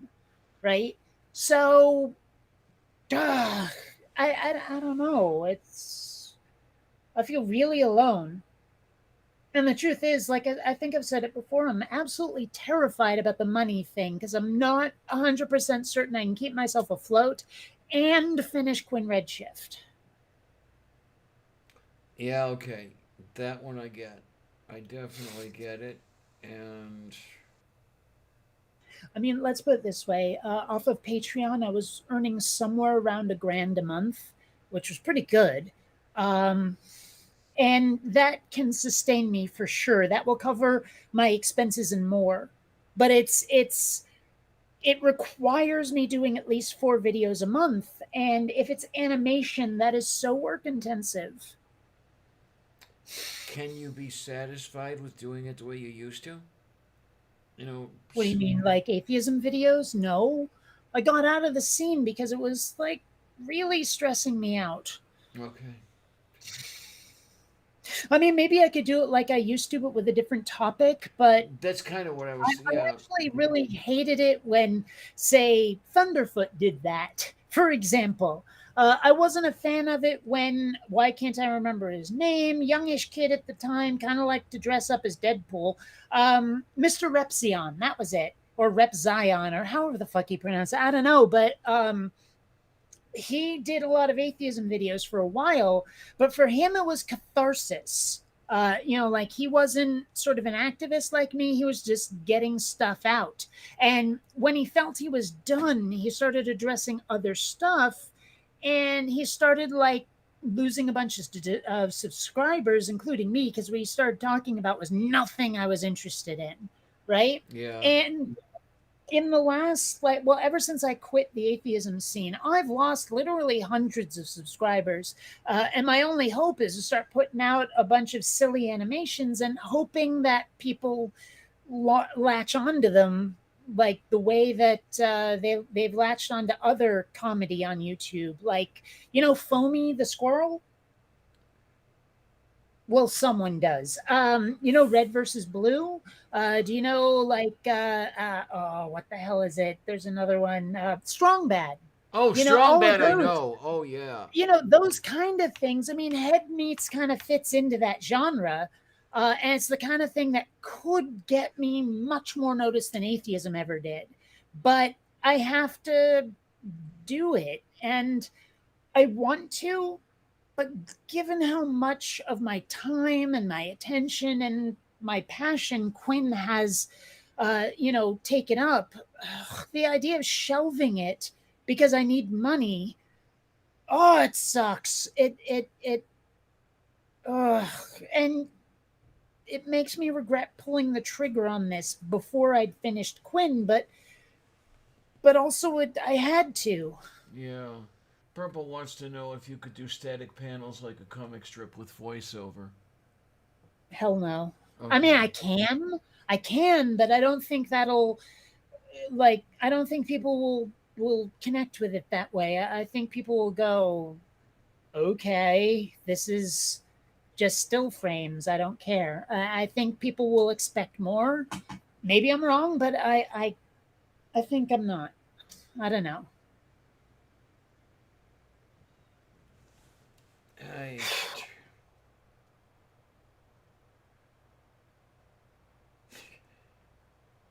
Bonrick says, yeah, having ethics sucks. Well, having obligations sucks more. That too. I don't know. I don't know. Honestly, there's times I just want to say fuck my life, but I like being alive too much, so I guess I'll just endure and see if it gets better, eh? Oh my. Icky doo doo. I don't know. I don't know. don't know. Am I putting weight back on? Yep, I'm putting weight back on. I don't need that. That could get into. That could cause problems with the dialysis. I've been trying to lose weight too. I mean, I'm never sure how much of it is actually like, fat, and how much of it is my digestive system rebelling and deciding it's going to hold on to a lot of what's in there. Because that Yeah. happens. That's why I've been eating so much celery, because it'll solve that problem. But see, okay, I'm getting conflicting information. I kind of want to thin out my arms, but they suggested push-ups, and I'm worried that'll make me muscular. Yeah, I guess there could be that tendency, couldn't there? But short of starving myself, I don't know what to do about it, and I don't want to do that. Don't want to starve Because yourself. honestly, starving myself, like I've tried to like go a while without eating food. Like here's breakfast, here's dinner, skip lunch, and after a while, maybe it's an ADHD thing, but I cannot stop paying attention to the hunger pains. Right, so I go, fuck it, I'm eating something, and maybe I'll take out some fruit or some celery, but I don't know. I couldn't do that. Like those actors who have to play a junkie, so they eat 100 calories a day for 3 months. God, yes. You Method know, acting. I'm not sure how much. Well, how else are you going to get that thin? CGI. But I mean, I'm worried that that's something I would have to do if I wanted to lose the weight I want to lose. Plus, it seems like you can't really target your weight loss either. Right. It's You it's can. like you exercise your abdomen constantly and it all comes out of somewhere else, or you exercise your arms, it comes out of your abdomen. It's like it seems like your body takes fat from the places you don't want first. It's like it won't take the fat from the place you want to get rid of it first. Right. Very frustrating. And I mean, I get it. Like our bodies are probably built to keep the core warm. Yeah. So all the fat's going to go here. And then the thing I've got going on, when you're on a budget, the cheap stuff is also stuff that carries a lot of fluid with it. Rice, pasta, the vegetables have a whole bunch of water in them and everything else like that, which is exactly what a kidney patient doesn't want. Because, you're not pissing that water out anymore. It's got to come out through the tubes and into the dialysis machine. And So how are we supposed to eat healthy? yeah, it's a problem. You really can't. Your Well, diet wouldn't is that make kidney disease worse?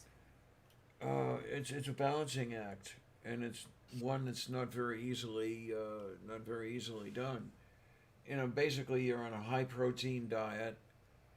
Um, really can't have any milk, can't have any rice, can't have any pasta. Now, most of us do, but that's another story entirely. Um, because when you get that water in you and they have to take it out, if they take out too much at once, you could crash your blood pressure. So wouldn't you want to load up on water so you have a reserve? No, it's you've got too much, and then when you take out that too much, it's a shock to the system. But why would? Wait a minute. Do they only take out the surplus, or do they take out more than that? Uh, the uh, the the aim is to take out the surplus, and that's it. Hmm. That causes a crash? I mean, maybe I just don't know medicine enough, but common sense says that's weird. It's a matter of where that surplus is. If it's in the Oh. if it's in the blood vessels, okay, you're good.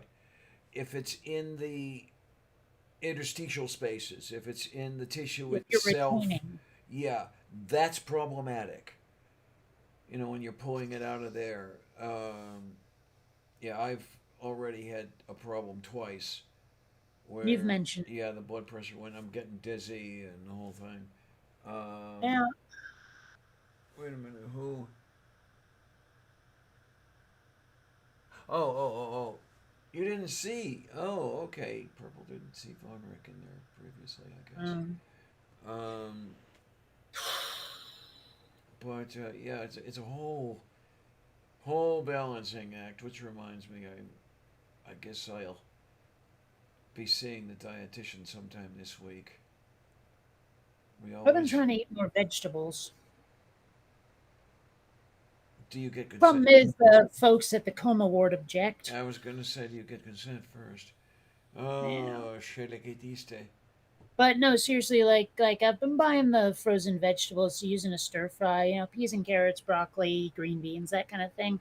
I don't know what that does to my system, but it can't be bad, can it? No, it can't be bad at all, really. Especially when you're doing things like celery and everything, you get the nice roughage going on, and make sure your flow through works. Well, I kind of like it though, just eating it. I mean, the only drawback is when the little like strings get caught between your teeth, like your celery was Yeah. trying to make you floss. But I mean, it doesn't trigger my super tasterness. I love the liquid in it, and I mean it's good for this. So I mean, I call it a win. There you go. Plus, there's that soda I like. The You haven't? I know I've told you about this. The Dr. Brown Celery. oh, wait a minute. It sounds vaguely familiar. Hold on, I'll tab celery. Bada bing. Oh yeah. Okay. Celery soda with other natural flavors. It's surprisingly tasty. You wouldn't think it, but it is.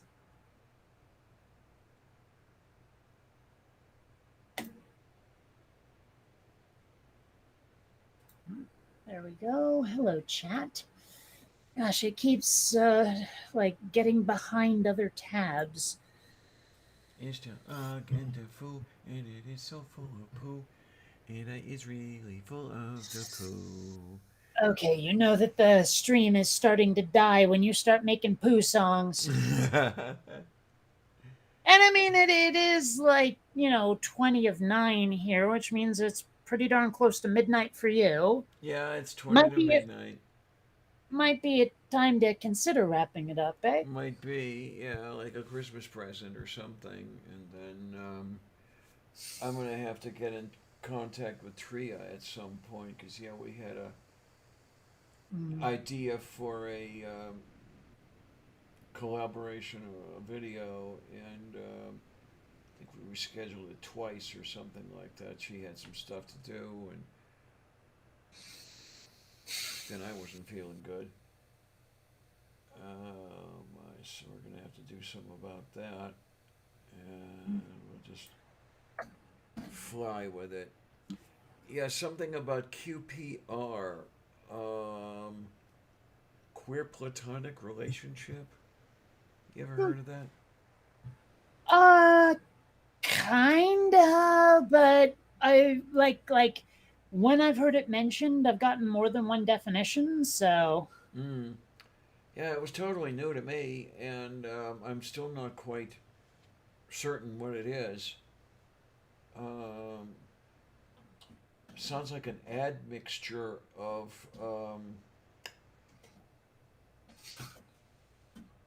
romantic partner, fuck buddy, and friend zone.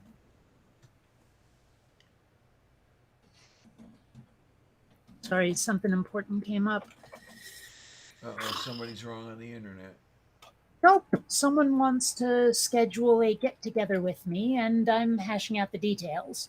Kotistaya, ne te Like, perodie. okay, my friend Tom, his fiance is in town. She doesn't know a lot of people, and she roller skates. I roller blade. She asked me if I wanted to go to a rink on Thursday, and I was like, absolutely.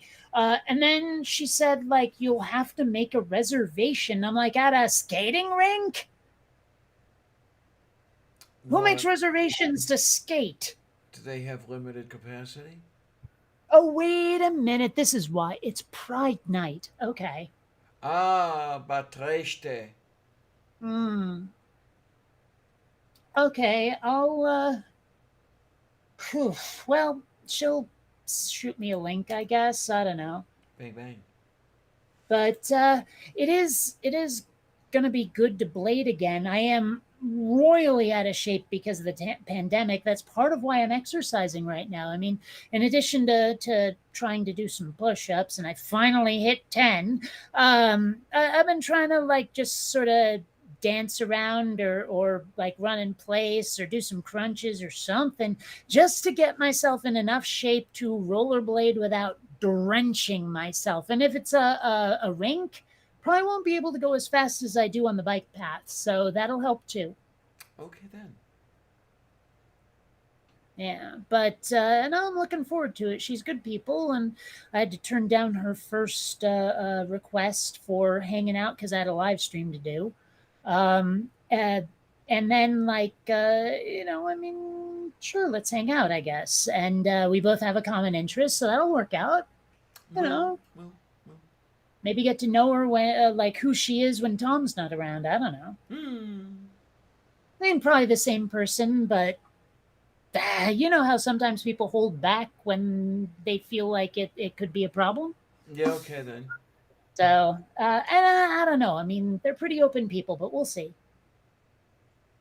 I mean, if nothing else, um, if she wants to talk about something, we'll be able to stay on topic. Because it's just the both of us. Oh, okay. Well, Tom had to go back to Italy for the Navy. He has orders cut for San Diego, but they haven't really been implemented yet. Okay, so she's So, holding down I the mean, fort until he gets back. because it's in danger of blowing away, yes. And like, I don't know. I mean, it'll be good to have a new friend, like an in-person friend. Oh yes. I mean, with the whole pandemic thing, I mean, all three of us are vaccinated. It should be fine. I don't know. Yeah, you I gotta- mean, I'm sure I'm overthinking this, but you know me. Oh yeah. Reasonably well by now.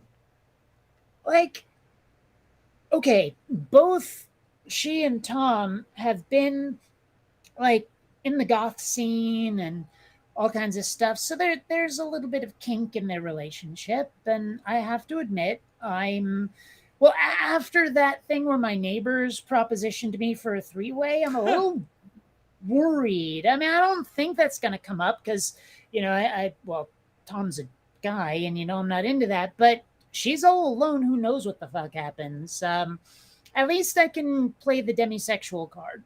Yeah, okay. Yeah. But also, I don't think that's going to happen. I'm just worried it might because overthinking. Yeah. I don't know. It doesn't help that I'm in a Facebook group called Just Gals Being Pals, which is specifically about how most lesbians are freaking clueless about being hit on, and have no idea how to do it, like how to hit on someone else either. Like there was this one meme that got posted where like someone was dropping such hardcore hints, and the one being propositioned just didn't get it. Let me see if I can find it, but yeah, it's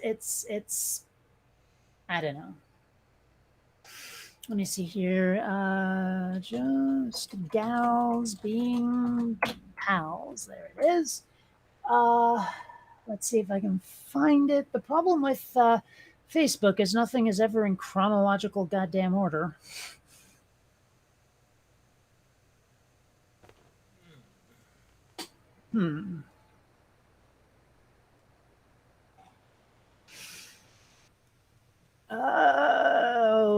I just look up the pictures somehow? I'm sure I can, but media, there it is. Found the tab. And I don't mean the diet soda. Ugh, I'm having a hard time finding it now. Well, the worst would be if it's like in a comment thread rather than something actually posted to the group, because then I'll never find it. Oh well. I'll keep looking, but we can also talk at the same time. Oh, moo.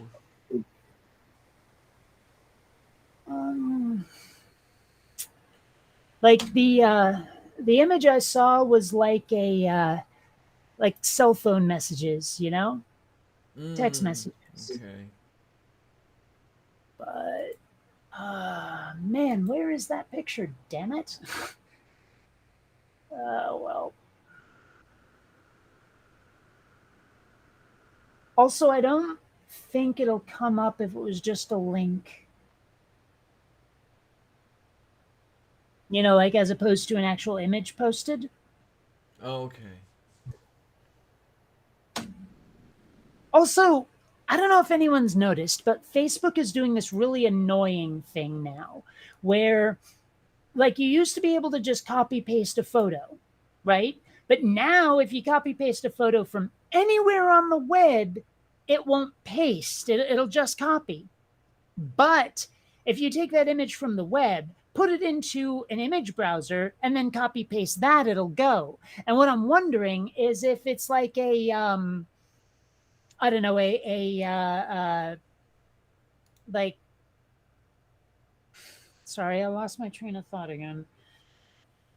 Oh yeah, a metadata thing. You know, like if the image has metadata, until I put it into my browser, or not browser, viewer, and then copy paste that, and maybe it's clean if I did that, because it didn't paste the metadata, just the image. That's my guess. Yeah, But I think I've run into similar problems. But when I do, the image comes up as an extension of WEBP.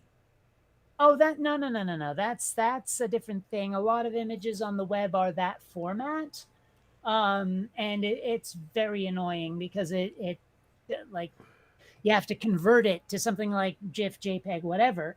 Yeah, because what I'll end up doing is I'll copy the image and then drop it into GIMP, and then save it as, say, a PNG or something like that.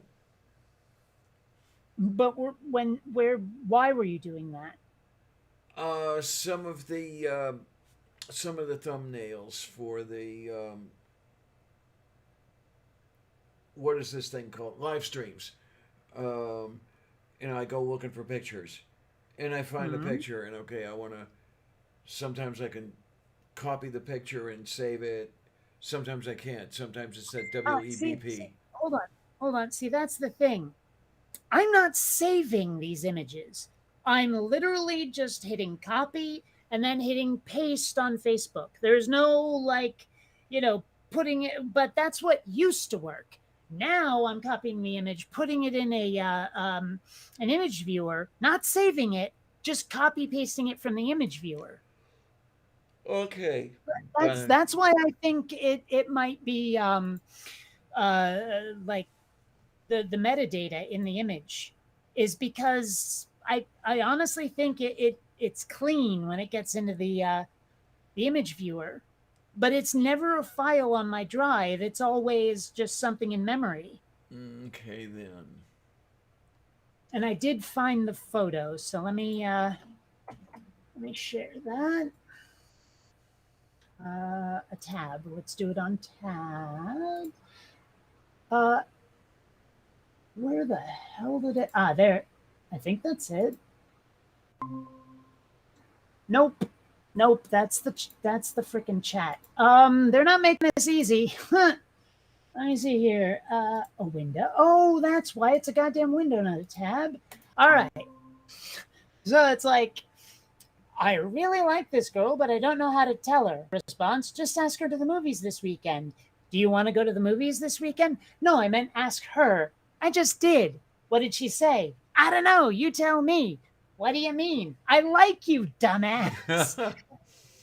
That group is full of memes like this. Like, seriously, every lesbian in there is clueless about dating. None of us know what the fuck to do. It's crazy. Like I know a lot of people feel that way, but this is a matter of degree here. It's like all of us. It's fucking weird. Of course, also a lot of the entries are about keeping your nails trimmed, but you know what I mean. Yeah. Okay, there's also an article here. Gay icon Julie Andrews reveals how she was caught kissing Carol Burnett by the First Lady in the 1960s. I'm like, bazubba what? Okay, interesting. Tayo Korostu. Mind you, my disbelief is, why would you kiss Carol Burnett? Yeah, But I know. anyway, she is not an attractive woman. Not much fun to talk to either, as I understand it. Well, I wouldn't know about that part.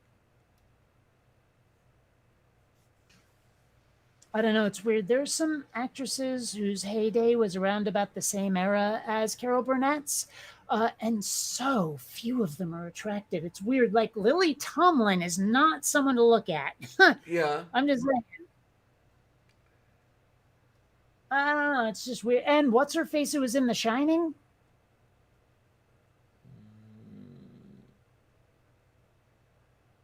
Got me. But my point is, she's not attractive either by any stretch. It's just weird, like that entire era. You know what I bet it is? It's like a video killed the radio star thing, where people didn't have to be pretty until a certain date to be in the movies. But see, this is another kind of thing. I'm like, this is how clueless we are.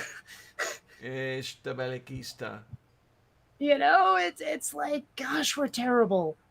This is why, like, I brought up those earrings that tell everybody everything about your status and your preferences and everything from that sci-fi show or yeah. book, rather. Yeah. I wish we had that. It would make this so much goddamn easier.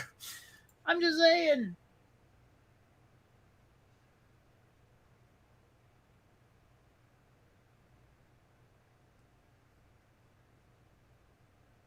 Yeah, and I mean, like I've mentioned it before, the only way I knew that Kylie was into me was because she got me alone and planted one.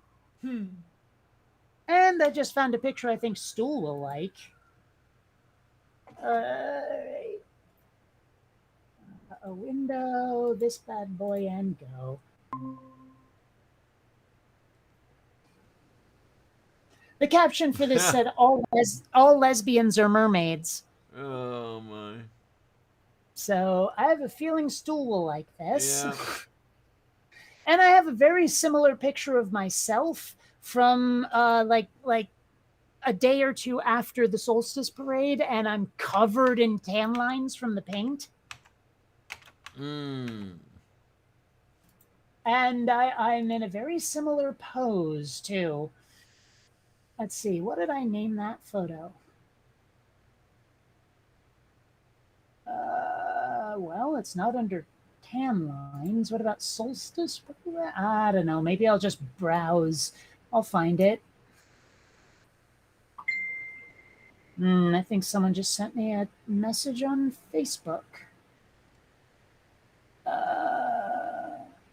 Jeepers, where the hell is it? Tell me it's not in the other folder.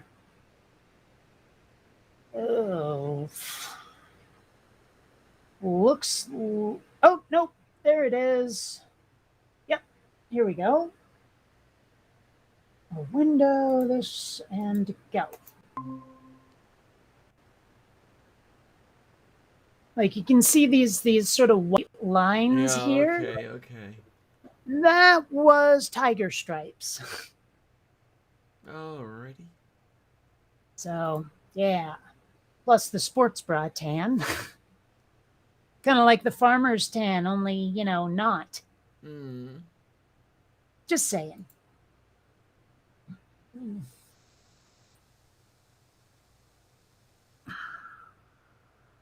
So, yeah.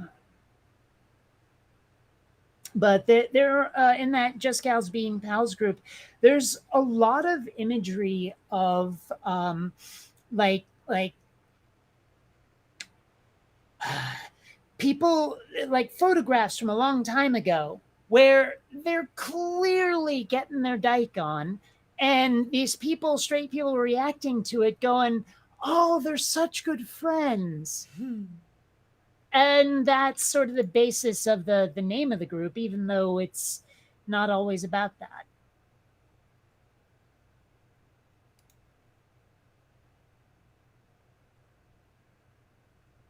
Yeah. Trying to find one of those. This thing is just full of like lots of stuff. So it's sometimes difficult to find what you're looking for.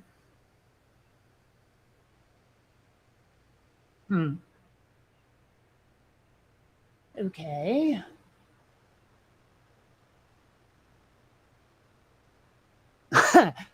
There's one picture. It says, I don't know how to flirt. I'll just send you memes and hope you will fall in love with me.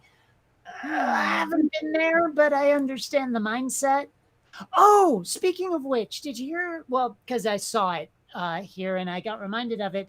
That Lyft is like suing Texas, saying you don't get to know who's riding where, including people going for abortions using our service. All right. Yeah. Here, hold on. That's not. There it is. So, dear Lyft riders and drivers, a new Texas law, SB 8, threatens to punish drivers for getting people where they need to go, specifically women exercising their right to choose and to access the health care they need. We want to be clear. Drivers are never responsible for monitoring where their riders go and why. Imagine being a driver and not knowing if you're breaking the law by giving someone a ride. Similarly, riders never have to justify or even share where they are going and why. Imagine being a pregnant woman trying to get a healthcare appointment and not knowing if your driver will cancel on you for fear of breaking a law. Both are completely unacceptable. This law is incompatible with the people's basic rights to privacy, our community guidelines, the spirit of rideshare, and our values as a company. We are taking action on two fronts. One, Lyft has created a driver legal defense fund to cover 100% of legal fees for drivers sued under SB 8 while driving where did it go? Oh, here we go. While driving on our platform. Riders and drivers, nothing about how you drive, ride, or interact with each other should change. 2. Texas SB 8 is an attack on women's right to choose. Lyft is donating $1 million to Planned Parenthood to help ensure that transportation is never a barrier to healthcare access. If you feel compelled to join us as an individual, make a donation, blah, blah, blah, blah. And I'm like, damn. I mean, I'm sick and tired of their boosting their prices, but that's still pretty stand up. That is moo. That is very, very, very, very, very, very moo. So, and it's yeah. It's even full of poo. Sure.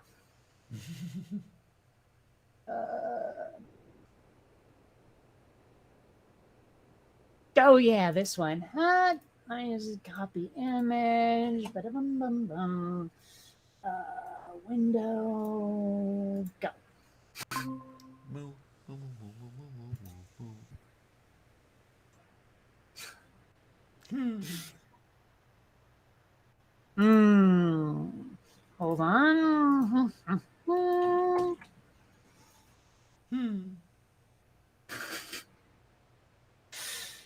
Yeah. Oh, no, that's not it. And I am trying like hell to find one of those, oh, they're just good friends posts, and I'm just not bloody finding one. I mean, they pop up all the time, but I'm totally not seeing this. There's one here. It says, girls turn on other girls way too easily. And someone says, my gay ass did not read this correctly.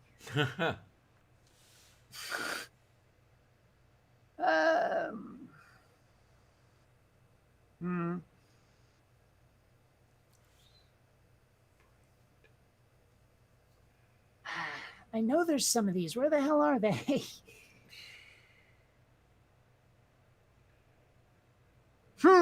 Town priest. The witches that control the woods are evil. Girl. What do? Priest. They aren't heteronormative or patriarchal, do lots of drugs and have sex with each other. Girl. Gee, what specific parts of the woods are they in so I can avoid them extra hard? Ah, dearie me. Oh, picture of a kitty. And I do mean a literal feline.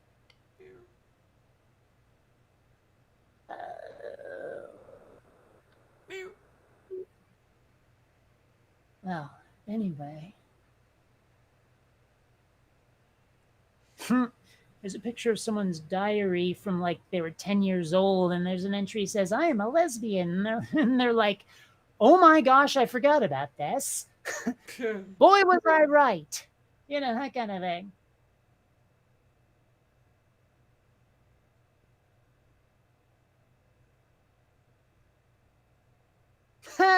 Here's one. Today I saw a beautiful woman and said, wow, she's so pretty. And my coworker immediately was like, don't feel like that, Natalie. You're pretty too. And I stared at him and said, I'm not jealous, Flavio. I'm gay. Oh, ew. But yeah, that's the kind of thing this group is full of.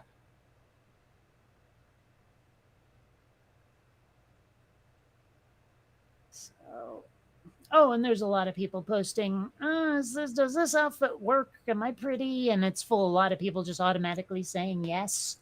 I don't really comment on those threads because if I had something to say that was all critical, it would start a shitstorm. And I hate the self-censorship you got to do, but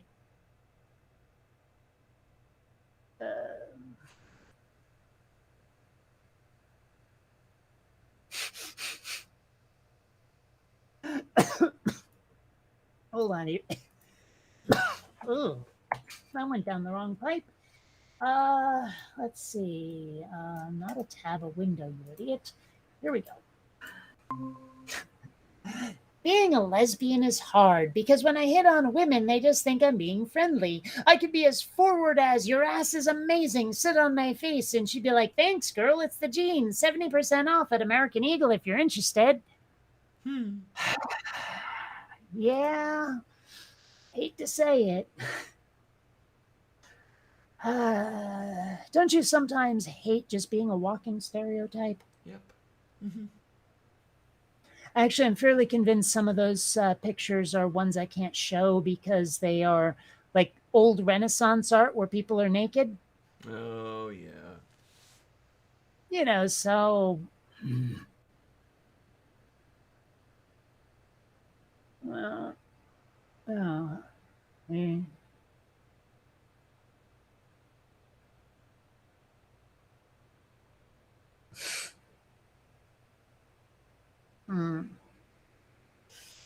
And I'm trying to avoid anything that's like someone else's personal story necessarily. You know, just memes.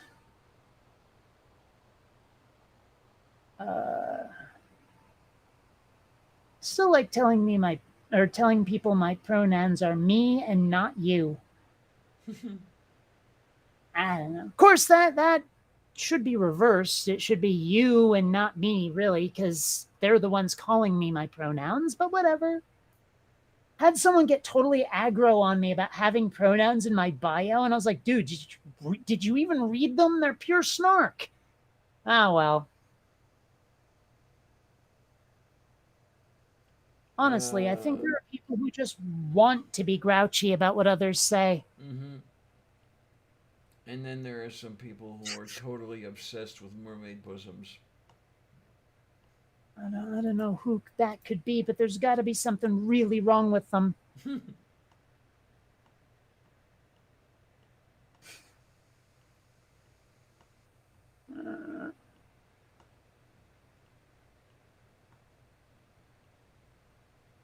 Okay. That is one thing about like same-sex dating. Who picks up the check? Yeah, okay. I mean, traditionally in a het relationship, we know who picks up the check, but well, My assumption, and I may be full of shit, is the one who does the inviting picks up the check. I guess that's one way to look at it. Have you ever seen the movie But I'm a Cheerleader? Because if not, you should. I have not. Well, first of all, Clea Duvall is freaking hot. There's just something about her. But the basic idea is that Natasha Lyonne's character doesn't realize she's a lesbian, but everyone else knows. And they decide to send her to like well, I don't want to say re-education camp, more like deconversion therapy or something. So basically, they put a bunch of LGBT young teens or early 20s or whatever in the same space, and they all start getting it on with each other instead of deconverting. And so, like, these two start out looking like that kind of friend, but by the end of it, oh boy, and I'm just sitting here going, man, I wish I could have that relationship with Clea Duvall. I mean, she really is hot. I don't know.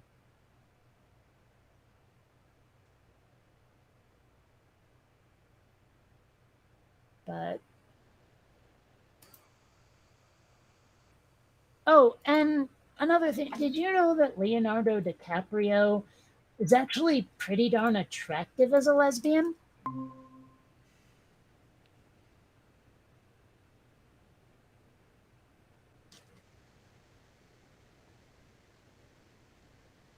Hmm?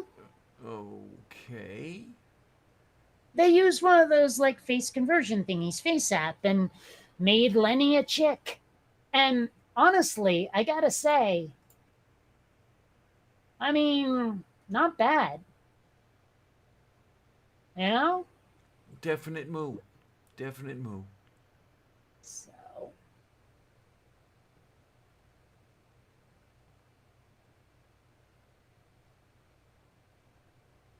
Hmm. Oh, of course, Stool would have a way to decide this. Don't. Yeah, I don't know what the hell anus is. It sounds like anus, but Yeah. probably some Britishism. 3 rounds of naked mud wrestling. Okay. I don't know. It's like, you know how sometimes it's difficult to communicate with people across the pond because they use words differently? Uh-huh. I mean, there have been times where stuff sounds mildly prurient because of it.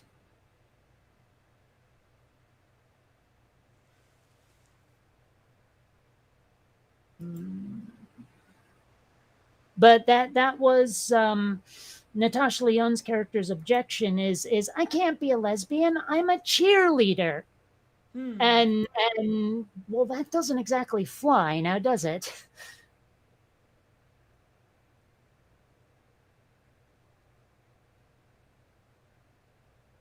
I mean, I'm pretty sure lesbians can be cheerleaders. Don't care how heteronormative you think it may be. Pretty sure it's not. Yeah, especially cheerleaders for the roller derby team. I don't know. Like, I guess roller derby's okay, but I haven't really watched it, so I'd have to judge, later.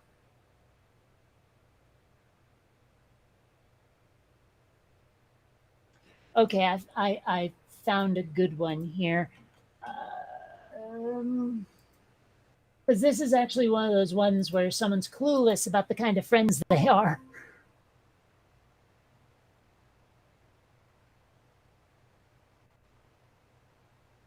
I mean,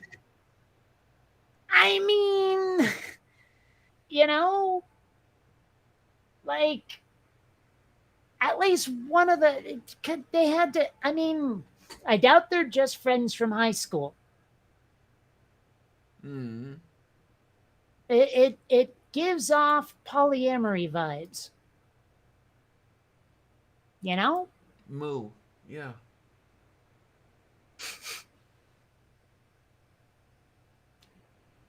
Yeah. Oh, good. This is one I can show, even though it's that like Renaissance art, because no one's naked.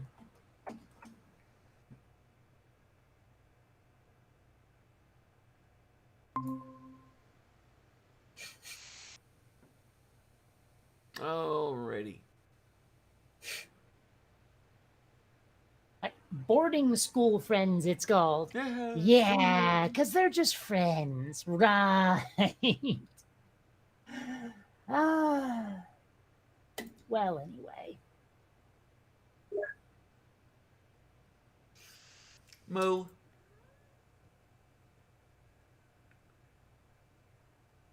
It's really full of poo. Yes, I is so full of poo. Oh, What? sorry. Katie just responded to me about the roller skating thing, and okay, she said that the reason you need a reservation is because of COVID. So I guess that makes Este sense. pele canta ya corso de petitie ikere. Type that on your phone, Stool.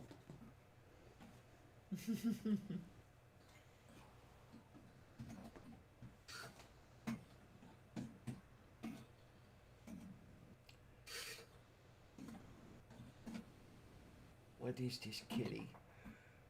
Ako palike. Nete perosta felkestini pelegade patianta. Uh-huh.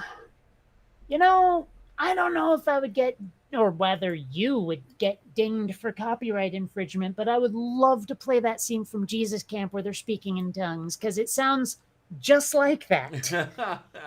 Like, I'm not even kidding. It sounds just like that. I mean, like, what's her face who runs the camp? She gets into this, like, she goes, and we're gonna pray in tongues. Oh, so Jesus, and it's like, okay. Alrighty then, we got a I whole. mean, she does it better. I can't imitate your Slavic nonsense, but you know, it sounds just like the shit you said. She has a full-blown Paula White going on, huh? I don't know who that is. Oh, that's Donald Trump's spiritual advisor. I'm glad I don't know who that is. Yeah. Yeah, Yes. purple, that's probably with 2 L's. Did she? She said polyamory, the love of colorful pet birds. And I'm like, yeah, but P-O-L-Y should be P-O-L-L-Y. Kopatia. Because Polly want a cracker, you know? Cracker one. Wonder how many people actually name their pet parrots Polly. Oh, more than one. Well, I'm sure, but I wonder what the ratio is, the percentage. I mean, it's probably, I don't know. I mean, it's kind of like how many people name their dog Fido or Rex. You know what I mean? I mean, it just seems like no skull sweat it went into naming that pet of yours. How many people name their parrots? Or Spot. That's another one. You know, it's funny now that I think about it. Trying to think if like the way we have all those typical stereotypical dog names, I'm trying to think of one for cats and can't come up with it.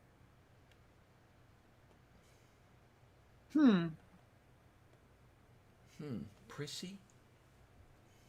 I don't know how much time like Columbia has left, and I don't know how ready I'll be to get another cat when she dies. But I think my next cat will be named Zagnar the Destroyer. Especially if the cat is the most laid-back feline that ever lived. Nah, just cuz. I mean, like, you look at a tiny little kitty and you go, Me? Zagnar the Destroyer. Yes. Yeah, that's you. Me? You know. And I think this time around I'll get a black cat because they are the ones that don't get adopted a lot. Right. So, and I cannot believe the questionnaire they make you fill out to adopt a pet these days. They Like, want. like seriously, one adoption agency for the pets even rejected me. I was like, what the fuck? What did I do? What did I say that was wrong? But the second place said sure, and that's where I got Xander. But like seriously, it's maybe not as costly or time consuming as getting a kid, but it's still difficult. Easy my note to knowing. I mean, did they ask your blood type or what? I mean. No, but I mean, they asked, like, what is your history with cats? Are you prepared to have like a 16-year commitment, et cetera, et cetera? I was like, dude, one of them was, would you declaw your cats? And I said, hell no, that's just mean. Yeah. If there was a way to do it without removing a knuckle, sure, but there isn't. Indeed. So I would never do that to a cat. Now, even at Sylvia's worst, I didn't consider declawing. Yeah. No, I wouldn't do it. It's unnecessary amputation. Fuck that. Love my kitties too much to mutilate them. Yeah. I mean, except for the whole like spaying and neutering part, because you kind of gotta. Kind of. I don't know. One thing I wonder though is like if every pet is spayed and neutered. I Where mean, do I you know they get have. more I know they pets? have like catch and release programs and stuff, but if the only way cats can breed is through strays and like breeders for show pets. I mean, I've heard of puppy mills, and I'm sure there's kitten mills, but Yeah. still, it seems odd. And frankly, I would only want to get a cat from an environment where they spent their time being loved and cared for, rather than just, oh yeah, you're one of this big, huge, like flock of cats. I heard that the name is actually like a clouder or glaring, but whatever. I know this doesn't sound good, but I'm not too sure I'd want a kitty from a show breeder or anything like that, because you breed those lines true, and you end up bringing out whatever recessive problems might have ended up there. Well, I mean, my main concern about buying from a breeder is how much it'll fucking cost. I mean, Oh, people make Jesus. people making show cats, they'll probably want multiple grand for one. Yeah. And I'd rather go on, like, say, Craigslist and adopt a kitty out of someone's home. Mm-hmm. Hell, when I got Xander, they wanted $150 for him. I paid it, but if you go on, say, Craigslist or whatever, you can get a cat for free, Yeah. long as you're not picky. Mm-hmm. I'm actually curious how many black cats are on Craigslist right now. It's funny, when I got Xander, he was being like fostered at someone's home, right? And they had his mother and his 3 siblings, and she kept begging me to take 2 of them off of her hands. Like begging me. She wanted me to take more than one. And I'm like, look, I would if I didn't already have a cat, but I kind of can't. I mean, 3 cats is too much. Okay. Okay. I don't want that many. I think it would be maybe beyond my ability to even take care of them.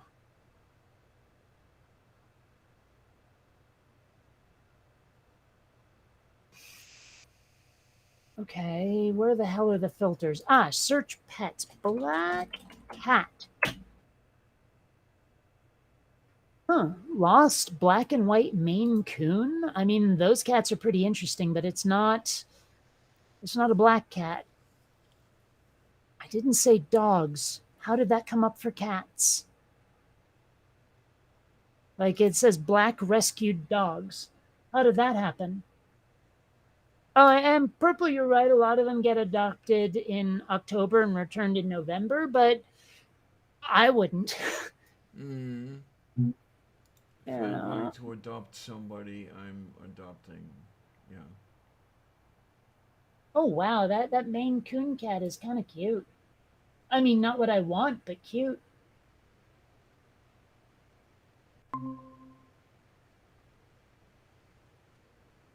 Meow. And then you got this bad boy right here. That's closer to what I'm after. Meow. Especially since he's solid black. When I had Ivan, he was more like one of those tuxedo kitties, Yeah. and I really want a cat that's just solid black. Oh, jeepers! But this is in Ramona. Where the hell is that? For a second, I thought it was Pomona, but I mean that's near LA. I wonder if I can let. Oh, golly, that's way too far away. But I wonder if I can sort them by distance. I might have to give up on Craigslist though because it's not very like reliable. I'd probably have to go to another one of those like websites that are specifically for this. You know? Hmm. Let's see.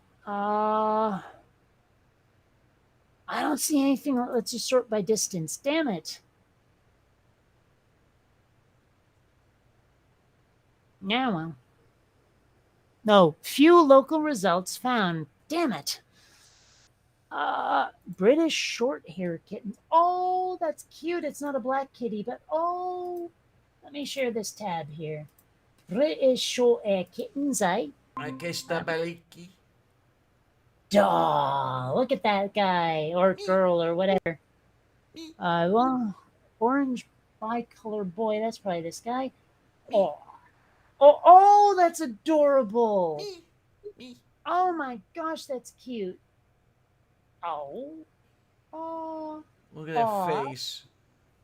I know, right?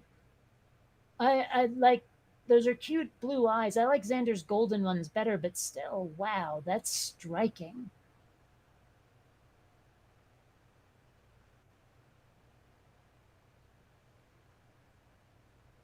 Wow, look at that. Look at those deep, deep blue Blue-eyed eyes. white. Ooh, deaf. Wow, that's amazing. Oh, it's only in Claremont. That's not that far from actual San Diego.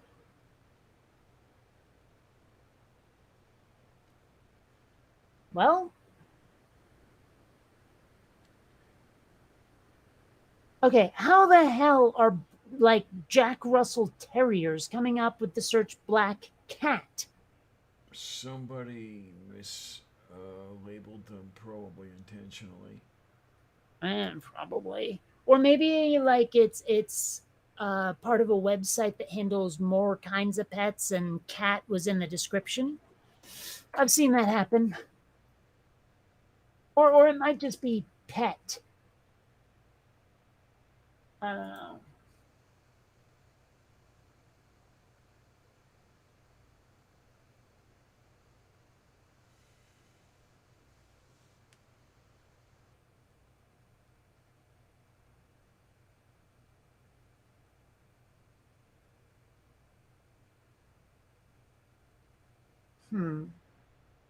Sorry, I'm reading something Stool sent me on Twitter and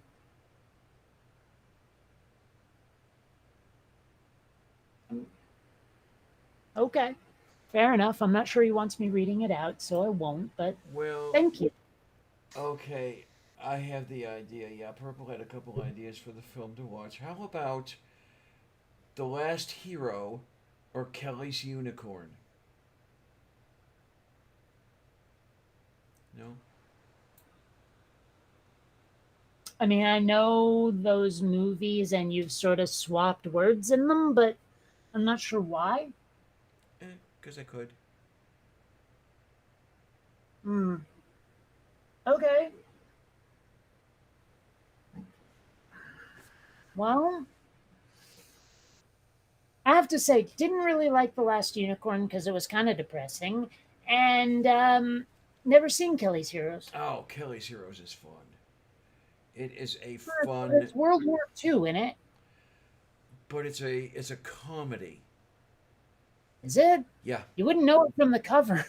No, I mean, like, seriously, it looks like some sort of, like, hard-hitting war drama from the cover. no, no, no, no. It's the misadventures of this ragtag group um, that find out that there's a bunch of gold in a bank, and they go about getting the gold. You know, maybe I'm thinking of a different cover. Maybe I'm thinking of The Dirty Dozen. You might be. The Dirty Dozen is definitely hard hitting. Yep. Well, I've never seen it. I'm just saying I think I might have the cover mixed up. Let's Try poster instead of cover because that. Yeah, I'm thinking of The Dirty Dozen. Because I remember it has that image of what's his face with the machine gun. Who, Lee Marvin?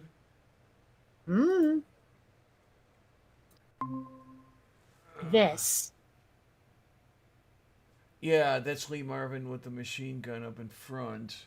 And then let me see who else you've got. You've got Bronson, you've got James Brown, Telly Savalas. Nine. Yeah. Oh.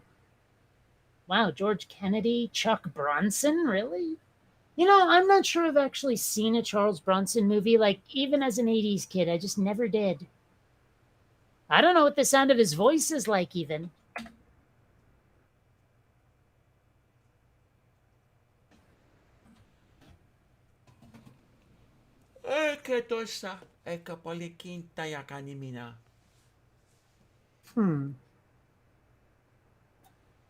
Here we go. Like, as much as Charles Bronson is an action hero, I gotta give props to this fella whose last name I'm not sure how to pronounce, but it might just be Long despite that E in there.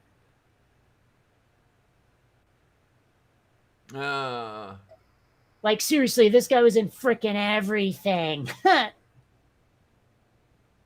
mean, like, really. It's gotten to the point with 80s kids where if you see him in a movie, you're like, cool, everybody drink, you know, or something. There's even a documentary about him just called Henchman. Like, seriously, yes, I think I know. Dude's awesome. And like also, you know, a lot of people who look at it, like, he doesn't have a lot of dialogue in movies. So it's really easy to not realize that he completely has an American accent, kind of like Pat Morita, because in The Karate Kid, his accent is like completely fake. That's not how he sounds, you know. So I mean, like, it's the same with this Al Long. I don't know how to pronounce it, fella. Is like there's one or two movies where he speaks and he sounds like a dude who grew up in the valley. It's kind of funny.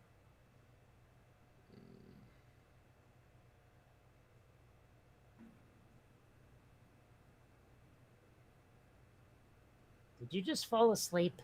No. Because that's my job. No, it's just so full of poo. Okay, that doesn't explain what you're doing, but I mean, I accept your premise.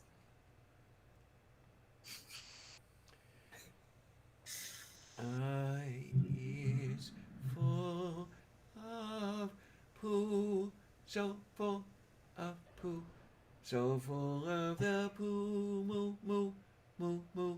I is full of poo, moo, moo. No, huh?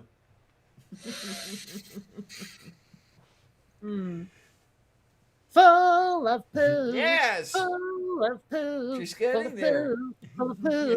Full of poo. Yeah. She's getting there. I'm going to have you totally corrupted. You are not. I'm only doing that because, like, I wanted to show you up.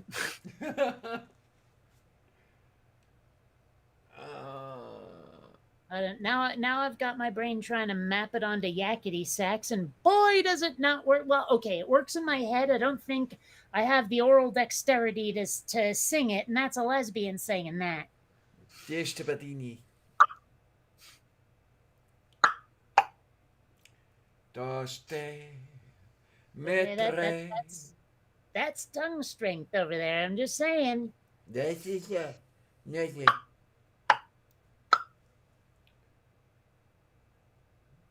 Oh, Yes, the X-Lex can that to fixing to making. so I get lax. Is X short for extra? Might be, I don't know. Not sure. Truly, I'm not sure.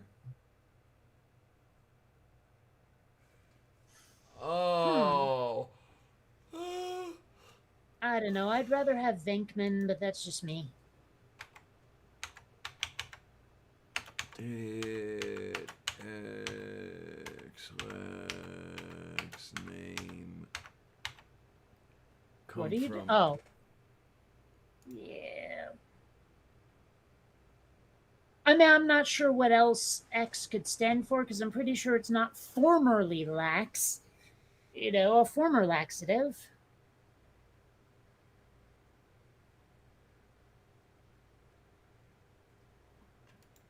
Why, Stool, are you on your phone? Did you get auto corrected? Oh, why was X-Lax discontinued? It was discontinued? The maker of X-Lax, the nation's top-selling overnight laxative, pulled 3 versions of the product off store shelves today after the Food and Drug Administration proposed a ban on the main ingredient, which has been linked to cancer in rats and mice. You know what else has been linked to cancer in rats and mice? Not subscribing to Bionic Dance. Diacaresta, mete petronda por colega patienta. Oh, and for the jackasses who like insist on no misinformation, that was humor, you putzes. Okay, so wait a minute. Here we go. Now, phenolphthalein, cancer. Phenolphthalein exposure causes multiple carcinogenic effects, including neoplasm in kidney, or adrenal medulla, hematopoietic system, and ovary in rats. There is a report that reveals oral administration of phenolphthalein is able to cause histocytic sarcoma and lymphoma in B6C3F1 mice. Okay.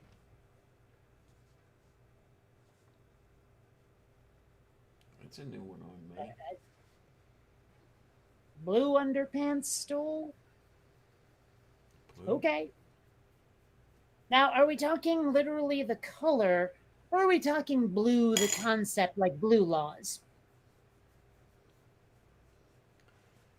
I don't know. I am hesitant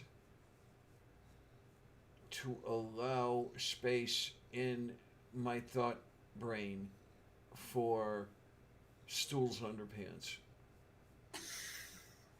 Well, you know, I lived through the 80s where we watched Back to the Future and saw Michael J. Fox in purple Calvin Klein briefs. Oh, I think I jeez. can handle hearing about Stool's blue undies. Not the Petrosia.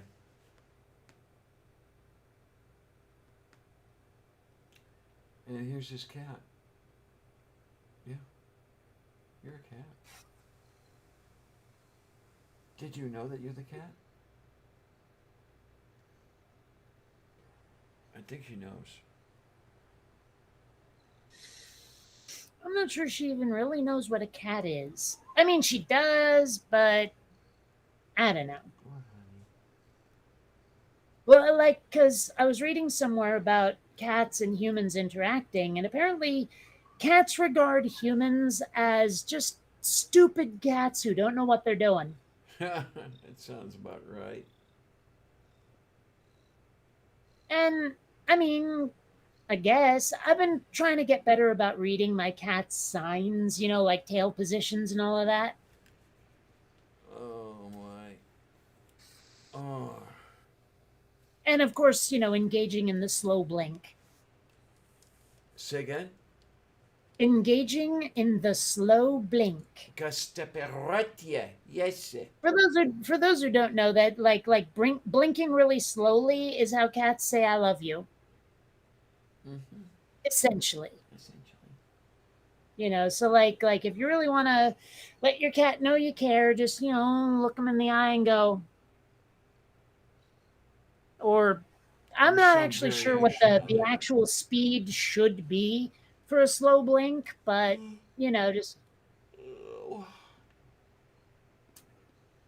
Damn cat. yeah. Use damn cat. Yeah. Use a damn cat. Yeah. It's funny. Like, I remember seeing something or reading something where it was British, and instead of saying tidy whities, they seem to say Y fronts. Okay. Makes sense. Unless that's a different design. I don't know. But, to be perfectly honest, I've gone out of my way to not look at boy underwear, so I don't really know if there's a distinction. I mean, you can't get through life without at least seeing tidy whities, but I haven't sought out imagery. Diokorostu. So, yeah, Mage, it's true. Much of animal speech is in body language. In fact, most cats don't meow to each other. It's really only to get the attention of humans. Mm. And of course, some of it is from scent, glands, pheromones, all of that. But yeah, a lot of what animals do, non-human animals do, is like only interpretable through body language, but their cues and styles are not like ours, so it takes learning. It's like learning, I don't know, really dumbed down sign language. Mm-hmm. I do often wonder what it's like being a cat, but not so much physically as in your head, the thinking. How do cats think? What is it like to think as a cat? How much of it is like you remember I was talking about the way I think and trying to get in touch with my subconscious and try to cut out all of the translation into English and see where it leads me. I wonder if that's what it's like being a cat. Oh my. Yeah, it's true, Purple. A lot of cats even know their names. They just don't care. Yeah, huh? You know. It's funny, like when people pet cats or whatever, and they want to make that, like that sound. Well, somehow mine turned into a weird cross between dolphins and the predator because I go like, like that. I don't know if you can hear it. Yep. And I don't know. I don't know how I got started on that. Oh. Actually, I think some of the predators' noises are dolphins, but you know. There's definitely I've come up with a couple of signals for my cats, like a double clap. Clap, clap means food time, Yes. right? And a certain whistle that I'm not going to do right now indicates it's not just food time, but the food's getting placed. Here's your dishes, kitties. There's a whistle for that. So yeah. For a while, I was trying to teach Xander to give me 5. And it was working. I'd go up to him like, give me 5, and he would. But after a while, he started putting the claws into it, and I stopped. Shit. Oh. I got to see what. No, that is too tiny. Yeah, Xander has a tendency to come when he's called a lot of the time, but definitely not all of it. Yeah, especially if he thinks there's something coming up that he wants, like pettings or whatever. It's kind of cute. He has this tendency, like, okay, pretend this bad boy is Xander, and he's got his legs down and all of that. You start petting him, and all of a sudden he just goes onto his side and starts rolling around. And he's the only cat I know who likes his tummy petted. Okay, yeah, I haven't known very many kitten cats that like the tummy petted. No, Columbia hates it. Oh, here You know, we go. she'll try to run away, and if she can't get away, she'll start doing the bunny kicking. Oh, yeah. You were All right. wondering. There's the Speak of kitty the devil. Nez. You were wondering about the cat brain. I can't really read that, but it looks like humor. Yeah, over the top, we have obsession with imaginary insects and mysterious adoration of just one spot on the bed. And Well, I was looking at barf and can opener sonar. Uh-huh. Yeah. And shedding on freshly vacuumed surfaces cortex. Infatuation with people who hate cats. Yes. It is the foo-foo. I mean, I guess I get that one. If you actually want affection and people are acting like, get away from me, I can imagine a cat insisting. Like, what the hell? I'm a cat. You love me. Yes. It is my just due. It is the egg and the fleeg. Oh, hopefully my cat doesn't get fleas. I suppose it's better than Tiggs. Or words. Yes. Words. You can't really map that onto worms, can you? No, but I had to deal with that once. My brain just went somewhere terrible. Do you think they have feline ivermectin? Something similar, yeah. Now, a rescue I took in had worms. Had to deworm the little kitty. God, it's so silly that people are doing that. What, the ivermectin? Yeah. I mean, it's like anything but the real cure or vaccine, anything but the real preventative, anything. Yeah, it's pretty like, much. Why? You people are schmucks.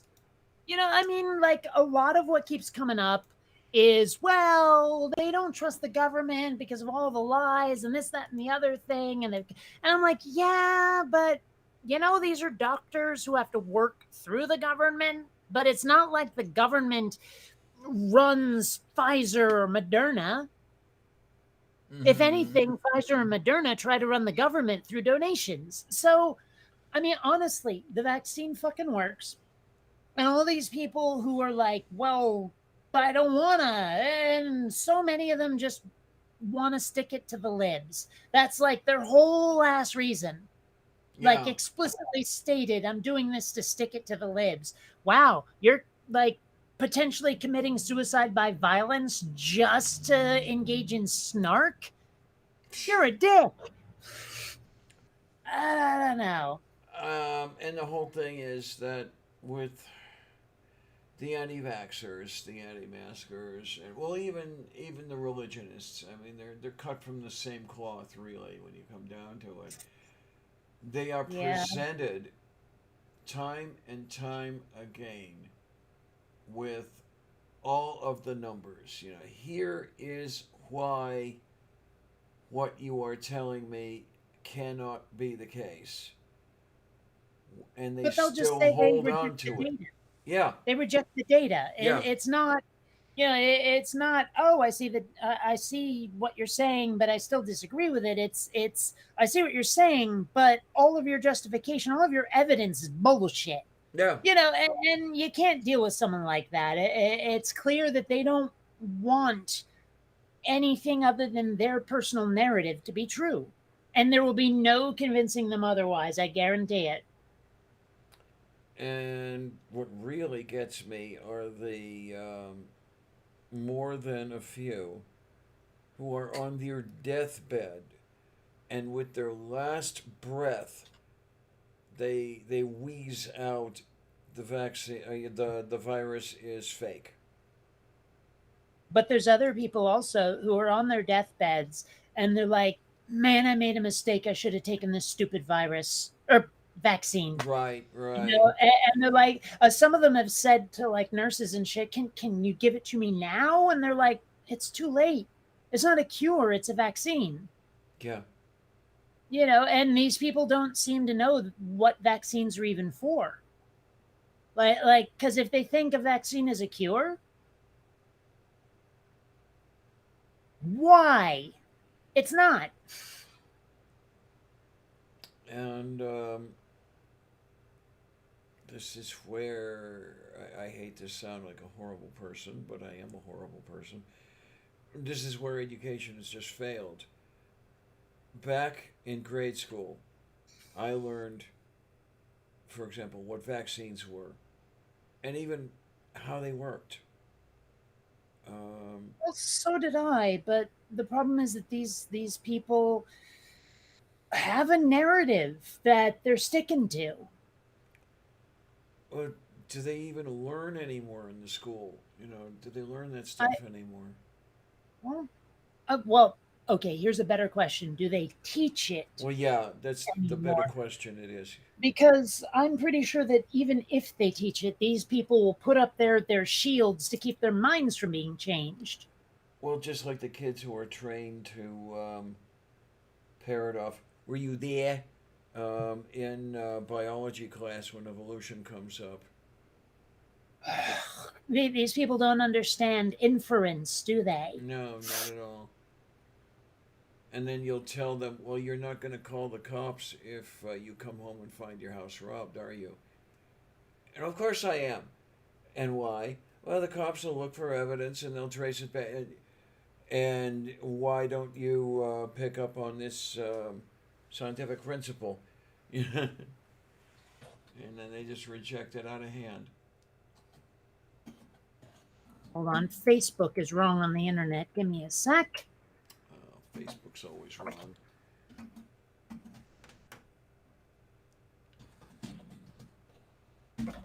Che bella setta. No, trada belle chisse. There is to into. Okay, if they are labeling humor as misinformation, they can suck it. Who's doing what to whom and for how much? Facebook decided that one of my pictures counts as misinformation when it's clearly humor. What, did they stick you in prison? No, but they hid the photo. Oh. Let's see, hold on. I mean, you can still see it, but Jesus, Harold Christ. Like, okay. This is false info according to them. Here's the photo. Dallas Cowboys cheerleaders unveiling new uniforms. Who doesn't think that's humor? Oh, for fuck's sake. But they labeled the bastard misinformation. What the fuck? I mean, come on, people. That is the poo-poo. That is what it is. It is. It is the poo-poo. So, okay, I posted something to Twitter, and I don't know if you saw it, and I think you'll find it amusing. I don't know if I saw it. Depends on... Oh, my...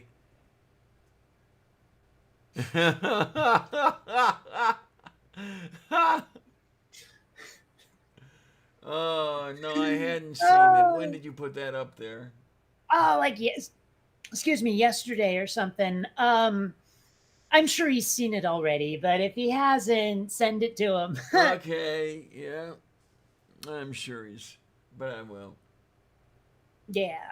Yeah. I haven't Did you talked see to the him in a thing while. where Mark Hamill tweeted out just his own name and Yes. it got retweeted 1,000 times? I tried to do something similar and it did not go well. I got a lot of likes, no retweets. Oh well. Da Euchorostu.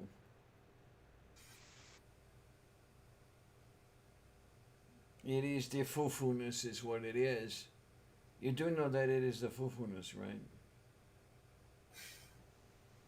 Sure. Yes. Here is an image that I hope at least some people get. I know you won't, although you should, but you won't.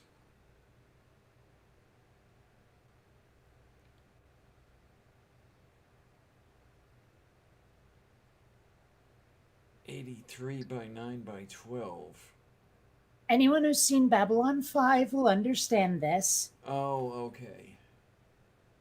The basic premise was Captain Sheridan was trying to get a bunch of people to be on his side about something like this potential attack that was coming, but no one would. No one would believe him. No one would get on board. They kept feeling like oh, you want us to work with our rivals, blah blah blah blah, right? And so what he did was he started planting a bunch of like seemingly evasive information that was supposed to make them suspicious and demand his help. Right? So one of the things he did, he got on, he got Ivanova to read on the like, what was it called? Like Resistance TV or something. I forget. Voice of the Resistance. That was it. He got her to say that nothing happened in Sector 83 by 9 by 12 today. And all of these like alien ambassadors are going, why would they deny this? There had to be something there, and then he sends a Star Fury out to blow up a bunch of asteroids in some random sector and come back. And they're all like, there's nothing there. What were those asteroids? Why did they have to shoot that down? And after a while, they're like, there's something out there. There's something that wants to get us. And they go up to Captain Sheridan and they're like, you have to protect us. I don't care if you think there's nothing there. You have to help us. And he's like, what can I do? My hands are tied. And then he goes back into his office and just laughs his ass off. It's, I don't know. I love that show. It is Moo. And here is one that I made that I don't know if people understood. Like, it got 2 likes. I think it's funnier than that. Okay, then. Just mark safe from today. Let's okay, today didn't manage to get me. Yeah, but tomorrow's right around the corner. Well, tomorrow's another day. I've never even seen that movie, but fuck it, I know the line. Tomorrow is another move.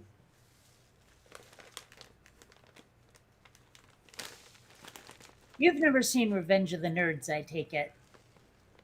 I think I've seen a clip or two, but I haven't seen the entire film, no. Well, there was a sorority on campus called Omega Mu. Okay, then. Actually, I saw an internet debate recently where people were like saying that Greek letter, is it mu or mu? I'm on the mu side, but I don't know. Well, you'd better change your mind, because when I see it, I see moo, and you think everything I say is wrong. Wow.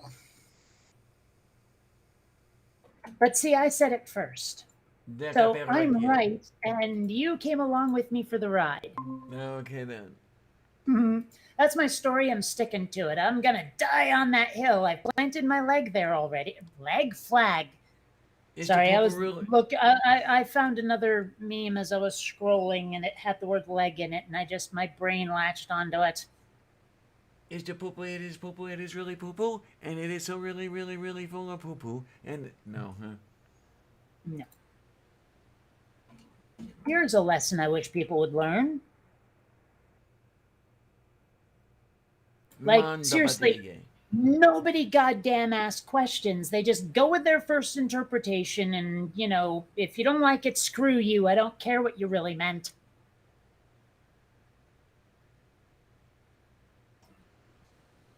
Oh, here's one everyone figured out was written by me. Oh, football, excuse me. Okay, then.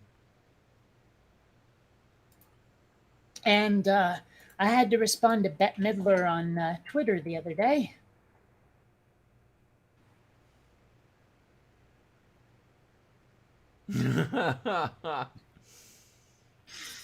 Mm. And I gotta say, I like that one. Okay, then, yeah.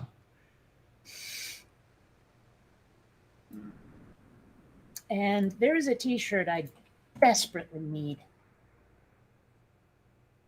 Alrighty then. It is Moo. Man, I really wish I had some weed right now. Meow. Oh well. Oh. Kitty. You with the kitty. Hmm. There's Kitty over there.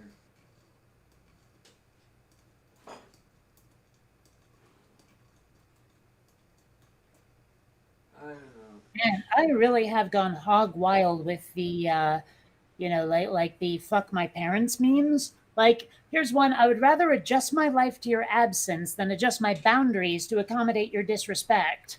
Shendaya. Moo moo moo moo moo. Well,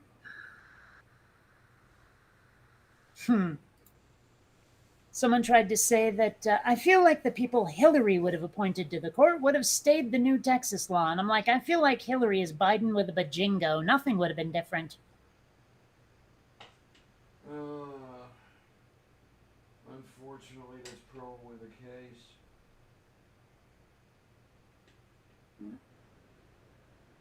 Well, the feeling I get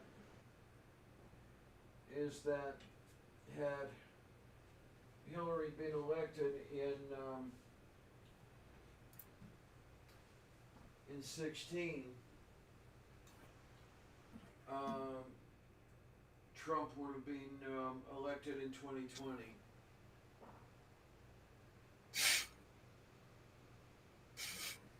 Sorry, I saw something amusing that's not worth posting, but I have something else here. You ever see or read or whatever Dune?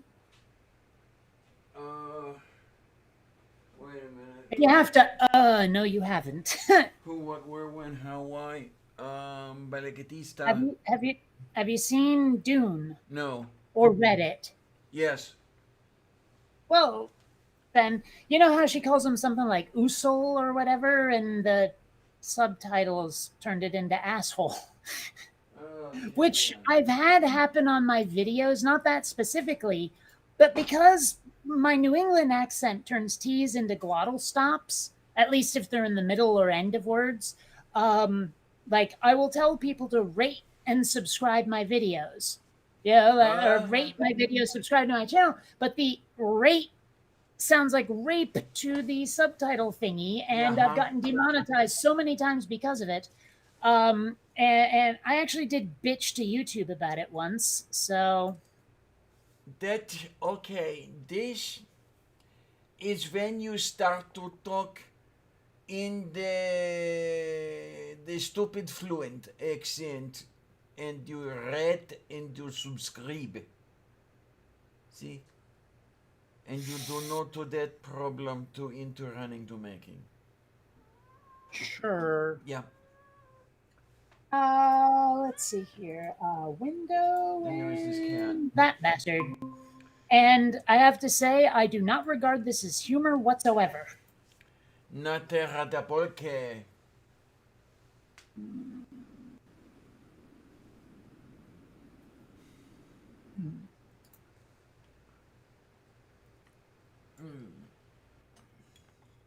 I like this one too.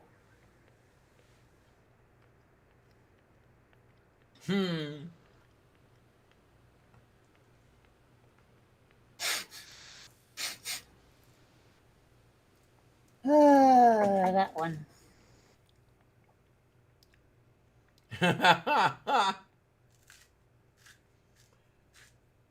And the biggie and the biggie and the biggie boo boo. And I'm showing this one just to piss you off. Aww.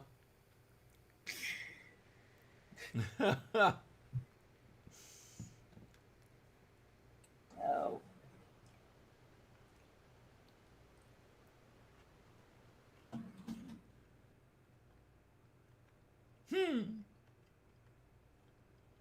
Yeah, I have to say my like my Facebook page has kind of become a dumping ground for memes. Uh, let's see here.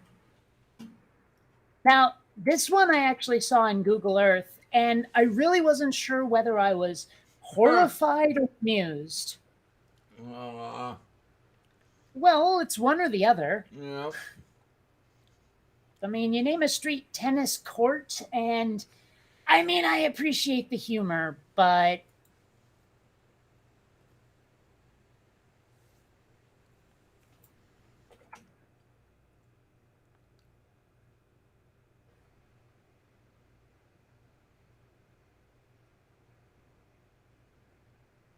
Okay.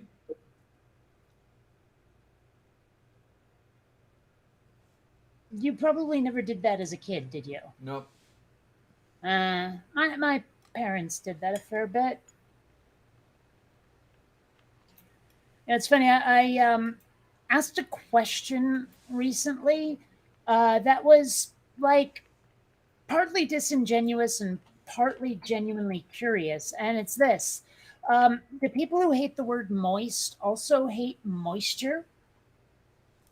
Because I'm very curious which part of the word moist wigs people out. Huh. Yeah. Wow, that's interesting. Hmm.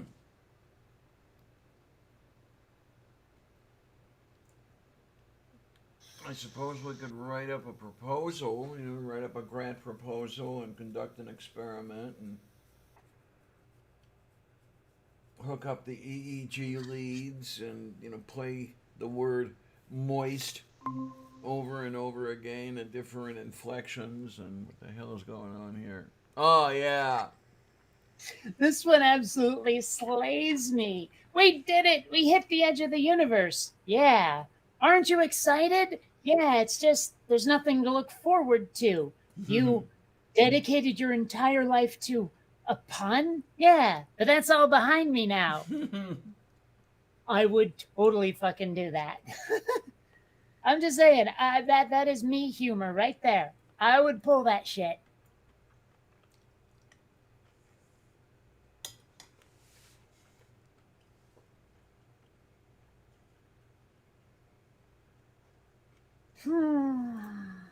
Now, one thing I did send to my parents, and they reacted to it in a mildly positive way, actually, is I sent them this: a neurotypical's guide to an autistic communication style. Because let's face it, a lot of people don't get how the hell I relate to them, and I have to say I relate to this really well. Like rude and blunt, honest, helpful, informative, intense, passionate, deeply informed. Weird, not understanding why certain social behaviors are important, lacking clarity on how to run a conversation smoothly, not sure about private/public topics, good sense of humor, but certain jokes are tough. Aloof, not sure how to connect, afraid of being rejected, anxious, not interested in small talk and trivial topics. I mean, not sure how to connect and afraid of being rejected, yes, but monopolizing conversation, deeply passionate and knowledgeable about a topic, unable to figure out exactly how much detail needs to be shared for clarity, info dumping. That's you. You do that all the damn time. Stating the obvious, looking for a connection, establishing common ground, having a conversation in an accessible way, attempting small talk. Awkward, unable to decipher social rules of the moment, constantly worried about hurting other people's feelings, second guessing everything, slow language processing, and missing subtle cues. Except for the slow language processing, too sensitive to emotion, hyper vigilant, and I will define that if you don't know it, and anxious due to frequent negative feedback. Hello, perfectionism.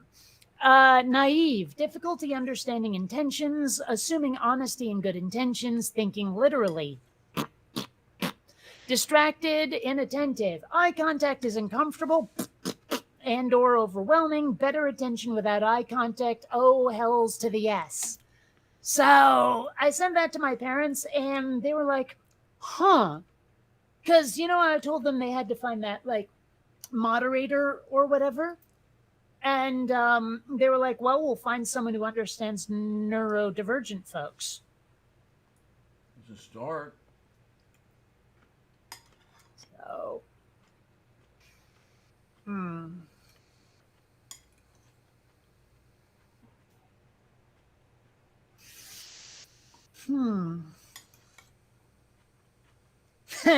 Here's one. It says, in England, booster shot is spelled Boostershire shot. Kind of like the one that said the opposite of a Debbie Downer is a methamphetamine. Yeah.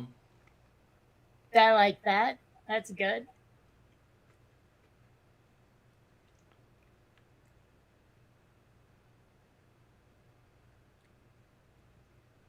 Anti-masker drowns after trying out scuba diving.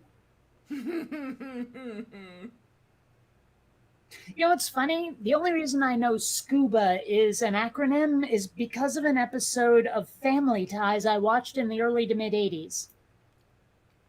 Oh, okay. Because, like, I forget who was taking the test, but Alex and Mallory had to know that, like that acronym. Like, one of them was tutoring the other. And at one point, they're just going, what does scuba stand for? And they got into this weird, like sort of sing-songy chant that was like self-contained underwater breathing apparatus, and like they repeated it 1,000 times. And by the end of it, I had it memorized. And so I've known that possibly even before my age was 10. Yeah. That's the only reason I know it's an acronym. And thank you, Jacques Cousteau.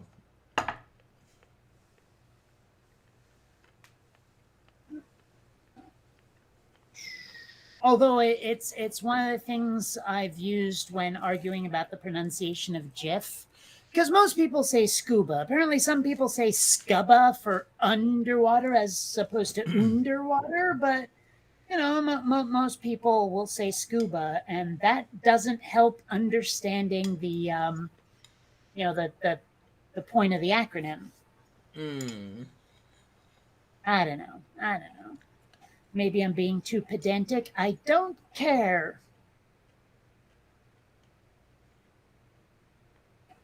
Besides, I've dropped that one because now my go-to is Judge Advocate General being JAG instead of JADGE. If that doesn't convince someone that it should be GIF and not GIF, they're just digging in their heels. Because, constantly the excuse is, but G stands for graphics, so it's GIF. That's not a rule. Just saying. Here's one. It says, them. Abortion is murder, and it's never all right to kill your child. By the way, they spelled it wrong. But they spelled all right incorrectly. Any parent who would do that is pure evil. And then me, cool. Explain the story of the crucifixion to me again. And they could have gone to Abraham as well. Yeah. The part that knocks me out, though, is it sounds like Isaac just went along with it. Like he didn't have to be bodily dragged to this sacrificial table or whatever. Yeah, I know. Because, it said, hey, I'm going to sacrifice you to prove to my God that I love him. I'd be like, fuck you, and take a rake to the guy. You know what I mean? Well, if I remember the story correctly, somehow the kid didn't figure out what was going on until he was hogtied on the altar. How do you do that? I mean, they're even walking up there and they said, "Hey, Pop, we haven't got a sacrifice. God will provide." I mean, you got to be pretty clueless to not realize. Maybe you wouldn't think of that of your parent, but even so, at some point, you'd have to get a little suspicious.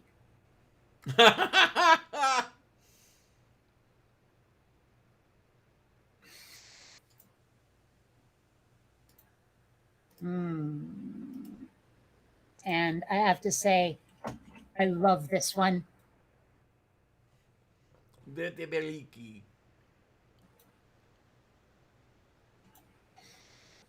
I'm hoping you understand it. We're talking about Bill and Ted. Mm-hmm. Yeah. Mm. Nesta Bahadia. Oh. Now, here's one that's absolutely terrifying. Oh, I got to go to see the egg thing. I'm just saying.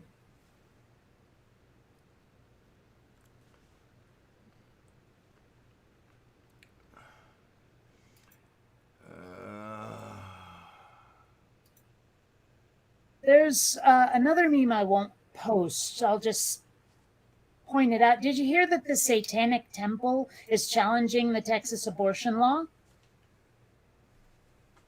I'm trying to remember if you had said something about this on Sunday or no. Actually, that might have been me. I can't quite remember though. Well, regardless, yeah, they're making a challenge, and I forget exactly what the basis is, but I wish them all the luck in the world. I certainly So hope- here's a picture worth 1,000 words. Okay, let's see if we got egg thing on the og thing. Yeah, uh-huh.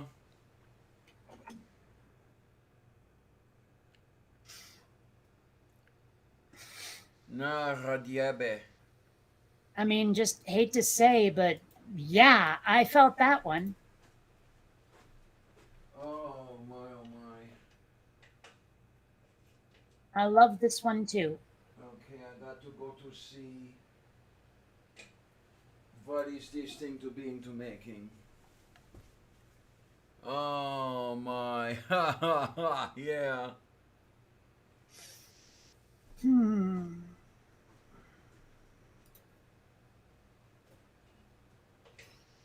You know, it's funny how many Christians will reject the word magic for what their God does. Yeah.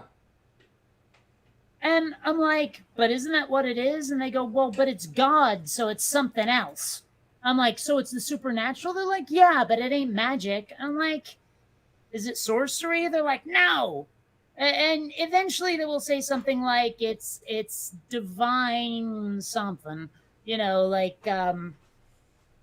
it's divine intervention, it's miracles, and I'm like, so how is that different from magic? And apparently the only X factor is who did it. Yeah, it's special pleading. Mm-hmm.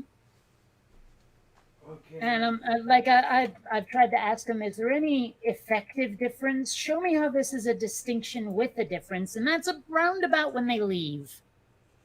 Okay, let's get this. There we go. Oh God, I'm old. Don't get old. Just don't do it. It is og and foo and boo and goo, and I is so full of poo.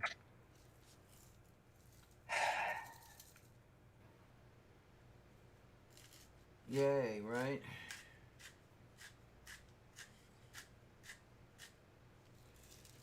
Okay, what else do we have here? Oh, So, Surus mentioned someone- it. Yeah, okay. What? Huh? Well, but how are miracles anything other than magic? I have to They ask. aren't. Yeah. Someone got on my case earlier today for having the temerity to point out that Jews weren't the only victims of the Holocaust.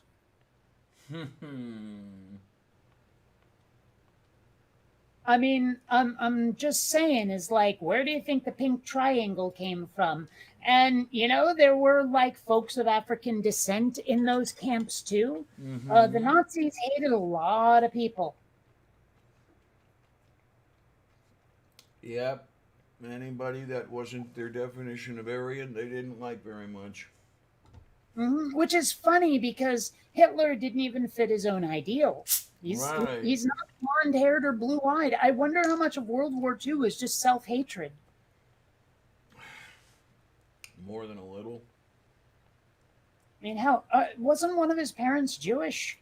I swear he has some Jewish blood in him. Yeah, I'm pretty sure. I'm not sure how far back you'd have to go. Not very far, though. Ugh, man. I still don't know why that was his last name instead of Schickelgruber. Like, what inspired the change, I wonder? I don't know. I got to go in to see if anybody's got any ideas. It's been so long since I've read any of the biographical material, I don't remember any of it. Oh, wow. Man, I hate it when I get tired at 10 o'clock, stay up till midnight, now I'm wide ass awake. Moo. Man, I hate that. Oh, Hitler's mother. Okay.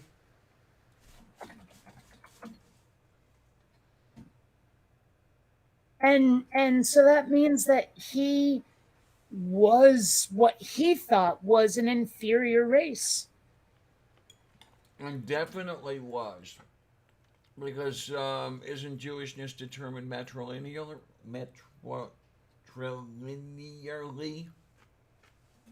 I don't know. That's very not my area.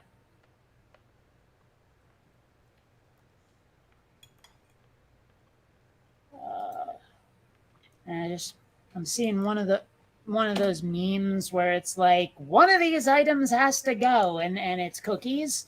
So I had to explain how oatmeal raisin can go bye-bye. You know what I wonder? What would oatmeal raisin cookies be like without the raisins?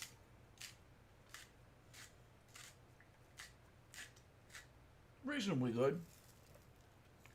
And one thing I wondered, and I even looked it up, and it turns out there really is a reason for it. Why the hell do we put those fork marks on peanut butter cookies?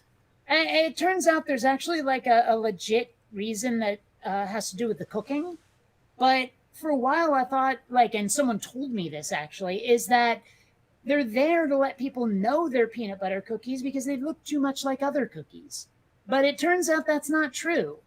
Like, apparently the fork marks aid in cooking it somehow. I'm trying to remember if they flatten, if it's the marks left over from flattening the cookie against the baking sheet, or if No. or if the ridges allow for more surface area. No. No. No, it was something like heat flow. You know, it was like it won't cook all the way through or something if you don't like put the fork marks on. I forget exactly what it was, but it was something like pretty random. Let's see, why do we put fork marks on peanut butter cookies? There it goes. Well, okay, it is flattening, but it's for more even baking, which I find odd because clearly there's lots of divots in these things. They're not flattened so much. I mean, what if you took something solid, I don't know, a plate or one of those things that they use in fast food joints to push the burger down into the grill, yeah. Slab of metal? Why not flatten them like that? Or is it absolutely required that it be fork marks?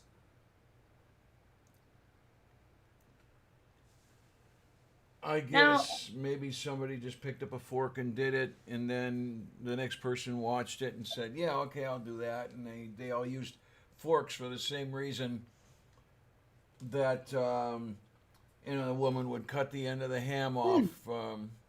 Nope, here it is. Found it. Okay. Peanut butter cookie dough is denser than a lot of other cookie doughs. That's why putting the hash marks in the cookie dough actually flattens them for more even bake. Oh, wait, they put the cookie dough as balls, as spheres? Mm-hmm. Huh. I've never cooked a cookie that way. But it says here, without being pressed, the cookies will not cook evenly, and nobody likes a cookie that's half burnt, half raw. Right. So yeah, it is a matter of even cooking, but I still think it's weird that they use forks to do it. I mean, hell, you could just go if you wanted to. I mean, clean your hands first, but still.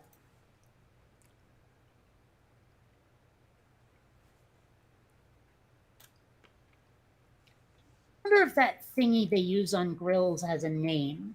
You know, it's probably something like vertical spatula. I don't know, but What, the thing that presses the burgers out?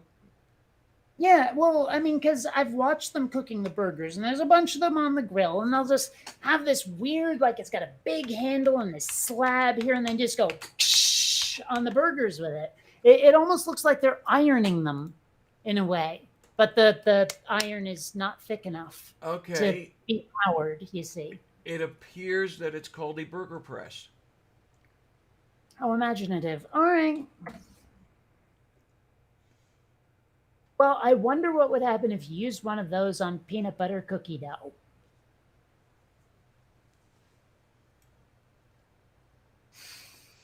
Get a really big peanut butter cookie? I'm not really a fan of peanut butter cookies, actually. They feel a little overwhelming.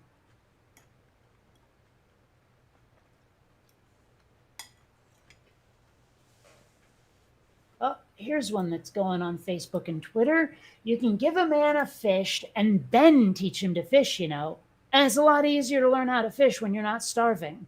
Mmm. Damn good point.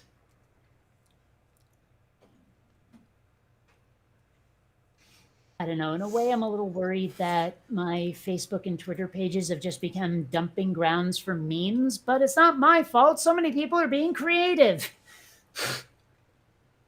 I mean, you know, how dare you make good points, right? Moo. Ah, well. Here's a weird question because it sort of a little bit came up in the chat. What Purple just said, bacon press. Can you cook bacon and make it not all wrinkly and wavy? I wonder. I mean, I know don't turkey know. bacon will come out a bit like a credit card, but not so much regular bacon. Actually, I should start buying turkey bacon again. It actually goes really well in rice. And there's one brand of turkey bacon, like I know a lot of people like to run it down, but if you don't try to expect it to taste like pig bacon, it's actually damn good. Kind of like how if you make a burger out of ground turkey, don't expect it to taste like a hamburger, but it's still pretty good for what it is, you know? Moo. Just saying. Man, I wish Amazon would let you put weed on your wish list. Maybe if it gets legalized, they will, but I kind of doubt it because there's really no way to enforce the, only 18 and over stuff or however old it is, 21. I don't know if it's 21. I guess it's 21. Most of the websites say 21. I mean, the thing is, maybe they have to put that on there for legal reasons or something, but really, who doesn't just say, yes, I'm over 21 when confronted with that page? You know what I mean? Right.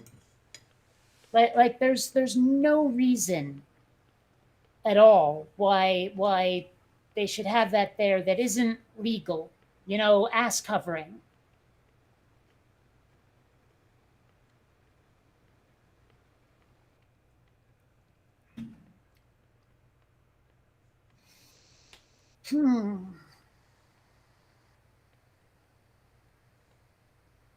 Hence the bacon press.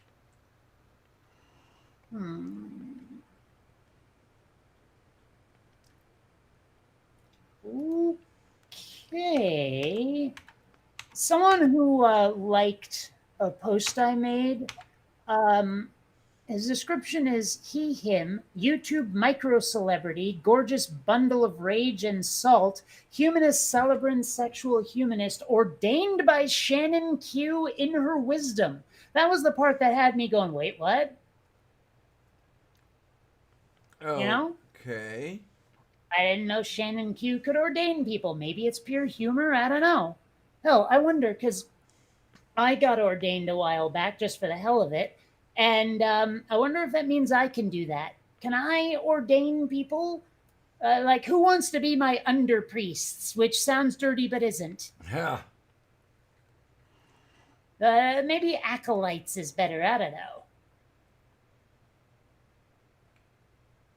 I guess it all depends on the orders under which you're ordained. Yeah. Sorry, I'm looking at some of the humor.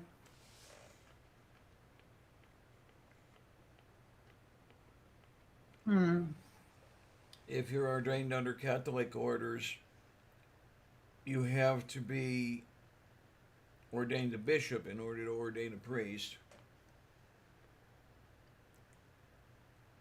I'd never want to be a bishop, though. I couldn't get I couldn't get used to walking diagonally all the time.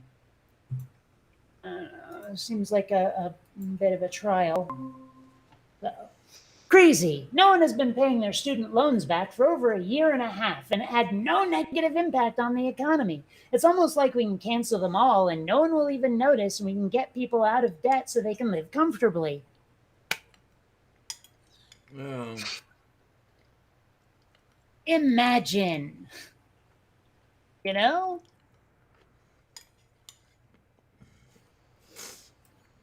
I actually sent an email to VSAC, the Vermont Student Assistance Corporation, the people who handle my student loans, to ask them whether, if Biden cancels loans, will it affect these? Because I think he can only cancel federal loans.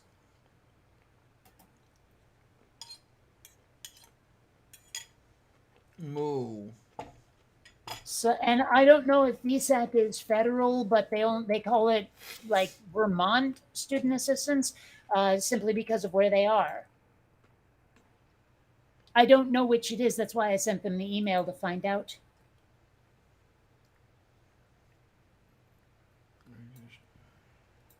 I don't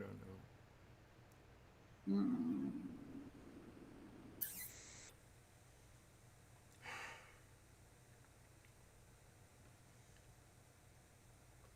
Huh. Well, that's a little bit on the ironic side, I guess. Mexico's Supreme Court votes to decriminalize abortion. Yeah. I wonder if they did that just to stick it to the U.S. I wonder. Which honestly would make me laugh. I wouldn't be insulted. I think that's hilarious.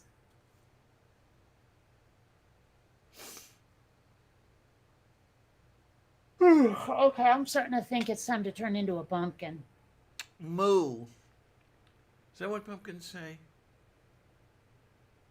I thought they said boo. You said boo and goo? Because, well, you know, Halloween, jack-o'-lanterns, boo, you know? It is the moo.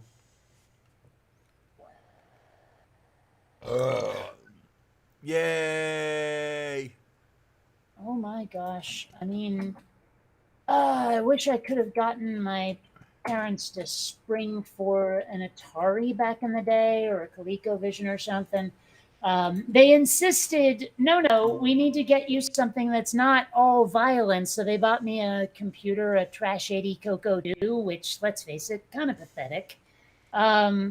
But I managed to play games on it anyway. I mean, sure, I learned to program in BASIC a bit, but I still didn't know, like even when I was taking a class in Pascal in high school, like the teacher, he never really told me how to build an engine or even that I should. So I was doing a lot of brute force stuff in programming because I just didn't have the concepts down. I wish I could do it again now, but I don't even know if Pascal or I'm sure BASIC is still a thing, but I don't know about Pascal. I'd probably have to learn like C or C plus plus or something, that I don't already know. And effort shock. I've got so many projects already, you know? Oh my! I'll tell you, C I find to be a fun language. Well, I So wouldn't know. say again. Well, I wouldn't know. It's really good for laying things out in the form of subroutines.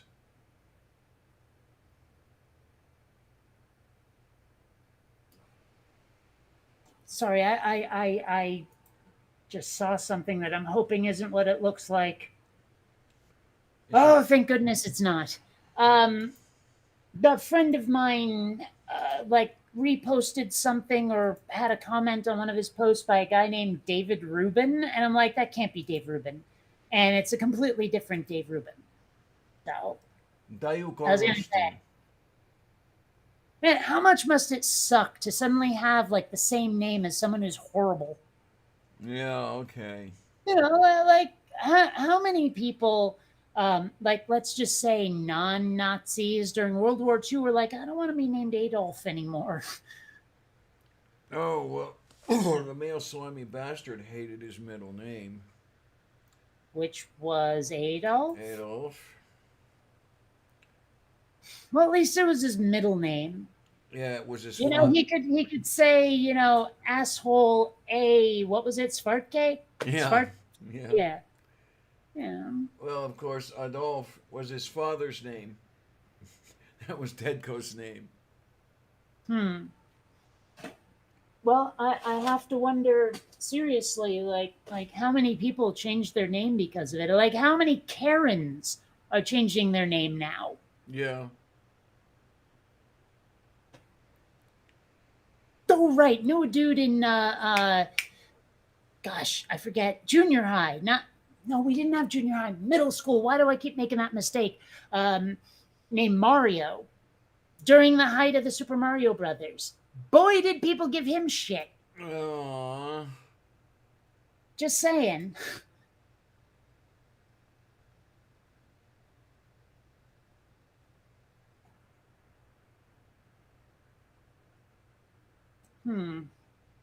Anyway, like I said, it's probably time for me to turn into a pumpkin. I'm very, very tired. Um, Also, it's like a half hour past when I usually take my melatonin to make me tired. So Moo. sometimes I think I really should make sure to like take the melatonin at the right time, because sometimes I like take it and then I realize I have to stay up a little bit later, and like it seems like there's a small window for it to actually put me to sleep.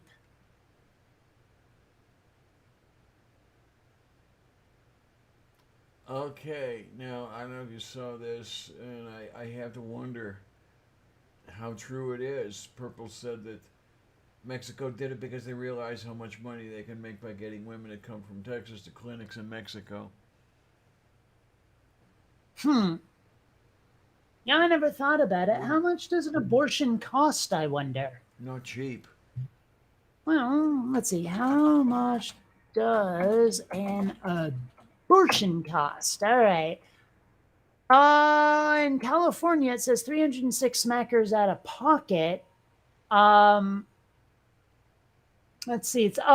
But it isn't available after 10 weeks. After that, the only option is a surgical abortion, which costs an average of $887 out of pocket in California. But this is on an article from the LA Times that says California aims to make abortion cheaper, unlike many states. So, when was this written? I wonder. June 7th, 2021. So it's kind of recent.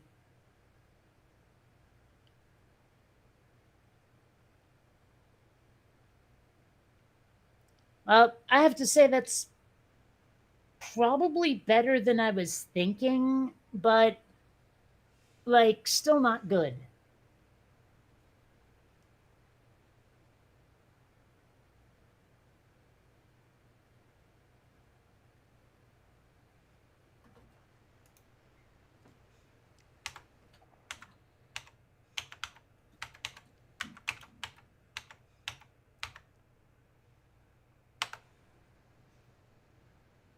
Hmm.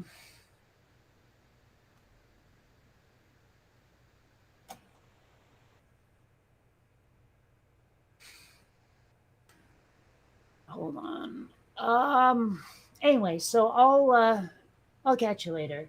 Oh, Sunday. okay. Will you be good and stuff and thing and yeah, I think so. I won't be good, but see Oh, ya. yay. Have fun, honey. I will. Oh, my. Okay, kids. I think I can say, and I want to thank everybody who's here. I want to thank everybody who's not here. You guys are amazing. Keep me coming. Excuse me. Keep me coming back. As long as you keep wanting me, and as long as I'm alive to do it, then yeah, I guess I can keep doing it. So how's that sound? You like that idea? I'm amazed we have 9 people still this late. But thanks for that too. Yeah, because it's 01:39. Mage may be busy Sunday.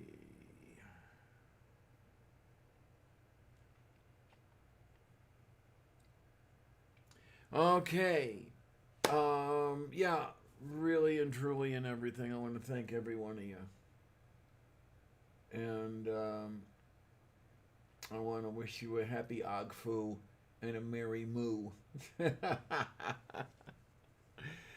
Oh, thanks a lot, troops. See you on the other side.